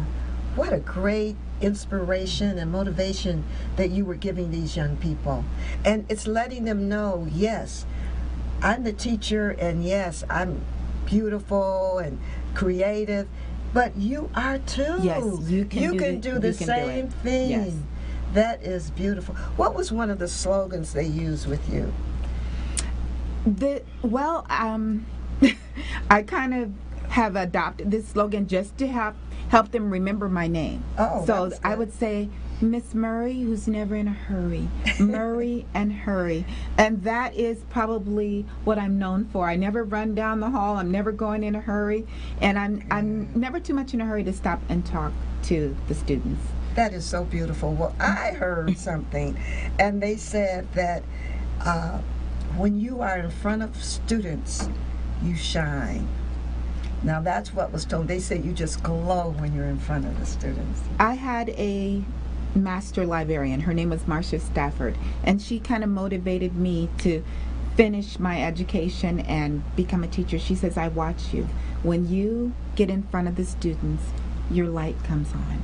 Oh, how beautiful. And so I says, okay, I'm going to keep going and finish. I got in the cohort program with the Clark County School District. That allowed me to stop my full-time job and go to UNLV full-time and still earn my same salary. I would not have made it through college without the cohort program at UNLV. You're going to have to tell us about that the next time you come. It sounds like other people should be involved with this.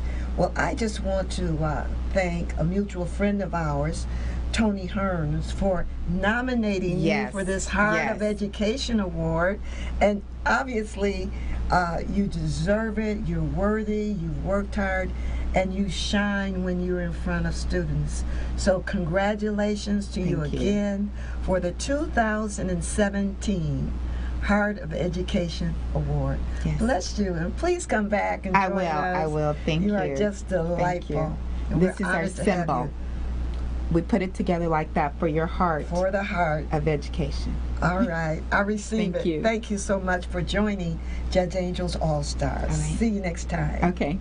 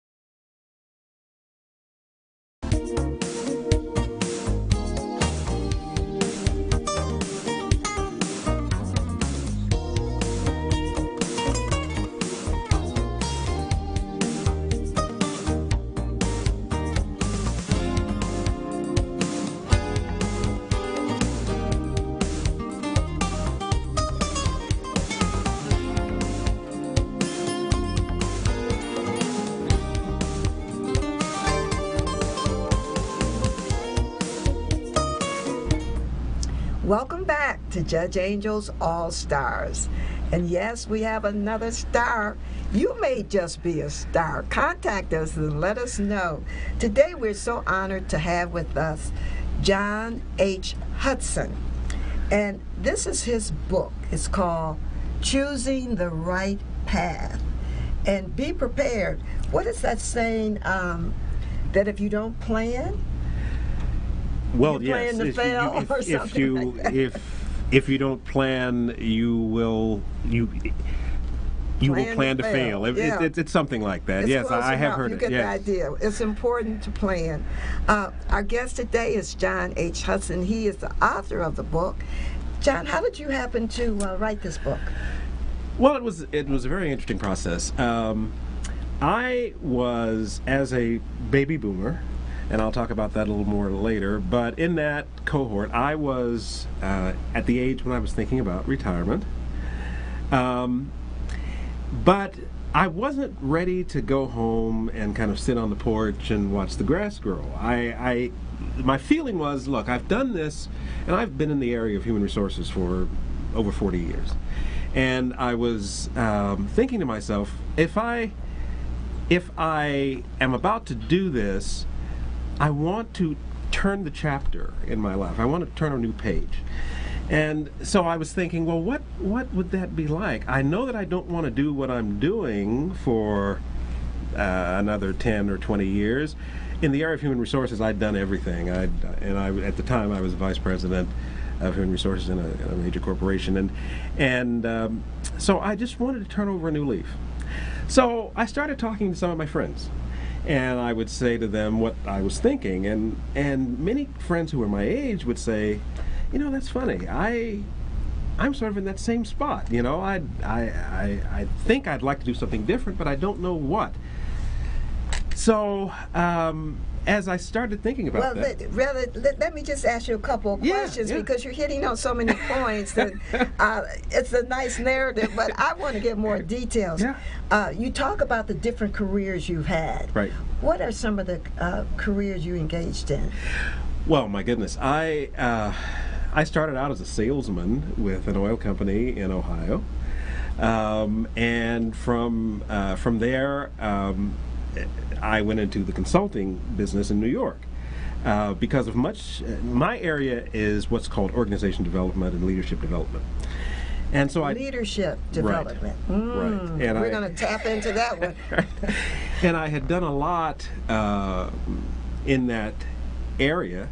And so as I was thinking about some of the people that I'd worked with within the organization, one individual that I'd worked with had come to me and said, look, I'd like to do some work in your company. I brought her in.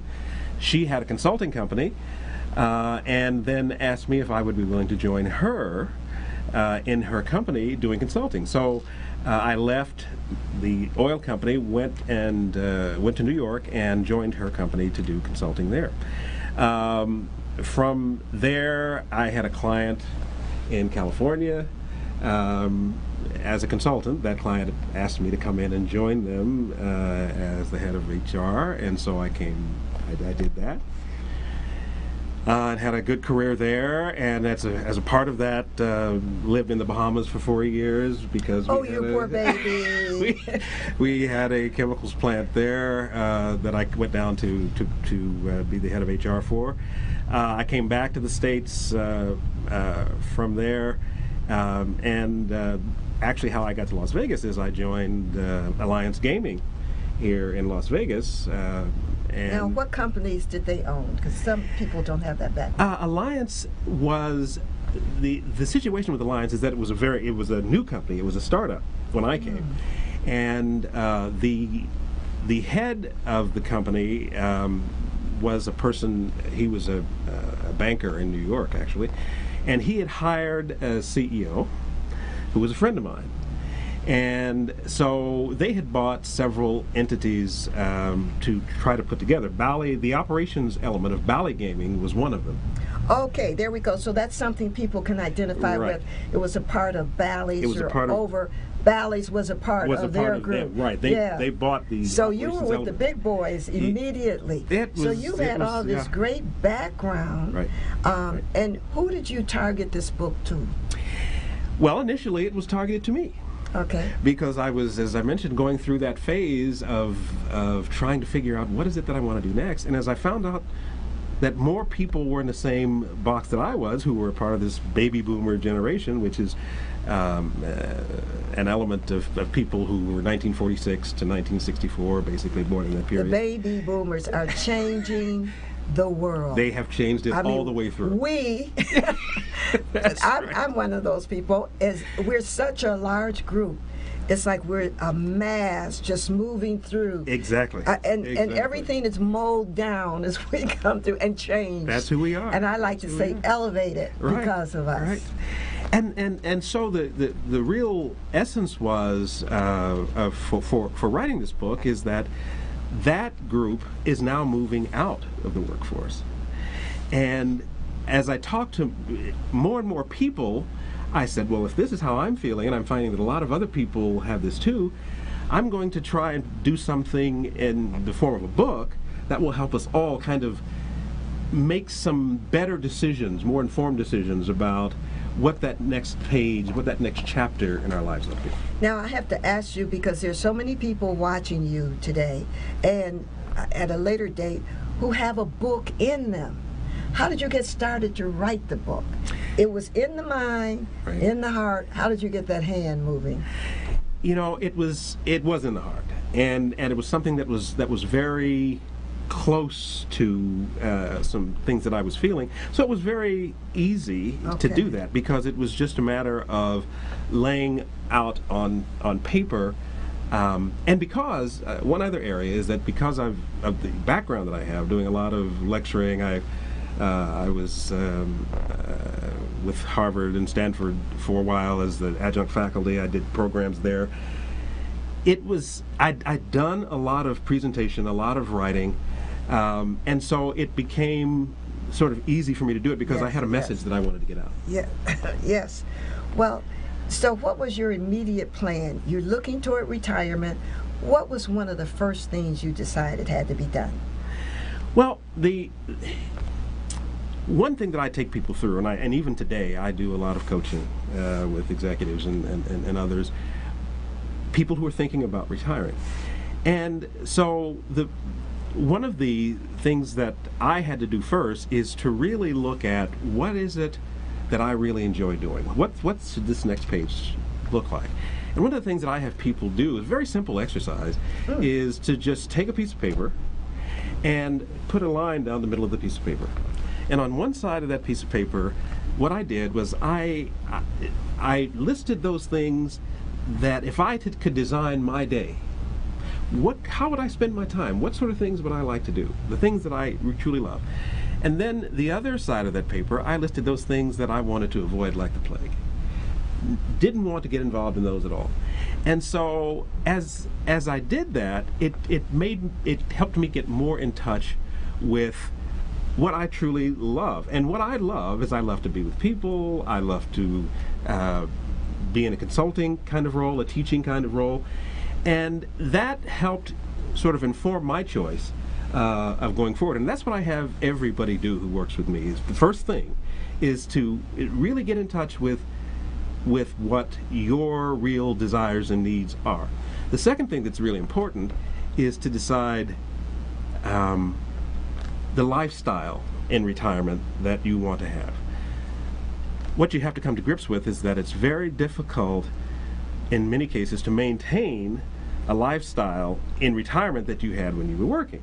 And some people want to be able to do that. Well, if you want to do that... Ding dong, ding dong. Wake up, folks. He's saying something very crucial here. You're living good now. Do you think you're going to live that way in retirement? Exactly. And in most cases, thought, doesn't it requires a lot of thought. And in most cases, you've got to be prepared to scale back a little bit. Some people are very fortunate. They've got good investments. They've done very well in the market and so forth, and can do that. Most people can't.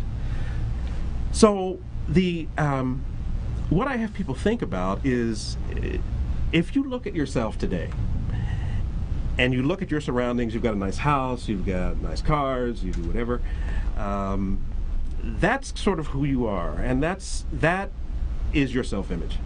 Yes, it is. And we're going to return right after this message. And John Hudson is going to continue to tell us what the right path is truly about. See you in a minute.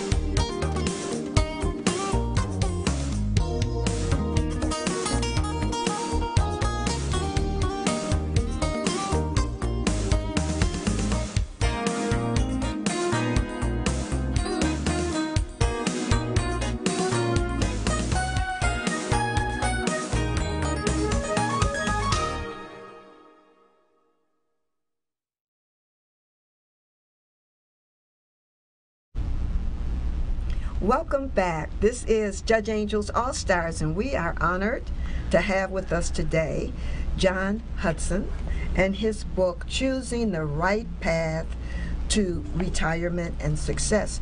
John, before we took a break, you were talking about how it's important to look at one's financial state and perhaps plan on scaling back.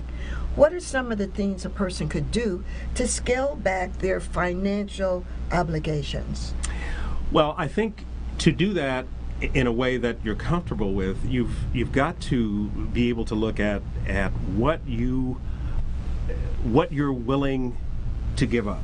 because it's usually about that. It's about giving something up. So if you aren't able to sustain the lifestyle that you have, you've got to look at what the sustainability is. How much, in terms of a budget, to make sure that you have a weekly, a monthly, an annual budget that you can live within. And then take that information to look at the sustainability. So if you're retiring at 63, the average age for a man is 78. So you've got a number of years there that you have to sustain whatever lifestyle that it is that you've chosen over a period of time. So you've got to look at your any investments that you have, work with your broker if you have one, to really plan out how much on a monthly, annual basis it's going to take to sustain the lifestyle that you have. And one of the things I can share is that, because I'm there, is I'm looking at, the days of going to a dealership, buying a brand new car. Exactly. Yeah. Over. Yeah. Now it's like, do you have any cars that are 3 years old? Really, it makes a big difference. It does. You might have that same car you want, but it's an older model. Do you really need all that space in your home, 8,000 square feet? Or could you get along with 3,000 square feet? That's the exact thing that I'm talking about. And a lot of my friends have gotten single-story homes with this downsizing. And how often do you go out to eat?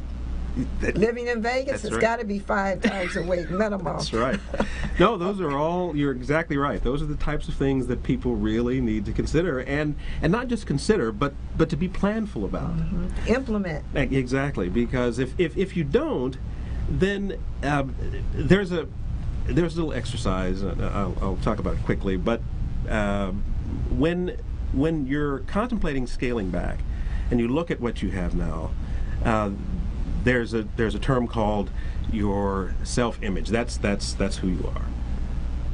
Then, if you look at where you would like to be, that, in psychological terms, is something called your ego ideal. So the importance of that is, when you're looking at retirement, is the distance that you see between where you are and the lifestyle that you want to maintain impacts what's called your self-esteem. So if I'm sitting here and I'm seeing my friends go out to dinner 5 times a week, and they're going on vacations and doing all of that, and now I can't do that anymore, my self-esteem goes down. I don't feel very good about myself. And nobody wants to go through their elder years really not feeling good about themselves. Good. But the other part of that I am personally aware of, if you can't go on those big 21-day cruises with your friends, you substitute other activities that are just as much fun for you, that are not as costly. And that's part of the process you're telling us with the sheet, the pros and cons. Right. You decide what brings joy to your world.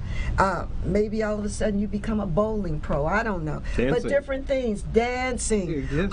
Things that don't cost as much money as being on a Lear jet for 2 weeks, and that kind of lifestyle. Now, what about, you talked about the psychological aspects of it and the self-image. That was really important. Who are some of the people we may have heard of, or some of the examples you know, of people that have been quite successful in making that transition?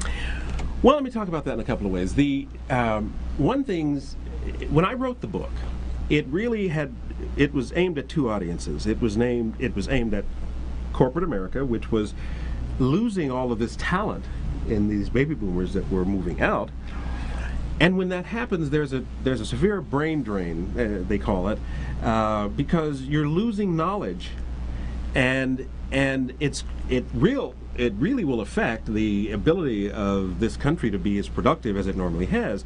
So what a number of companies have done is that they have tried to hold on to these people longer. So there are a number of examples of what people have done, what companies have done there to try and hold on. Telecommuting, working as mentors with younger people in the organization for a while. Even one company in Florida had a situation where, with people, it was a retail company, and they allowed people in the winter months in the northern parts of the state to come to Florida, older people who were about to well thought out. Exactly, and then they would go back in the other part of the year. people who have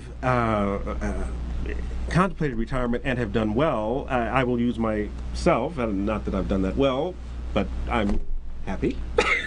And that's really the criteria. That's right. That's really the measurement. Exactly. If you wake up and you feel happy every day, which you should because you did wake up, but in addition to that, Biggie, you also feel like it's very, very special. Right. Somebody told me a saying yesterday. They said, there's certain kind of people that adjust very well, and they're the people who realize they make their life, and then they live in it. So I'm like, yes. Absolutely. You know, it's nobody's fault if you're not feeling your top game every day, because really you have all the components that are necessary. Everything it's you. Everything that you need, absolutely. And I do spend quite a bit of time talking about that sort of thing in the book. But it really is important to understand what it is that makes you happy and avoid those things that don't. Now, in my case, as I mentioned earlier, I love to teach, I love to work with executives, I love to do consulting work, and so I basically started my own organization, which allows me the flexibility to sort of work when I want to work. My company is called Millennium Management Solutions. I do executive consulting, I do some teaching, but I do it on my own terms. That's the main thing that one needs to consider is, what is it that turns you on? What is it that makes you happy? And then work out ways as you move toward retirement to facilitate that, so that you can spend more time. Because it's in that example that I use, you don't want to spend a lot of time, and Las Vegas is a real example of this. We have a large retirement community. A lot of people retire here because they like to gamble. And they come here and they don't handle that well, and so 2 or 3 years into their retirement, they have nothing. And by nothing, he means they have gambled. And the reason you see those fabulous casinos on the Strip is because people have gambled. And you know the result of that encounter. Exactly. So, yeah. So you come here, you have a lot of money, and you think, oh, I know people that said, I can spend $200 a day gambling. At $200, I'm quitting. But there's something about that activity that you think if you could just go a few more times, pull that slot machine, you're going to make it all back. Absolutely. Well, and guess people what? who get caught up in that, yeah. As I mentioned, the average age today, people are retiring at around 63 for the most part in this country today. And the average age lifespan is 78 for men and 83 for women. So can you imagine, after the first 5 years, you've basically spent all of your income that you thought you were going to be able to use for retirement, and you've got all of that time now that you've got to figure out, how am I going to live? How do you eat? Exactly. How do you provide transportation and shelter for yourself? Very sad situation. Yes. And I've seen several of those. Well, it's very interesting because you brought up some good points. One, it says, if you do what you love, you'll never work again. Exactly. And I love that phrase. That's a great phrase. You know, just, and I tell myself, you're not always the most attractive, you're not always the fastest, you're not necessarily the smartest, but guess what? If you love it, that's the end of that story, and it's called success. Absolutely. And it really works well. The other point you make that I think is so important about making that money last, if a person has an annuity or a 401 or some kind of savings program put aside, how and when do they get into taking bits of it? Because now they say, if you're 60, that's like the old 40.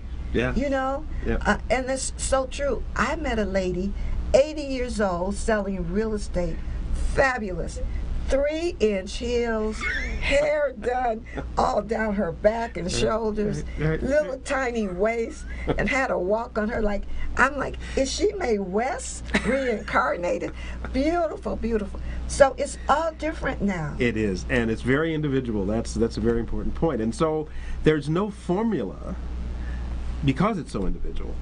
But it's important to go through the process of either doing the piece of paper that I talked about, or there are other exercises in the book that people can look at. But it's important to do it, because if you don't, you can be caught short. That's the key. To take that action to really analyze your feelings and your thoughts. And you mentioned earlier about making a budget. Right. That's difficult for many people. It is. It is. And I think sometimes people are forced into making that budget when all of a sudden, what do they say? The month is too long for the money. That's right. Yes, you start budgeting when it's actually too late. Oh my gosh. You've gotten to a point where now it's budgeting by necessity. You're trying to stretch money in a way that you could have done a much better job at if you had done it in a more planful approach. Well, John Hudson, will you please come back, talk about other leadership strategies we can try, and I'm encouraging everyone to get your book, Choosing the Right Path. I know I've had the opportunity to go through it, and it's very helpful. I am actually going to make a budget. But it's good. It's painful, folks. I mean, I'm not going to kid you, but it gives you that vital feedback. So it's wonderful. The book is available on Amazon.com, so people can get it there, or www.booksurge.com. So Surge? Booksurge, S-U-R-G-E. Okay, real good. We'll put that on our blog.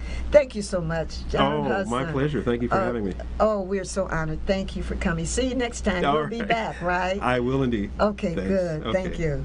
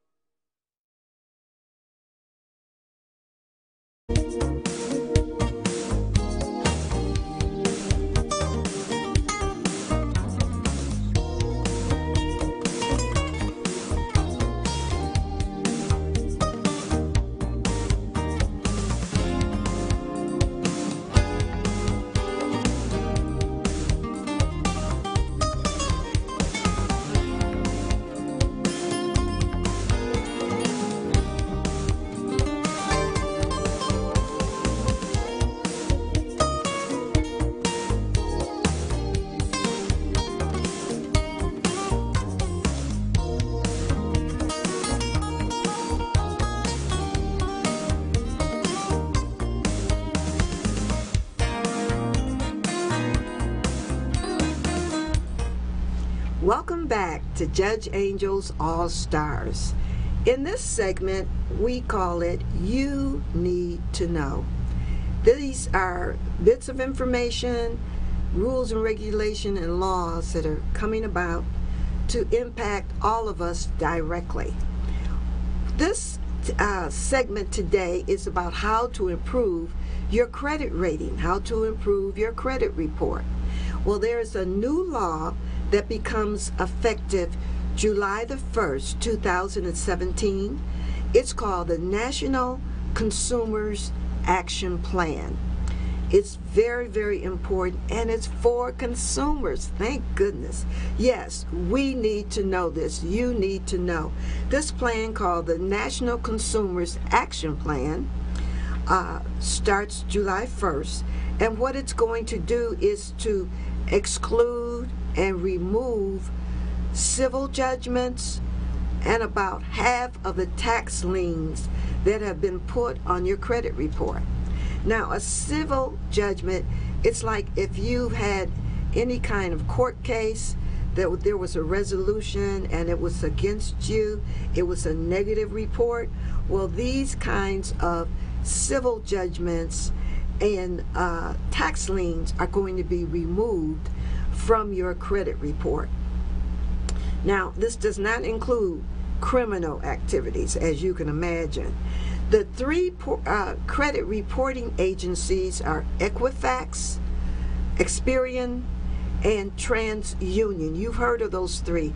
And those three combine to give you what's called your FICO score, F-I-C-O. Your FICO score is a score that your banks, your credit union, your mortgage company, your insurance company, all of these companies, when you need a service or you need some help, the first thing they say, you want to buy a car, we have to see what your credit score is.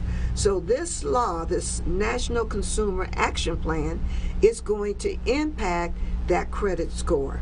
Now, this means about 15 million people in the United States will have civil judgments and tax liens removed from their credit report. You could be one of those people.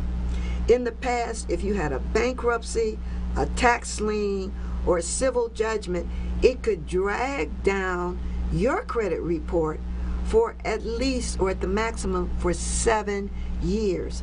And I say at least because even after 7 years, many of the credit reporting agencies were not removing this information from your credit report. Yes, it's your job, and you need to know that you have to monitor your own credit report, you have to keep it updated, and you have to make sure negative reporting is removed in an appropriate time. Now, all of these agencies, the three agencies, the Equifax, the Experian, and the TransUnion, have been mandated to remove these negative items from people's reports as of July 1st, 2017. Now, like any big company, any organization, again, the responsibility falls on us. Get a free copy of your credit report. Look for anything negative. Go back at least 7 years. Make sure there's nothing on your credit report that's older than 7 years. Anything older, you have to write a letter and ask each credit bureau to please remove that outdated, older reporting. In addition, if you have any items on your report that are current within the last 7 years, if it's a civil judgment, tax lien, in a very few rare cases, it can be a bankruptcy. But also, you can get medical expenses delayed or removed. If you had trouble paying a medical expense, you can get that part of the negative reporting removed. Remember, this is called the National Consumer Action Plan, and I hope you use it and start monitoring your credit information, because it's going to save money in your pocket. How? You'll have a higher credit rating, thus you'll be able to get your insurance for your house, your insurance, renter's insurance, your car insurance, your life insurance, all your insurances, anything you buy, furniture, cars, everything. They look at your credit report now. That gets to be almost as important as your Social Security number. So guard your credit well, work on it constantly, make it a point to every 4 months you look at a credit report through a free credit report that can be sent directly to your home, and make sure your information is up to date. Remember, you need to know. And I'll see you on Judge Angel's All Stars next time. Thank you for joining us.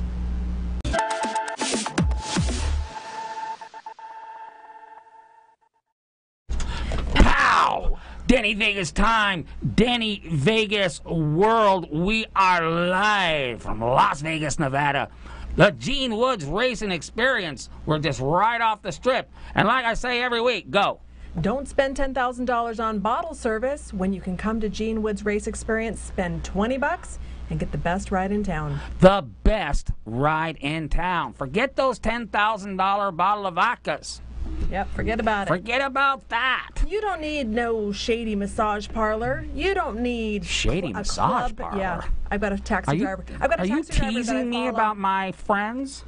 No, I've got a taxi driver that I follow on Facebook, Karen Falcone. She's awesome. Female cab driver. Yes, I've read some of her stuff. I do love getting the taxi cab snippets. And I don't know, it ends in sometimes massage parlors. It's interesting. Well, I'm sure, because Fellas there's a lot of money them. there. There's a lot of them around. Okay, not that we're here to talk about massage parlors No, today. but why not? Why not? Well, it's Vegas, right? Okay. Well, welcome back to the show. Hashtag One Lucky Gal. Hashtag Shark Tank. Welcome back to the show. It's been a long time. It feels like it has been forever. I feel like I've been under a social media rock for like blackout for, gosh, at least a week. Well, all I know is since the show. We had 5 weeks in June. So that means you were on the first week of June, and then it's been 5 weeks. So, oh my goodness, we're going through Shark Tank withdrawals here on segment 1. So let's get into it. You know, and since you made your grand appearance with about 30 seconds to go, you have no idea what we're going to talk about today.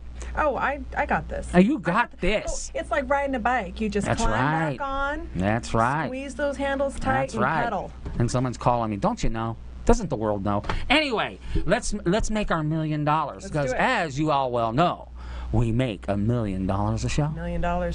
Yeah, and you almost got cut 50 grand, but you were here right on time. I got here. Yeah, you got 45 seconds before airtime. I'm good. I'm at lipstick straight. That's right. Eyelashes on. Union rules say if you get here on time, you get the full boat, $500,000. But let's earn our money. Earn it. Let's earn our money. Now, we know on August 22nd of 2017 is the next Las Vegas Woman. Whoop whoop. Las Vegas Woman's premiere cover party at Enclave. Already? Yes. How did that happen? Well, it's only July something, but we help promote Las Vegas Women, so we got about a month and a half before this event. But we certainly want to let everyone know, because there is no doubt about it. I know you go in, let's face it, you go to expos, you buy a table, the door opens, wah wah. It's not the same. Not this one. 1,500 to 2,000 people will be there. It will be jam-packed. And like I say all the time, gentlemen, if you can't yank a number out of this event, you better give it up, because it is a tidal wave of professional, smart business women. It's the place to be. It is the place to be. So that is August 22nd. And I think, Joe Gamble, we have a flyer, but, No, it's exciting. I can't wait to see who's next. It's going to be the Doctors in the Desert cover party. And Las Vegas Women, to me, I've got a new hashtag for them. They're hashtag Cinderella makers. Hashtag Cinderella makers. Check out Jody Friedman. She's a great friend of mine. In fact, we have a meeting. She may be the next WCOBM starlet. That would be awesome to have her show. She's a wealth of good energy and good information. WCOBM is being dominated by women. It is. It's exciting to see the lineup. It's like every other day there's a new show being announced. That's and right. It is a great opportunity for business people, for community icons to have a platform. That's right. To really tap in not only to the Las Vegas roots, because we are a grassroots organization here, but this is a worldwide broadcast. You can take whatever you do on the show, broadcast it out on social, put it on your media. It's something we're going to talk a little bit more about today with our special guest that's here in studio. That's right. It is huge, because not enjoying our new green room. He's shadowing the show. I like it. That's right. Well, he got here 30 minutes early, like I like. Well, he's not the talent. Oh, yeah. So we just came in here and started yakking and talking. That's awesome. It's going to be great, because we are big into video marketing. We're big into marketing. We're marketing junkies. Yeah. And so we both started on the radio, and video killed the radio star. That's right. And I wrote about it years ago, and everybody said I was crazy, and all the radio people were sending me little messages how bad I was. But I was right. Right. So anyway, we're going to talk a lot about that today. We're going to talk about videos. We're going to talk about video marketing. But we're in segment 2, just to prepare you. You know, you got all the stoners all fired up this week with your marijuana stuff. I knew we were going to talk about That's right. So we're going to get into a little bit of that in segment 2, and then in segment 3, it's all about the video and all about the video marketing. And then our business titan. Now, I've been practicing his name, but if I mess it up, you're here to save me, right? Oh, gosh. All right. Trevon Angulo. Angulo? That's right. All right. How'd we do? Pretty good. Okay. Yeah. I told him the story that I practiced. Trevin like Devin. Oh, Trevin like Devin. Mm-hmm. Anyway. Take 100,000 off my paycheck. Okay. That's the way it is. That it is a trapping of and a pitfall of knowing people on social, getting to know people on social. Funny story. Okay, we got a funny story. Okay, tell us about it. Funny story about it. So I put it out there. I'm coming back onto the show, and I've got 2 segments that are available for broadcast. That's right. Someone who I was not connected with was tagged by another friend of mine in marketing and media. Okay. Right? Tagged him. So we connected. He sent me a little message on Facebook. Okay. And we both had a busy schedule that day. Okay. I had one new client to go meet with and go do a photo shoot with, and then I had one client that I had to show up. I didn't have to show up. I was lucky to show up for a video production, a new commercial, a new advertising segment that was being filmed at the Club Pilates studio in Henderson. That's right.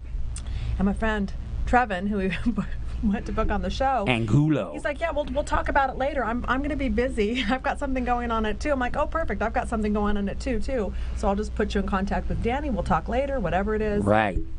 Well, I'm excited. Yeah, but guess what? Guess what? We're at the same client. Yes. He was the person filming for my client. I do the social media and social marketing branding for Club Pilates in town. He's doing the filming. And so we're in the same studio with each other for an hour. He's doing his thing, I'm doing my thing. And then later on, he's like, hey, that wasn't you, was it? But it was you. Those little boxes on Facebook were this big, you know, we're this big, and it's the way we pronounce the name, who we think we are, whatever else it is. We can be passing with dozens of people that we know, and do we really connect with them in real life, or are we so canned in that cellophane wrapped social media experience that we're not even noticing the people who are, you know? I love it when people come up and say, I'm your friend on Facebook. Yeah. I love that. Yeah, it's fascinating, but it was cool. It was actually really cool because I'm like, yeah, that actually was me. And then, yeah, it was an interesting experience because when you meet with someone new, you know, sometimes it's like, okay, we're going to not be as comfortable, not kind of do our thing. So it was fun working with him and experiencing his company, his brand, what he Canico Media. We're going to talk all about that. Without trying to impress me, because as far as he knew, I'm just some, you know, some twit in a little does he know T-shirt, doesn't know that it's the fabulous marketing NTS him break into a whole new platform of people in Vegas. Well, I will tell you what, and I'll brag about you a little bit. NTS, Nicole Taylor Sharp, hashtag Sharp Tank is up and coming, man. Let me tell you what, she is, you are a rock star, man. Thank you. I love it. I love it. So it's great. Okay. I'm a promoter. I help my clients. That's right. That's right. So, okay, so we've got about a minute left of this segment. Now, we talked about, one thing we got to talk about is Danny Vegas time, July 25th. Oh, yeah. Oh, hot. This hot summer business mixer, it's going epic. I've already made a mistake. I clicked the wrong button on an email blast, and now everybody's mad at me, but I love you guys. You know, I clicked the button to where every time someone did a response, the whole list gets it. Uh-oh. You know, why do you even have that? I mean, why is that even there? Yeah, so anyway, 3,000 people are getting all this stuff, and I'm kind of in trouble, but I love you, and just show up at the event July 25th at Husong's in Boca Park. They are coming out with the red carpet. It's going to be great, man. I love it. I can tell the vibe is back. I've got my Michael Curry classic graphic artist work going on. Yeah.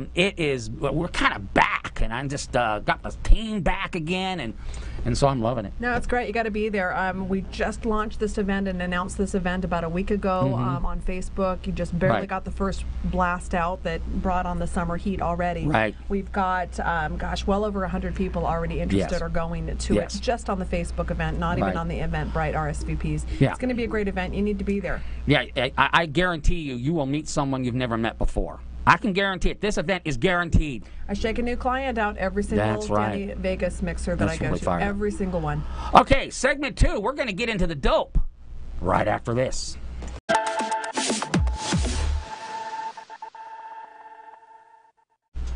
Pow! Segment 2. What are you talking about, Willis? Okay, let's get into the dope. Let's get into the dope. Okay.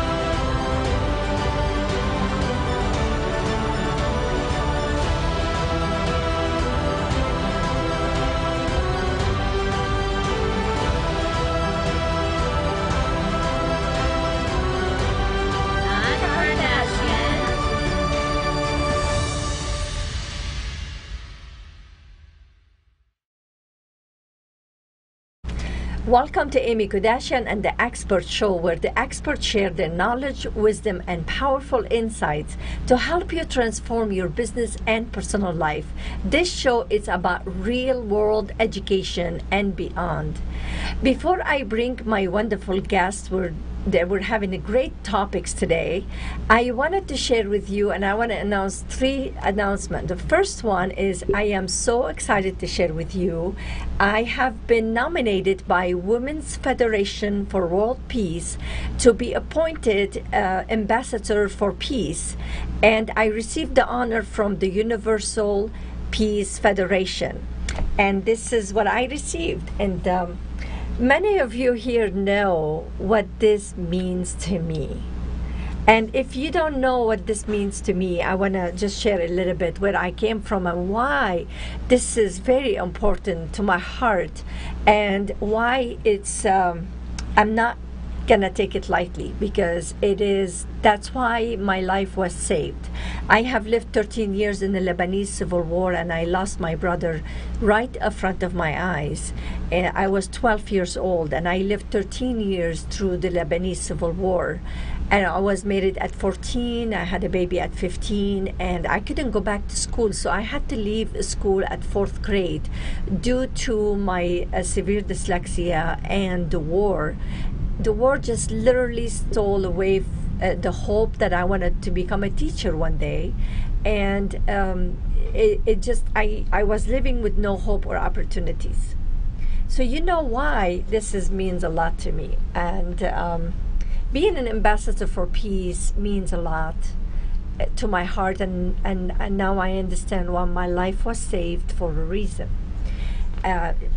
Peace starts from within you, with your family, in your community, and there you shed the light to the world and share the knowledge you learned. And this is how we start to switch things around from having a really war, tragedies, and all that starts from within us, from lack of education, and we create communities where they don't have any hope or opportunities, and that's how it starts. So for me to have this opportunity, it means a lot, and I'm hoping that I could deliver and be an ambassador for peace, and take this mission very seriously.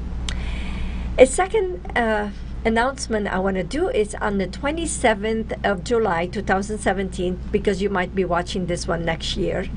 The Universal Peace Federation having an event in Las Vegas, and I am going to be on the panel. So I am so excited to be on the panel. You could get more information about that event if you go to akexpertstv.com and click on event.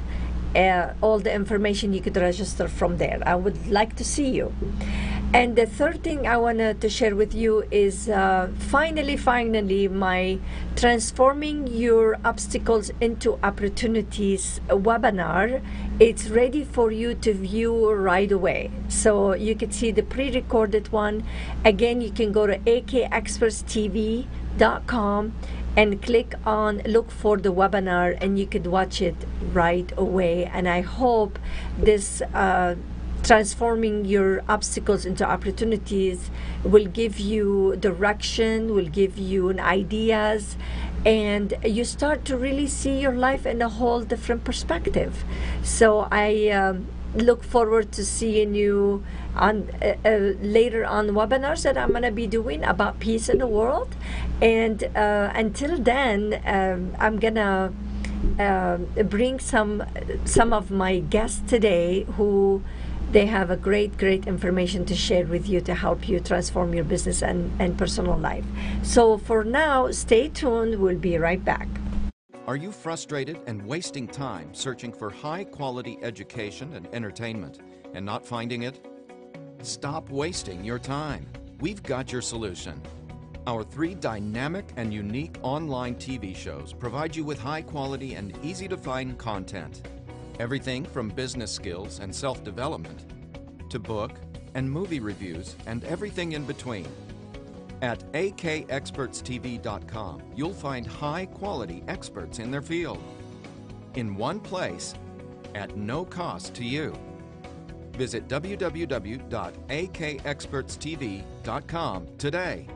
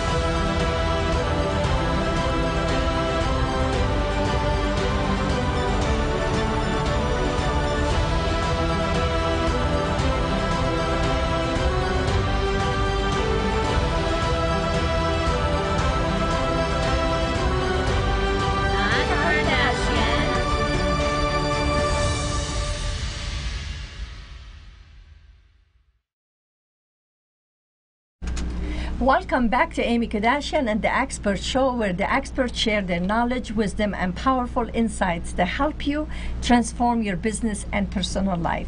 In this segment, we are going to talk about how to create your day with Vincent Martin. How are you? I'm doing great, Amy. How are you Welcome to the doing? show. It's good to see you again. Well, good to see you. I'm so excited to have you with us today.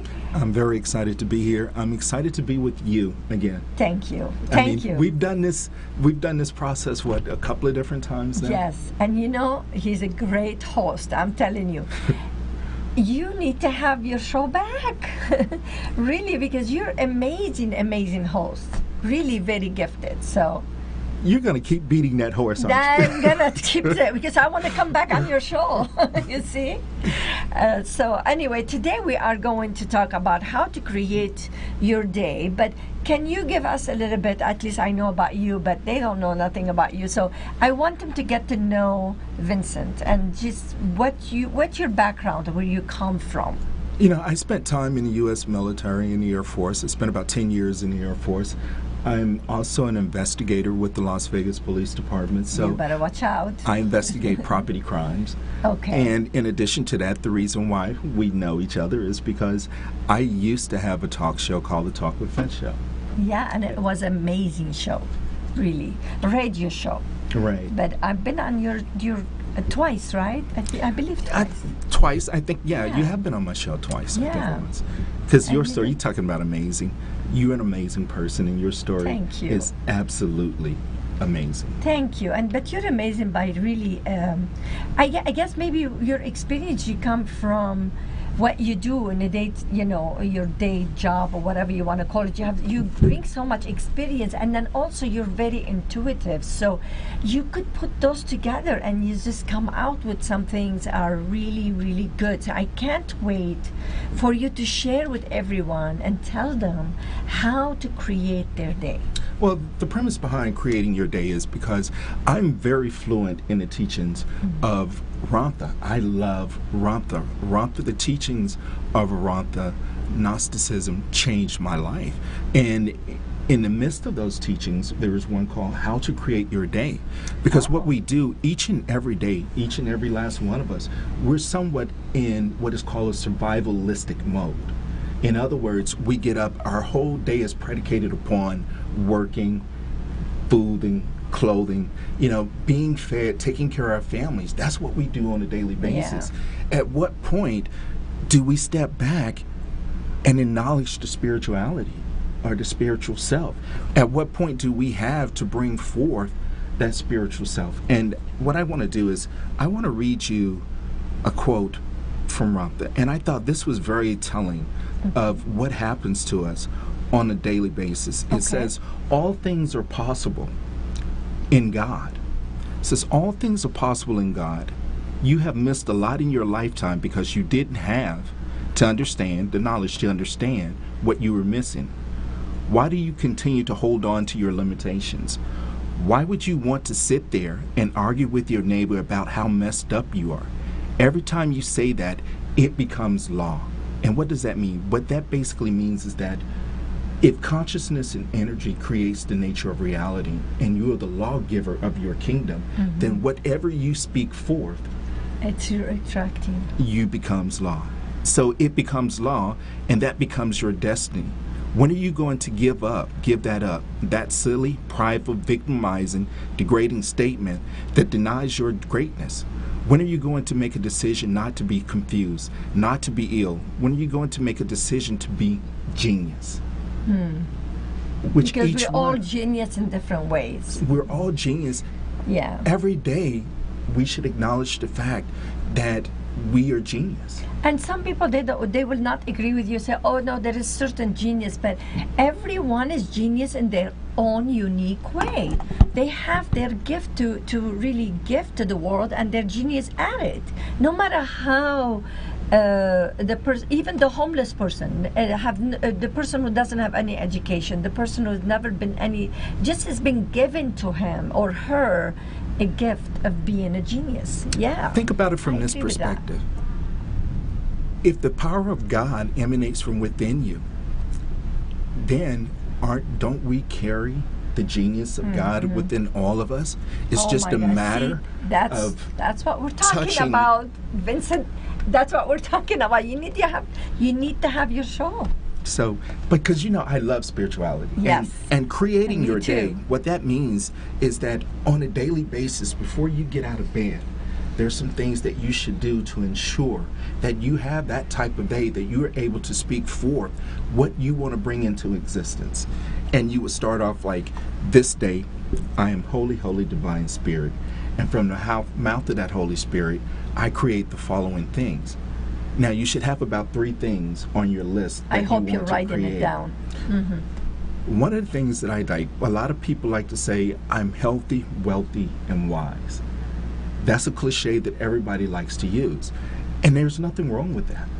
Except for, I look at it and I want to be, when I think about wealth, I'm not talking about physical wealth, spiritual wealth. Okay, well, now when we come back, we're going just for 1 minute. And when we come back, we're going to tell them what you're thinking. Okay, we'll be right back. I'm Jamie Lee Metz, CEO and founder of Skin Fitness here in Las Vegas. We've been serving Las Vegas for over 17 years. We're proud to announce we just won 2017 Spa of the Year by Image International. That's the skincare company of the Miss Universe pageant. We offer exclusive treatments like our Time Eraser Facial, which uses multiple modalities and literally erases time. Our Pore Purge, which is the ultimate in hygiene. And our Fire and Ice Facial, which literally removes and soothes the skin at the same time. Come see us at our new location here in Village Square. We look forward to seeing you soon. Okay, welcome back. I'm glad you didn't go anywhere because we have a lot to talk about here. Okay, go ahead. Continue. Amy. Creating your day. Amy. What? Look into that camera. Okay. And I want you guys to take a look at her. Isn't she a beautiful soul? Oh. Some people God just bless. Thank you. Some people God just bless. And you know what? And the thing about it is not only are you a beautiful soul, but it shines through. So it comes through. And I think everybody's life that you become a part of, that you touch in a certain way. You know how people say sometimes certain people, we're just better because they're in our lives. And I think you're one of those persons that people's lives are just better. Now, getting back to creating that list. And so the first what you want to do is, like I say, a lot of people like the cliche, I'm healthy, wealthy, and wise. I look at it on a daily basis. The first thing that I want to do is I want to meet all of my decisions with courage and conviction. Courage and conviction, okay. Yes, courage and conviction. And when you speak of wealth, think in terms of spiritual wealth. How many experiences do we have on a daily basis to where you meet people and you have an opportunity to let the God within you shine, to understand and know that that person is just as important, and that we're all equal, and that we're all one and the same. And creating your day, starting with that premise, it puts you in a perspective of being the Holy Spirit, and everything that you do, you should address from that Holy Spirit. So if you're doing that, just be the light for others, to others. And think about it. That means that you're excommunicating all of those things, those attitudes such as greed, dishonesty, hypocrisy. Those are the attitudes that you let go when you address things from the basis of coming from the Holy Spirit, because what you're doing is that you're conquering the human self in order to bring forth the spiritual self. And when you do that, good things come to life. You're conquering your human self in order to bring forth your spiritual self. That is. So every day, if you wake up and you tell yourself, I need to conquer myself today to bring my spiritual self to be light for others. Is that what you're trying to say? Being light and being also address the things beacon for others. Address things from a place of your Holy Spirit. And when you do that, then you wouldn't want to shame others. You won't be dishonest with others. You will treat people with dignity and respect. Now, the next thing on your list is, because I know people like to talk about their body. So the next thing that's going to be on your list is that we're going to address the body. And what I do sometimes is that I know that these things are hard to remember. So just write them down or get your list. Sometimes, like I do, I carry a list around. And on that list, like I say, the second thing on that list may be, God bless my body and burnish bright this day my holy temple and the power of my marvelous works. Uplift and heal my beautiful being. So that takes care of the body. That takes care of your health. So that should be your daily, one of your daily, on top should be your list is to take care of your spiritual and be prepared for the world and be the light for others. Be a light for others. So the way you do it is to really put the focus back on your spiritual. Put the focus back on yourself. And especially, like I say, burnishing bright and uplifting and healed my beautiful body. Okay. So what that means is that then you're taking care of your body, so therefore you're addressing the body and you're addressing it from the standpoint of health. And if you bring forth that embodiment and you love your body and love it and understand that your body is the temple that houses the Spirit of God, then I like that. There's certain things that you don't want to do to your body, and then you're going to address it from the spiritual self so that your body has complete health. And actually, one of the things that I wanted to do too is that I brought you something. Oh, you did? Okay. Yeah. So if people are concerned about their body and they're concerned about their health, there's a very gifted author. Her name is Stephanie Rupp, and she wrote a book called You're Not Fat, You're Toxic. Oh. And I want to present this to you. Oh, thank you. Appreciate that. You should actually, she's a very noted kinesiologist. Okay. And a good friend of mine. We'll have her on the show. And you should get her on the show. Definitely. We'll have her on the show. But thank you so much. That book, it's great because of the fact that it will change your life. I will definitely have her on the show for sure, because it's about helping others people. But I want to have you again on the show because we can have a whole show with you. You know that. I know. So I appreciate that. So if you walk away from anything, basically you're saying first things you do, start to connect with your spirituality. Help me out. You don't spirituality, right, and then face the world and be the light for others. Be that light, and you don't get out of bed until you create that day. Yes. And understanding that you're just that powerful inside, and that you can speak it forth. Absolutely. And throughout your day, you come back to that premises. And one of the last things that should be on your list is, let me execute my labors from the just place of the Holy Spirit. And what that means is that, yes, if you go out and you're working a job and you're laboring for money, then you're being paid to be there. So be the best possible worker that you can. It means you don't take too many liberties. You have integrity.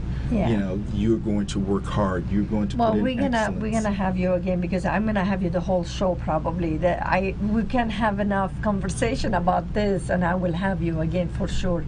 But I thank you so much for coming and taking time from your busy day and being here and sharing your light with others. So I really thank you so much for that. And for you, we'll be right back. Are you frustrated and wasting time searching for high-quality education and entertainment and not finding it? Stop wasting your time. We've got your solution. Our 3 dynamic and unique online TV shows provide you with high-quality and easy-to-find content. Everything from business skills and self-development to book and movie reviews and everything in between. At akexpertstv.com, you'll find high-quality experts in their field in one place at no cost to you. Visit www.akexpertstv.com today.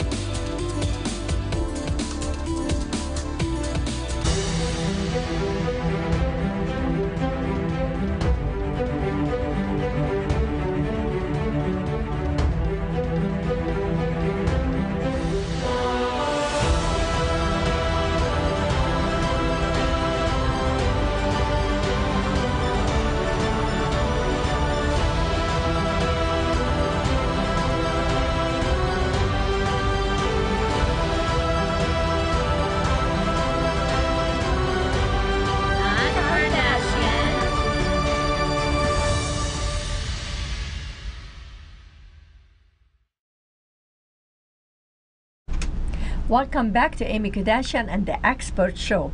On this segment, we are going to talk about how to be an entertainer with Georgette Dante.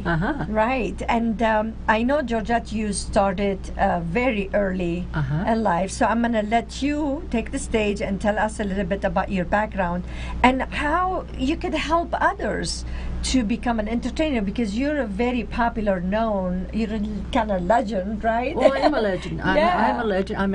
I'm in 7 books, 4 museums, and I'm a legend in circus, the burlesque, the bands, the boxing, my whole life. Who can teach you more that, you know, have the knowledge? Well, I started performing at age 3 as a pretend midget. Okay. With the wigs and the makeup and the wash cup with the, to make you look a little older. So I perform, and I travel 80, 100,000 miles a year. When it comes to an entertainer, if you want to learn magic, research it. If you want to be a singer, research it. And most important, I started performing at age 3, that's 66 years. And I drive 80, 100,000 miles a year. That's a lot. Never missed a job in my life. I swear, never missed a job. And I'm talking about 600 to 800 miles a day sometimes, between the circus and the nightclubs, the circus, carnival, and the bands, the boxing. I wrestled alligators. I was once buried on the ground for a week with 102 rattlesnakes to promote boxing and wrestling. I can't believe that. Oh yeah, definitely. And one of the books I'm in, I wanted to show you this, and it makes sense for you in a minute. All my people, circus, I'm the 6th generation on my mother's side, 5th generation on my father's side, and where's Mama? Can you see this? Here we go. Is that your mom? That's my mom. Wow. Look at, I don't know if you could see, but she is beautiful. Isn't she? Wow. Delilah Dante. Well, I see where you get the look from. The only thing is, my mom shouldn't have had children because she was so gorgeous, so unbelievably beautiful. She should have went on. She could no telling what she could have done. But my mother, even though she started off in the circus as well, Rainy Brothers, she owned a carnival. She owned a major parade float company, owned a circus, and this is Dusty Summers. Okay, I don't know if I'm holding two people on my shoulders. Yeah. One's Dusty and one's Bob Turbin. And she wrote this book, by the way. This is Dusty, and I'm in this book 37 times. Wow. And if you want to be an entertainer, I don't care what kind of business you're in. Before you go to bed at night, clean the dishes. Make sure your bed, when you get up, it's nice. Get your clothes ready. Prepared. Prepared. Have it ready. Before you go to bed, your nails are clean, your body's clean, and write your list. And it's hard for me because I only went to school 2 days my whole life. Wow. I don't read and write very well. So she doesn't read and write, and you went to school. That's amazing when they were telling me. Road signs. But, and what's the reason? Is because you were You're traveling? working 18, 20 hours a day. Oh, you're driving my 80, goodness. 100,000 miles a year. You're performing at But age you have 3. a life education. See, life education Yeah, could be bingo. more than just school education, I totally right? get it. I know you were here 15 minutes before I even got here. There you go. Now, And you know, this is what you do when you're 45 entertained. minutes. Yeah, you make sure you show up on time, before time, and she was ready to go. So your first teaching, you're saying, be prepared. Be prepared. And do not be late. Don't be late. Especially I in wasn't show late. business. I wasn't late, but I wasn't that early either. No, so no, but good you're for you. organized now. Yes. You know where you're at. But see, when it Yes. comes to show business, you're driving 800 to 1,000 miles. You don't know where you're going. Well, Yeah. you know, but when you get there, you don't know where the club's at. You don't know where the motel's at. So just get down there and get where you got to be and do what you got to be organized. It's so important. It's unbelievable. And I love my business. I don't have no children. People are my family. Oh. And I'm like this Amy. Oh, what a beautiful lady. I've known her. I've seen her 3-4 times now. She always makes me real happy. Real happy. And I'm going in the movie business, Amy. Okay. I'm going to be producing, directing, doing movies. I need 80 to 100 million. I'll get it. I don't know how, but it's always you a see, way. Did she have that thinking? Oh, yeah. Like, I'm going to get that. Okay. But Amy, I got a lot of old school entertainers, Mm-hmm. whether it's burlesque or nightclubs or circus or bands or boxing or even the gangsters. You know a lot of people, Because yeah. in my days when clubs, I worked in nightclubs, we were burlesque, and I'm a novelty act. I started off with burlesque in the carnival, in that world. But in my life, I'm a novelty acrobat, spire weaving, pickpocketing, hypnosis, strong woman. Wow. I'm 69. God bless you. I know it. God bless you. So when we come back, so the first thing you're telling them, be prepared. That's very important because your name goes around if you don't show up on time, if you want to be responsible. Take opportunities and show up for your opportunities. That's what right. I'm done too. I always show up before time when I have an interview it's with beautiful. someone. Because I don't know where they're at, you know, I need to Mentally, make too. sure mentally everything will be prepared. So I will be right back. We're going to share more with you. Hi, I'm Jamie Lee Metz, CEO and founder of Skin Fitness here in Las Vegas. We've been serving Las Vegas for over 17 years. We're proud to announce we just won 2017 Spa of the Year by Image International. That's the skincare company of the Miss Universe pageant. We offer exclusive treatments like our Time Eraser Facial, which uses multiple modalities and literally erases time. Our Pore Purge, which is the ultimate in hygiene. And our Fire and Ice Facial, which literally removes and soothes the skin at the same time. Come see us at our new location here in Village Square. We look forward to seeing you soon. Welcome back. I have here a wonderful guest, Georgette Dante. And let's continue the conversation. What Okay. do you need to know how to become an entertainer? Well, remember, your lipstick should always be nice. And clothes. There's no excuse when people say it costs money. Well, there's garage sales. I'm a garage sale junkie. Okay. I love garage sales. You never know what you're going to find. Yeah. And this beautiful, like this dress, this beautiful outfit. Now, this would probably cost $150, $160. I paid $5 for it. See, that's no, and I love beautiful things. My jewelry costs a lot. That's besides the point.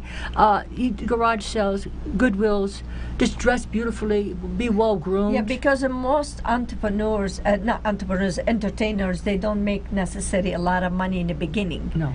So even then you get used to it to say, okay, but you don't make the same money every single day, right? No. Okay. Well, my costumes, I have a costume shop too here in Las Vegas, and I put in 16, 18 hours a day, every day. Wow. Because I do face painting for the kids. I get to meet the new generation kids out there. I get to talk to them because, I'm old school. And the new generation have a different attitude. And I also do magic. I do belly dancing. Nice. And I do fire eating. Everything, Oh, huh? Okay, so the first time is just be prepared. And what else do we need to know? The main thing, honey, is just go research. If you want to be a singer or I would so love for research and be prepared on time. Oh, honey, when you want to put your audition, right? Audition. And respect the people. Respect the people. If you know it's going to be a show for children, then have that type of music, have that type of show. If it's going to be for a dinner theater, I wear a long evening gown. I use Tommy Dorsey, Eddie Shaw, Glenn Miller, Duke Ellington type music. If it's going to be a rock and roll club, I wear a short little mini thing. I mean, not too short, but people, we all have our own ways. And respect people. So you respect people because now your name goes around. Even if you're not getting somewhere, keep yourself clean and nice and be nice to people because entertaining, it's really about who knows who too. So if they know you're prepared, is that correct? If they know you're prepared, they know you're on time because a lot of unreliable people. There's a lot of kooky people out there, yeah. And then when you don't show up on time, then you won't get the opportunity to be an entertainer. And you have to love people. You have to be a people person. That's right. Yeah. Because people, when they go to a club or a circus or even a they park, want to see you everywhere, right? But you got to respect their ways, and look, people have a hard time in life. When they go to be entertained, they want to release the problems they got in their mind. They want to have a good time for that 20, 30 minutes, wherever it may be. And they go home and they have a memory and they dance around because they have so a good you're time. saying if you're going to be on the stage, put your other hat. Right? Put your other hat and be prepared. That's right. Because you're entertaining people. So it's very important to put your problems on the side. Oh, no. I never, like I said, never been late. And no matter how sick I've been sick many a time, really bad. Somehow when you hit that stage, you look at the people with those sad looks in their face sometimes because you want to make them happy. Yeah. And I know I'm going to make them happy because it makes me happy. Yes. I love people. I don't like a lot of them, but I do love people. Because, people make you aggravate. Because, I love people, but they disappoint. I don't date. I have not dated since 1978. Wow. That also makes my life a lot better because I don't need the psychological. So I know the direction I go. My show people, the stories need to be told. They need to be told. And I got a lot of old-time people out there. And the new generation. See, we can inspire the new generation to teach them how to do what needs to be done.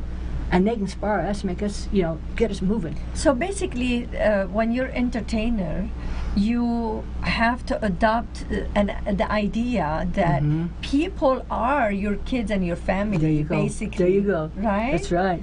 And that's interesting to really know from the heart, to know those are the people who want to watch me and see me, whether you're a singer or performer or whatever. Do you sing too? No, but I'm learning to sing. I'm learning to sing now, and I know I'm not going to be great. It takes a certain, but my showmanship and my heart, they're going to have people a good time. love to come and see you. Well, I'm going to make them like it anyway. Because I know it takes a special voice. But there's a lot of singers who don't have a good voice, but they entertain you, There right? you go. There you go. Well, very nice to have you. Thank you so much for coming in. And I appreciate it. Thank you. I appreciate you. I'm proud to be sitting next to you. You're a legend. You've been around for so many years, doing entertainment since we're 3 years old. You went to school only for 2 days. And that's amazing to get to where you're at. And I know I see you everywhere, and I know how many people really respect Georgette. People need to learn education, though. I had no choice. Yeah. Learn to be an entertainer, but learn the education. Education as well. And I have another guest coming up, Michael Loser, and he is going to talk about love attractions. We'll be right back.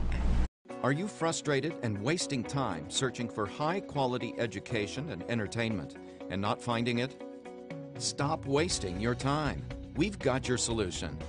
Our 3 dynamic and unique online TV shows provide you with high-quality and easy-to-find content.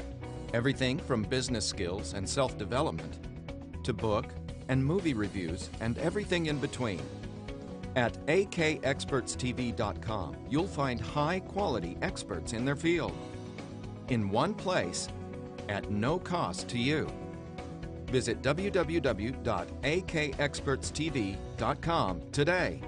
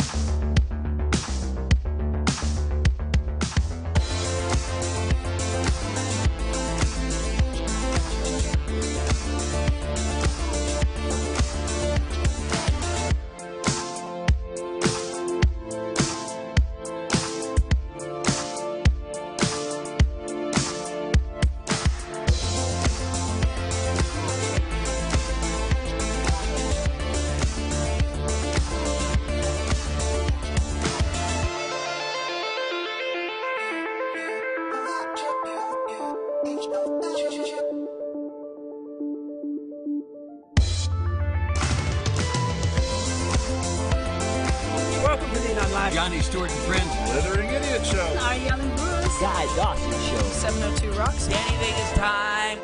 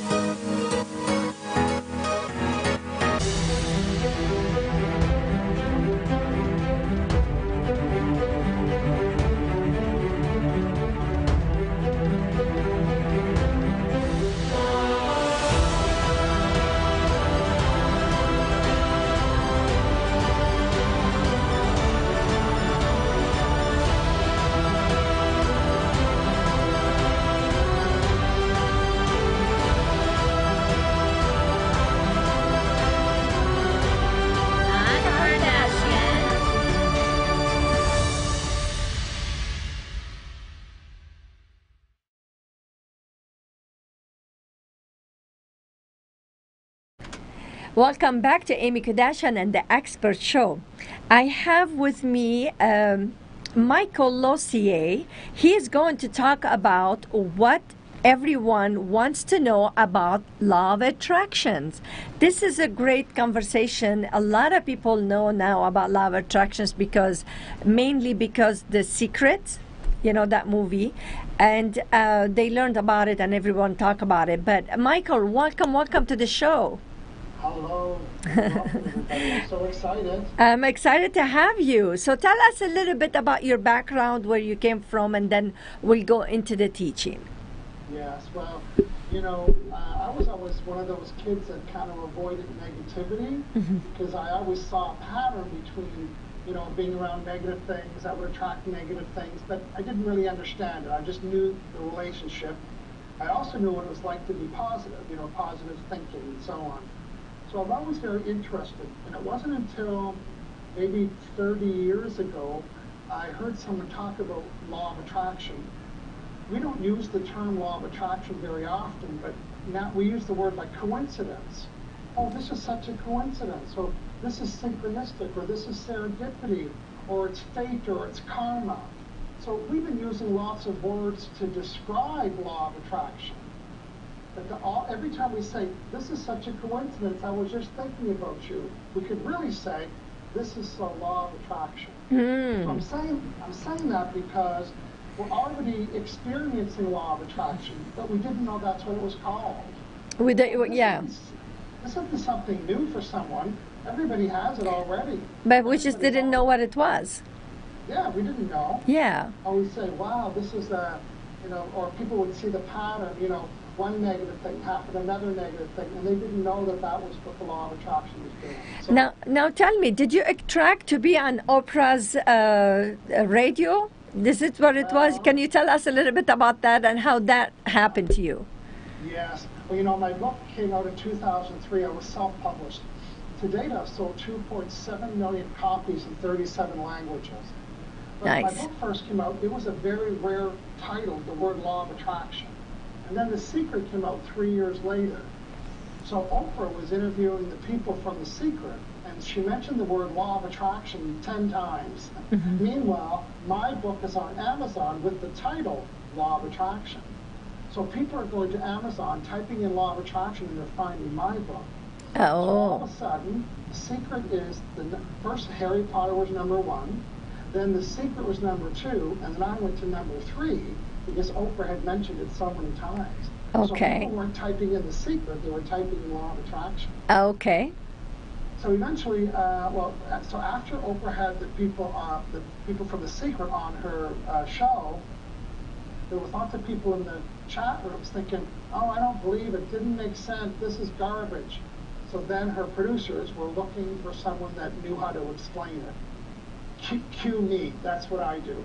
I explain law of attraction in such a way that everybody gets it.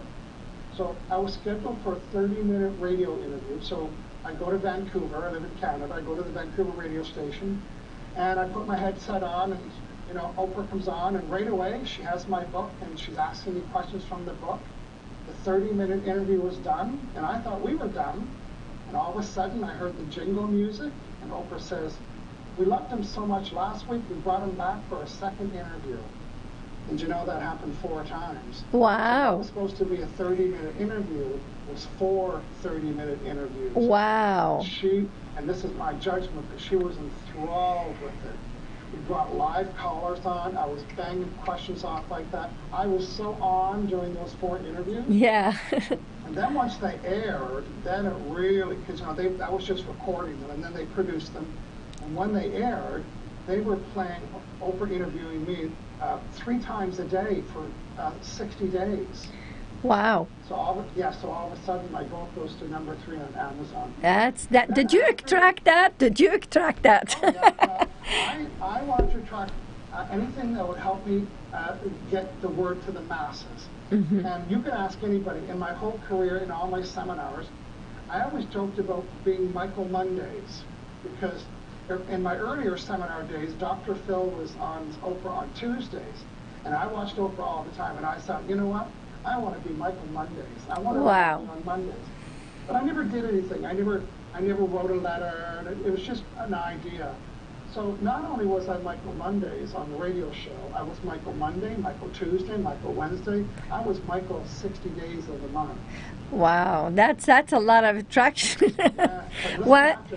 After the shows were aired, then I got another call, and now she wants me to have my own radio show on the Oprah and Friends channel. So and you did that? I did that for a year, yeah. Well, talking about attraction, you extracted that for you, and look what I extracted. Now, it's not about me now, the show, but I extracted to be ambassador for peace. And I just received this last month. I was nominated by Women's Federation for World Peace, and I received the honor from Universal Peace Federation. And I did extract it because that's what my heart wanted to do. So do you think something we need to dig deep and say, I feel it. I want this. This is what I live for. This is who I am. You think that has something to do with that? Well, you know, law of attraction is the energy around us. I can't prove it to anybody, but right now, it, being this energy, has a job description. And the job description for law of attraction is to match my vibration. So law of attraction is not very smart, you know. It's very obedient. It matches vibration. So when I was giving attention to being Michael Mondays at Oprah, and when you were giving attention to winning that award or being in that industry, being in that culture, we gave that attention, energy, and focus. Yeah, it's true. So here's the definition for law of attraction. It says, whatever I give my attention, energy, and focus to, you'll get more of it, whether negative or positive. Now that was profound for me when I heard that piece, because people like to think the law of attraction is when all the good stuff happens. Yeah, no, you can attract sickness, yeah. Yeah, I attracted money, I attracted a new client, I attracted a vacation. But nobody brags about when they attract the crappy, the negative stuff. But you see, because they don't want to believe it that they attract that. So when we come back, we're going to go a very, very, very short commercial. When we come back, we're going to talk about more about law of attraction. I'm Jamie Lee Metz, CEO and founder of Skin Fitness here in Las Vegas. We've been serving Las Vegas for over 17 years. We're proud to announce we just won 2017 Spa of the Year by Image International. That's the skincare company of the Miss Universe pageant. We offer exclusive treatments like our Time Eraser Facial, which uses multiple modalities and literally erases time. Our Pore Purge, which is the ultimate in hygiene. And our Fire and Ice Facial, which literally removes and soothes the skin at the same time. Come see us at our new location here in Village Square. We look forward to seeing you soon.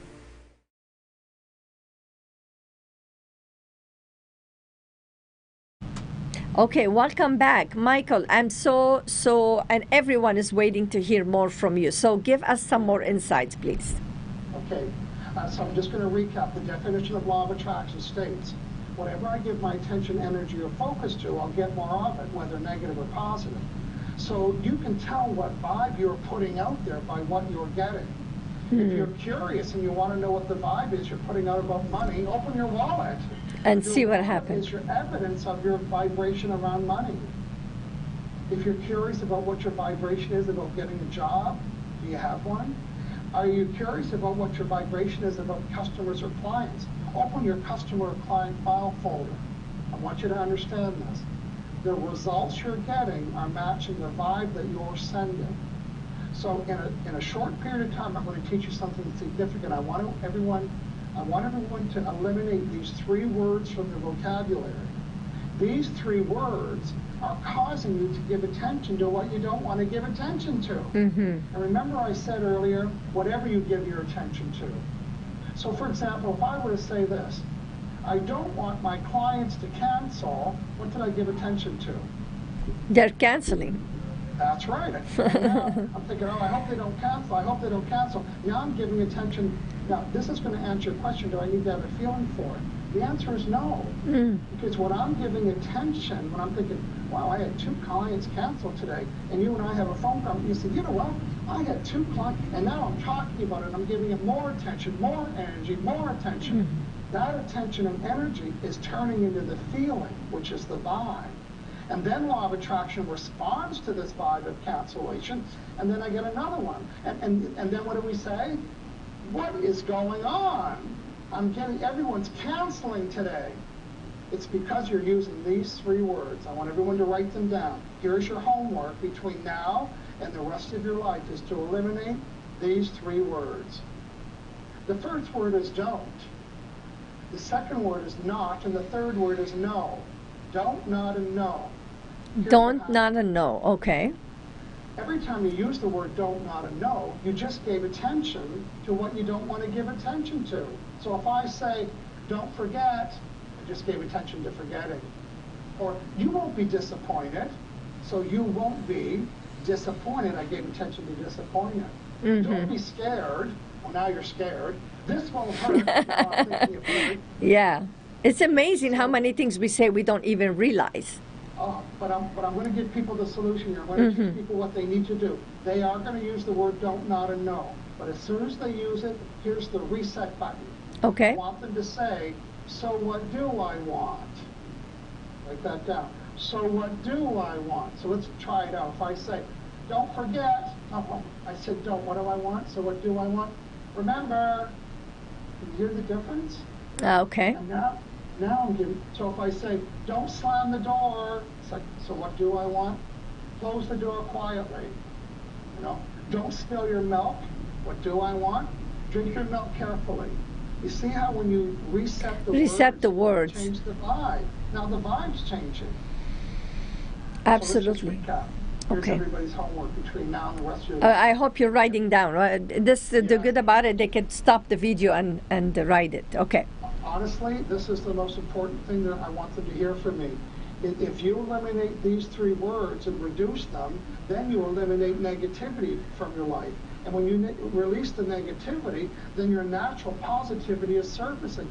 All of us are naturally positive, but we, like an onion, we have layers of negative things happening.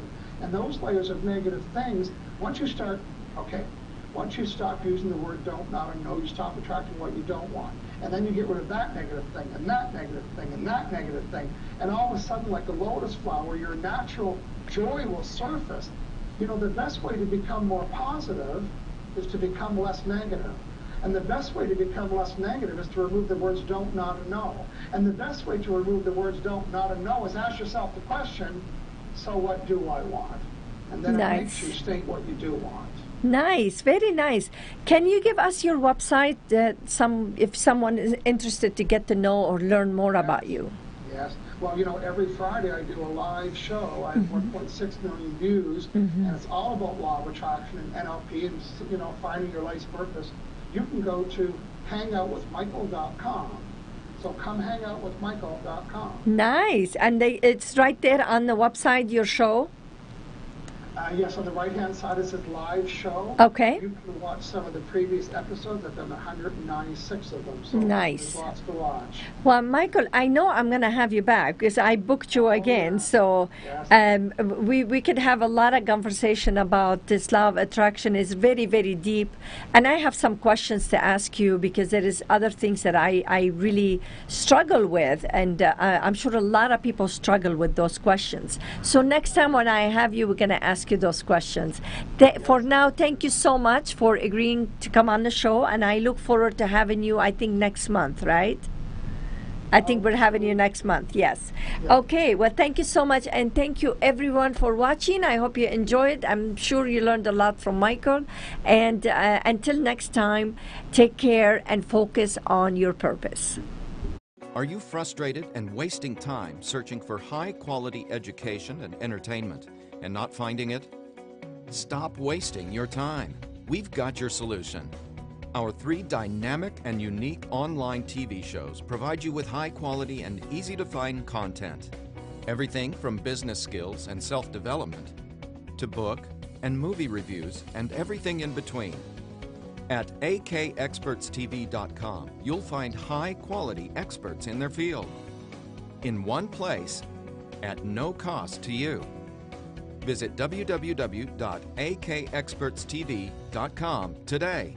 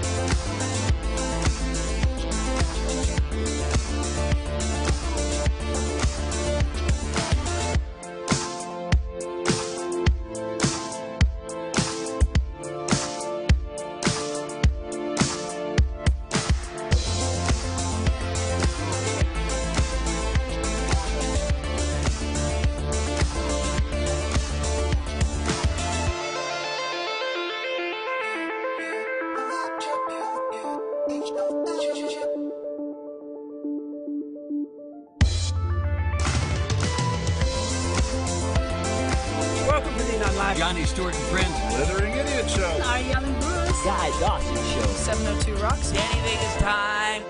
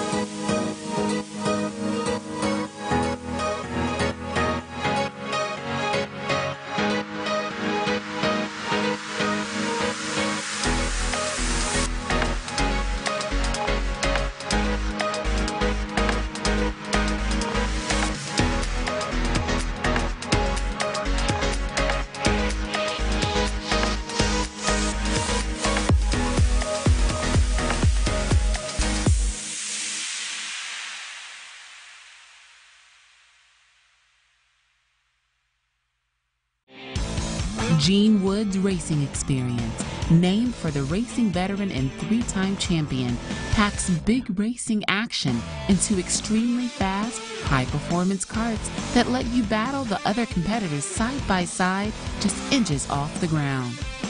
Though the Las Vegas Strip provides a glittering backdrop, to the drivers at Gene Wood's Racing Experience, the blinking lights are all a blur. Behind the wheel of the high-performance karts, you'll zip around the half-mile track at speeds faster than other standard racing karts' top speeds. Drivers learn to commandeer the speedy karts through an instructional video before they are let loose onto the curving track for 10 heart-pounding laps. We are located at 121 East Sunset Boulevard in Las Vegas, Nevada. You know what? It's time to go racing. Let's get her done!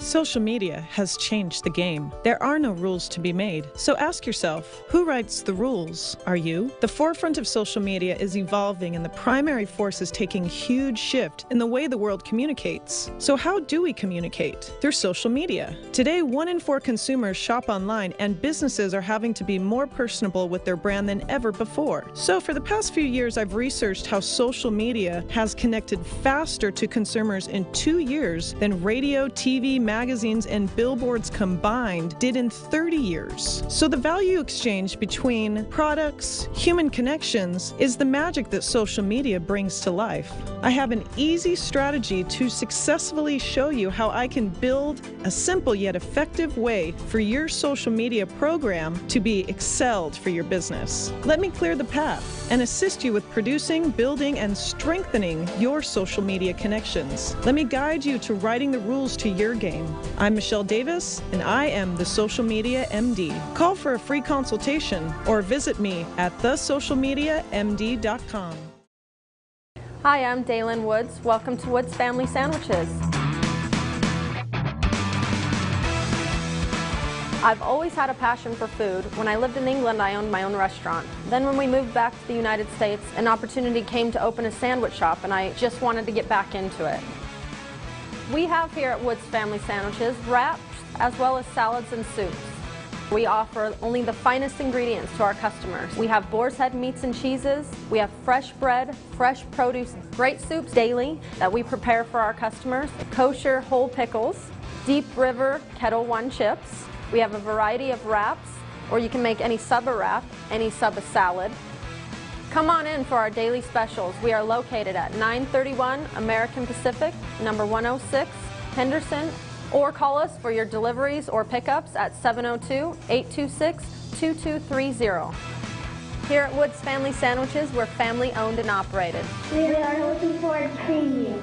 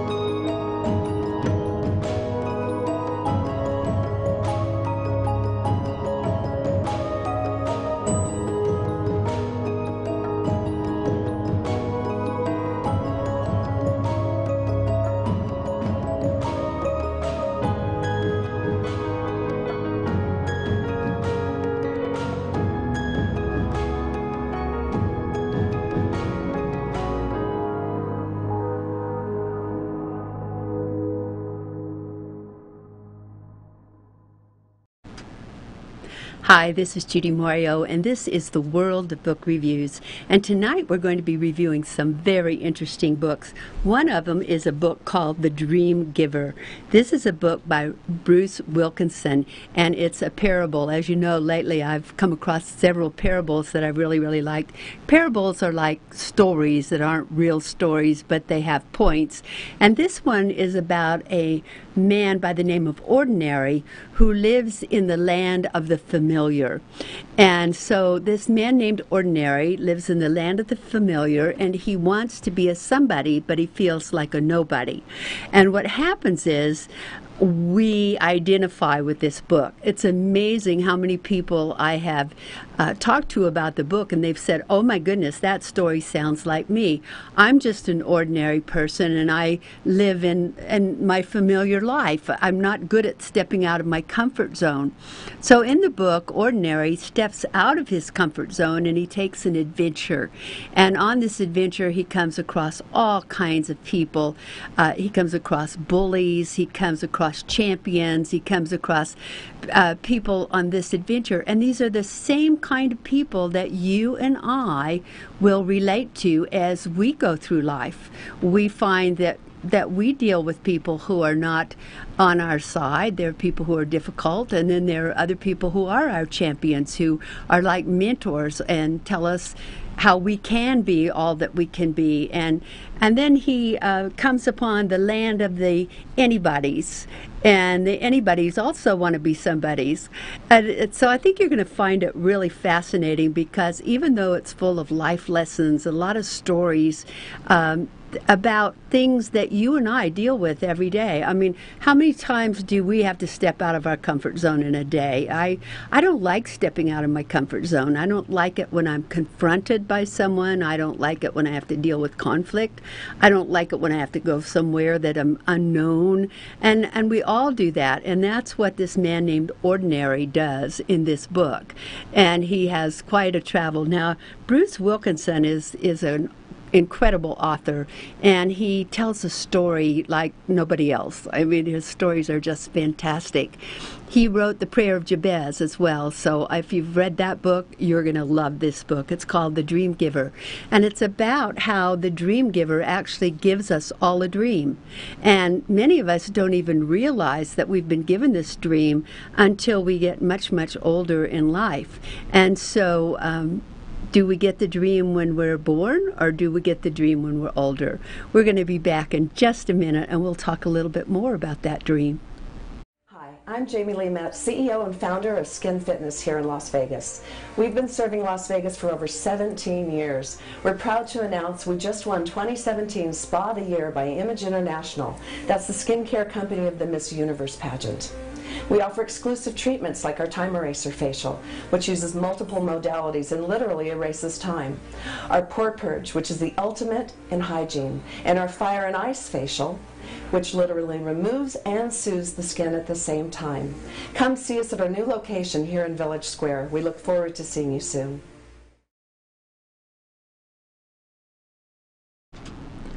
Welcome back. This is the World Book Reviews. I'm Judy Mario, and we are talking about the book The Dream Giver by Bruce Wilkinson. And one of the things we were questioning just a moment ago was whether or not we are given the dream before we're born, or if we get the dream somewhere along the path, or even when we're older.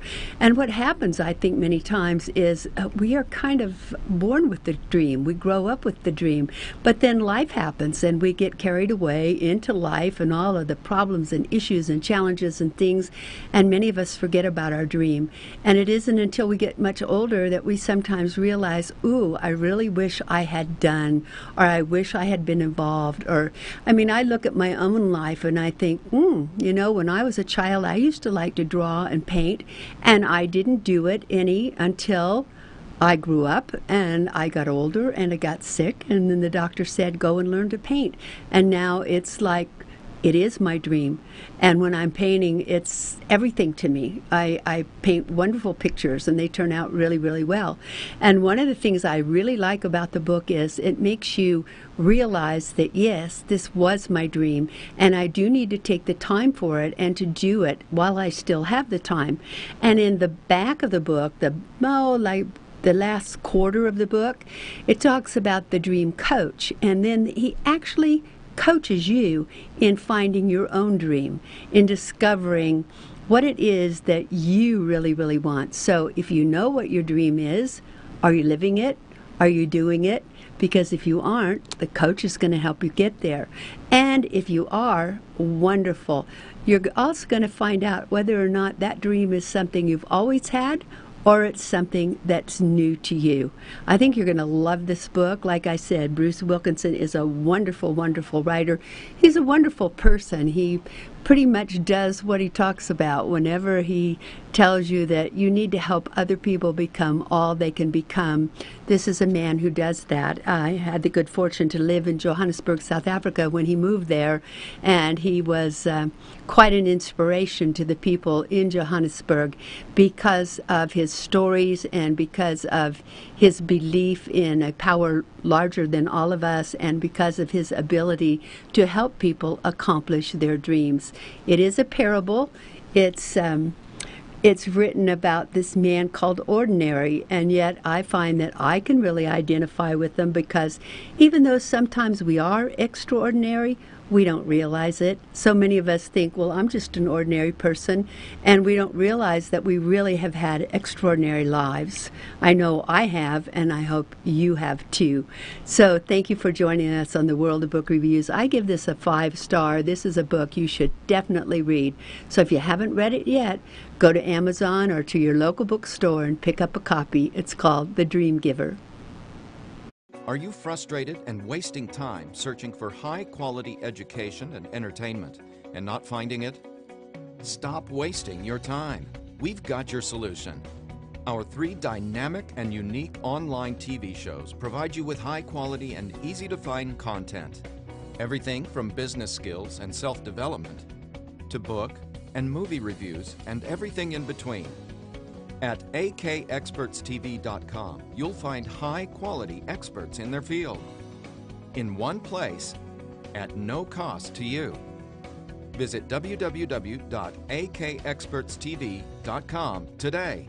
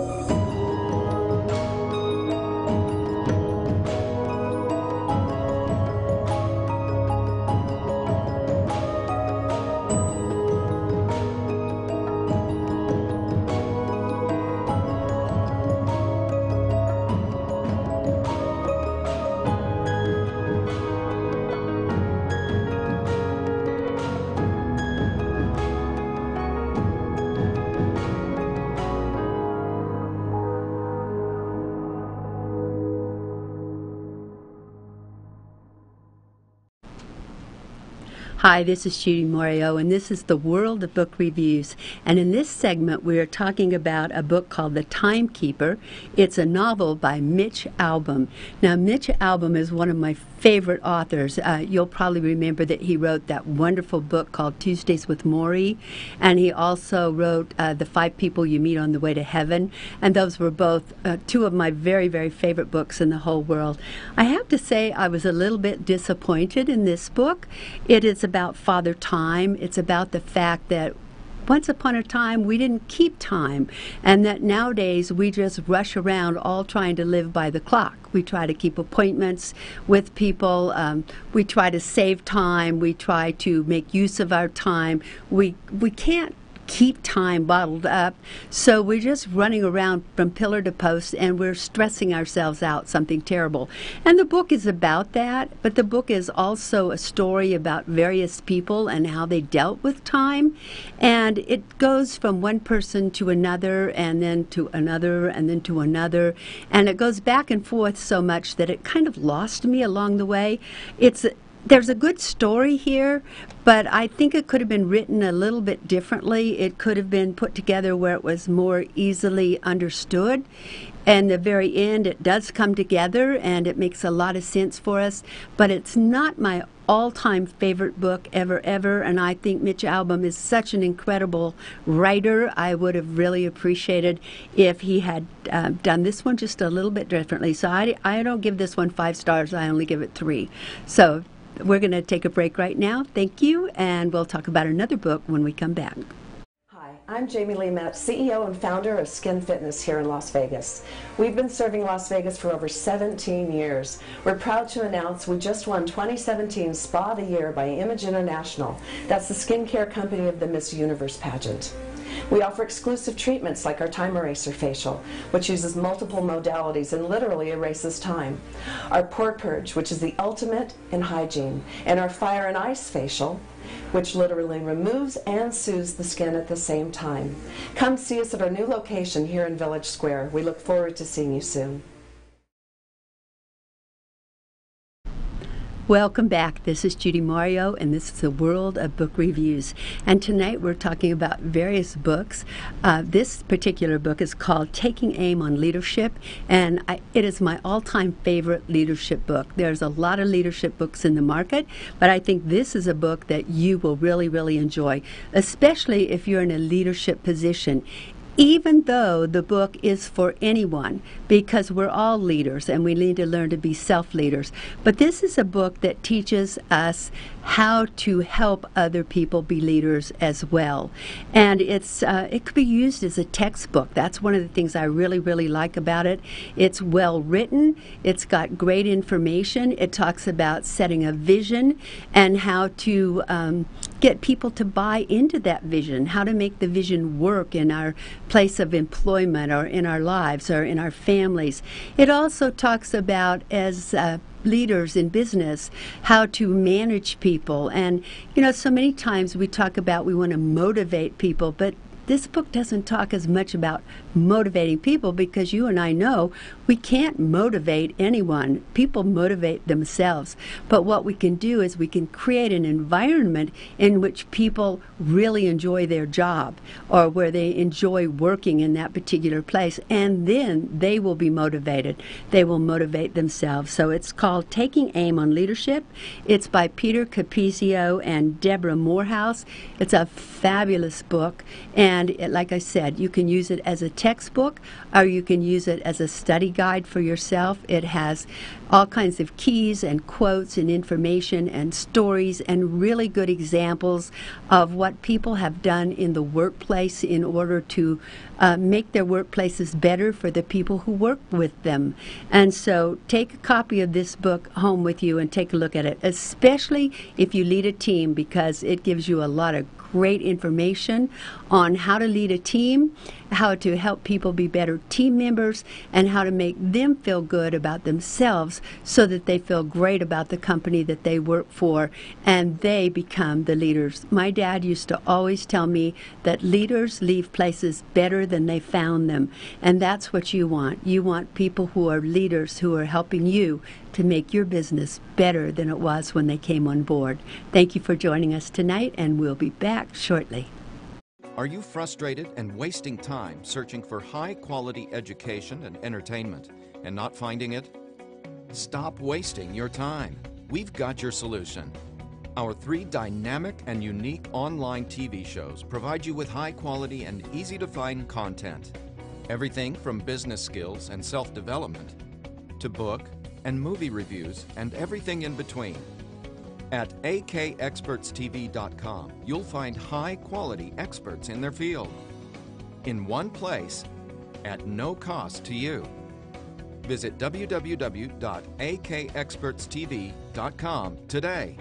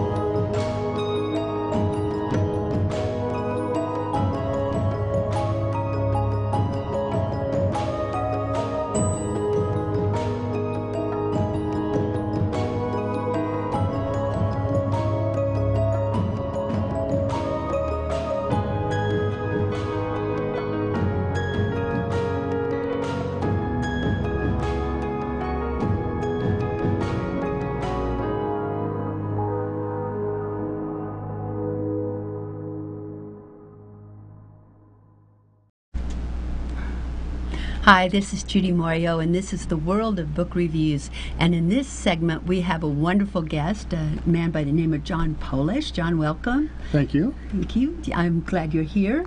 And John is a public speaker. He's a dynamic public speaker, and he's an author. And he's written this book called Finding Your Happiness. So tonight, we're going to talk about how you and I can find our happiness. So, John, tell us about your book. Well, it's a long time in the making. About 25 years ago, I had been going to a lot of public seminars, listening to a lot of speakers, and I was always, I guess, unhappy, always looking for something. And I heard all these speakers talking about, they're basically selling happiness. They were selling hope. And I kept listening to all of them. I'm like, this sounds great, but there's something missing. Like, there's something. It was kind of like, buy from me and be the person you were meant to be. And it didn't matter what they were selling. Like, and I realized all they're really doing is selling hope. I'm like, what is it that really makes people happy? So I spent about 20 to 25 years studying it, not having any idea why until I would need it later. So what I did about 20-some years ago is I sat down and I took all the different things that I'd learned from these speakers and I put them on Post-it notes and I started putting them on piles of categories and what they had in common. And I came up with 5 different categories. And what I learned from all of them that I could use was this concept of an ideal self and an actual self. And that there's a discrepancy between what we want and what we have. So in other words, we're not happy when we're not getting what we want out of life. And so I was able to take that concept and break it into 5 different areas that we have expectations in, and created what I call the personal happiness graph. And it's literally a way to put your life on a graph in a couple of minutes and see just how happy you are and in what areas and how to make the shift. Well, that was all great for about 20 years, but it was really nothing more than like a party trick once in a while. I didn't really do anything with it. And then I found myself at my lowest point. I got married about 3 months after I got married. We found out we were expecting a baby. The next day, my mom died of a heart attack. Oh, no.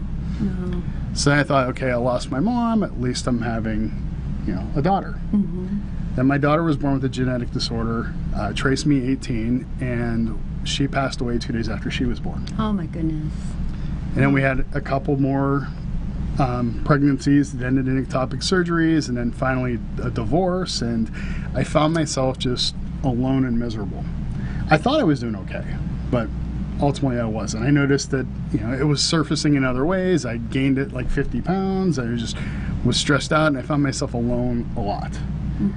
And that's when I decided, I'm like, I have all this head knowledge. I have all this information I've been studying for years, and I really didn't know why I was studying it, other than I knew there was something missing.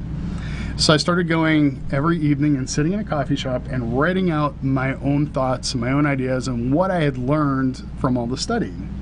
And I kind of took the information from the graph that I'd created that I really hadn't even looked at in about 10 years and just started writing it down. And about a week and a half later, I had this book. Amazing. What's amazing about it is I didn't know back then why I was studying this stuff. Exactly. And it turns out I was going to need it later on. Exactly. And I never meant for it to be a book or to be a public speaker or anything. I was just trying to figure things out for myself. And oddly enough, the book comes out, and I find myself speaking about the book and now doing conferences and everything else, and it's all finding your happiness, which to people who've known me my whole life think it's really funny because I never appeared to be happy at all. Well, you were finding it. I was. And that's why it's a perfect title for the book. Yeah, and it's amazing because all the information was in my head for 20-some years. I just hadn't applied it. And when I actually wrote it out and started speaking about it, I started applying it. And my life has changed drastically since. So. But sometimes don't you think it takes a major catastrophe or crisis or the death of like your mom and your child to all of a sudden just slap us right in the face and say, okay, now it's time? You would think that it wouldn't, but it does. And I've had a couple of those wake-up calls in my life. I had a car accident several years ago where I couldn't walk for a year, and that wasn't enough. And finally, people talk about hitting rock bottom, and I didn't think that I was anywhere near rock bottom, but I just knew something was missing. And I sat and it started writing, and it just started coming out of me that now looking back, I can see how miserable I was during that time. Mm-hmm, mm-hmm. And the people that were around me could see it too. That's why some of them aren't around me anymore.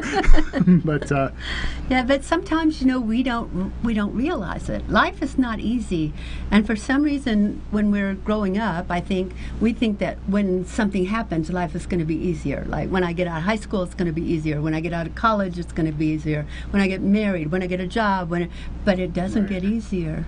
So you're exactly right. And in doing this, what I learned was that ultimately, if we look at our ideal self and our actual self, what we have and what we want, there's really only two things we can do in life to find happiness, to become happier. We can either do something different to get what we want, or we can change what we want. And to do something different, I understood, because I was an athlete or a coach my whole life. I always knew, if you want something, you work hard enough for it, you can make it happen. Mm-hmm. And then now I'm finding myself in a situation where there's nothing I can do. Didn't matter how hard I worked or what I did. I couldn't bring my daughter back. Yeah. I couldn't bring my mom back. There was nothing that I could do to change that situation. But what I found was that if I kept wanting that, which obviously I want it. I would give nothing. Right. If I could have them here today, I would take it in a heartbeat. But I knew that couldn't happen. So to keep focusing on that was essentially a suicide. It was, there was nothing that could change it. Mm-hmm. And so you had to change your mindset. Right, and I had to change. What had to change in that situation, it wasn't doing something different to get what I wanted. I literally had to change what I wanted. And so many things have come from that, but the biggest thing was just redefining what I wanted out of life, mm-hmm. and redefining the roles that they played. So I tell people now that, I don't have my daughter with me physically, but I've given her a whole new role in my life. And so she's now the motivation behind my speaking and my writing. And so I kind of joke that every day is take your daughter to work day. Yeah. I have her with me always. It's just in a much different way than I would want, but at least she's there and she has a whole different role in my life. Right. She's in your heart. Right. And so rather than focusing on what I don't have with her, I'm grateful for the time that I had with her and the blessing that she has provided for hundreds of people since. Right, through this. Right. And don't you think there's so many people out there that if they could just change their thinking, that they would be so much happier? I thank you for being here with me for this segment. We're going to talk to you some more in just a minute. We're going to talk to John Polish some more, so stay tuned with us. He's written this incredible book, Finding Your Happiness. We're going to find out more about him and the other books he's written in just a minute, so stay tuned. Are you frustrated and wasting time searching for high-quality education and entertainment and not finding it? Stop wasting your time. We've got your solution. Our 3 dynamic and unique online TV shows provide you with high-quality and easy-to-find content. Everything from business skills and self-development to book and movie reviews and everything in between. At akexpertstv.com, you'll find high-quality experts in their field, in one place, at no cost to you.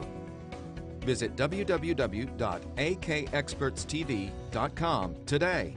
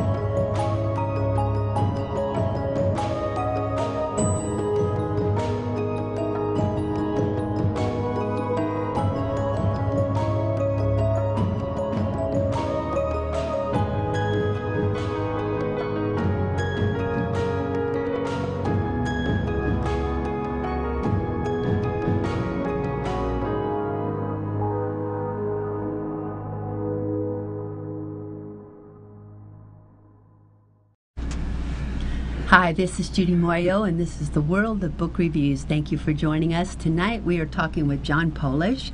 John is the author of this wonderful book, Finding Your Happiness. Don't let circumstances dictate your happiness. So, John, welcome back. It's nice to have you here to talk to you about this book.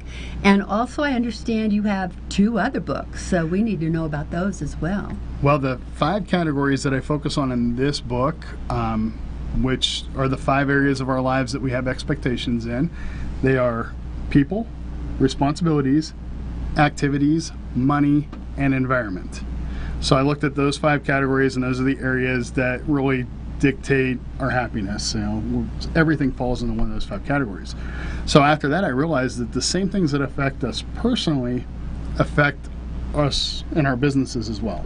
Oh. So I wrote a second book called A Healthier, Happier Business, where I look at those 5 categories and what your customers and employees are looking for out of those categories, and how you can create a happier work environment based on basically the same elements that are in the graph.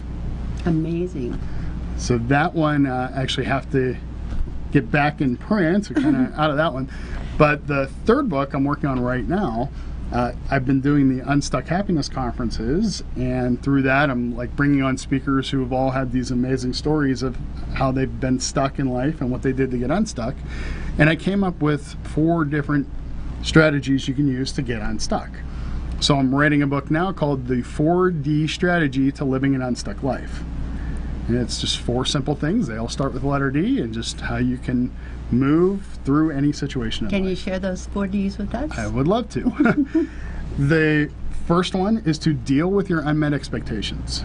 And like I just mentioned about losing my daughter, if I focused on not having her, I would be miserable forever. So I had to find a way to deal with it. Not just forget about it and get over it, but literally take that pain and put it somewhere that I can use it for good. Right. So teaching people to deal with their problem rather than just avoid it.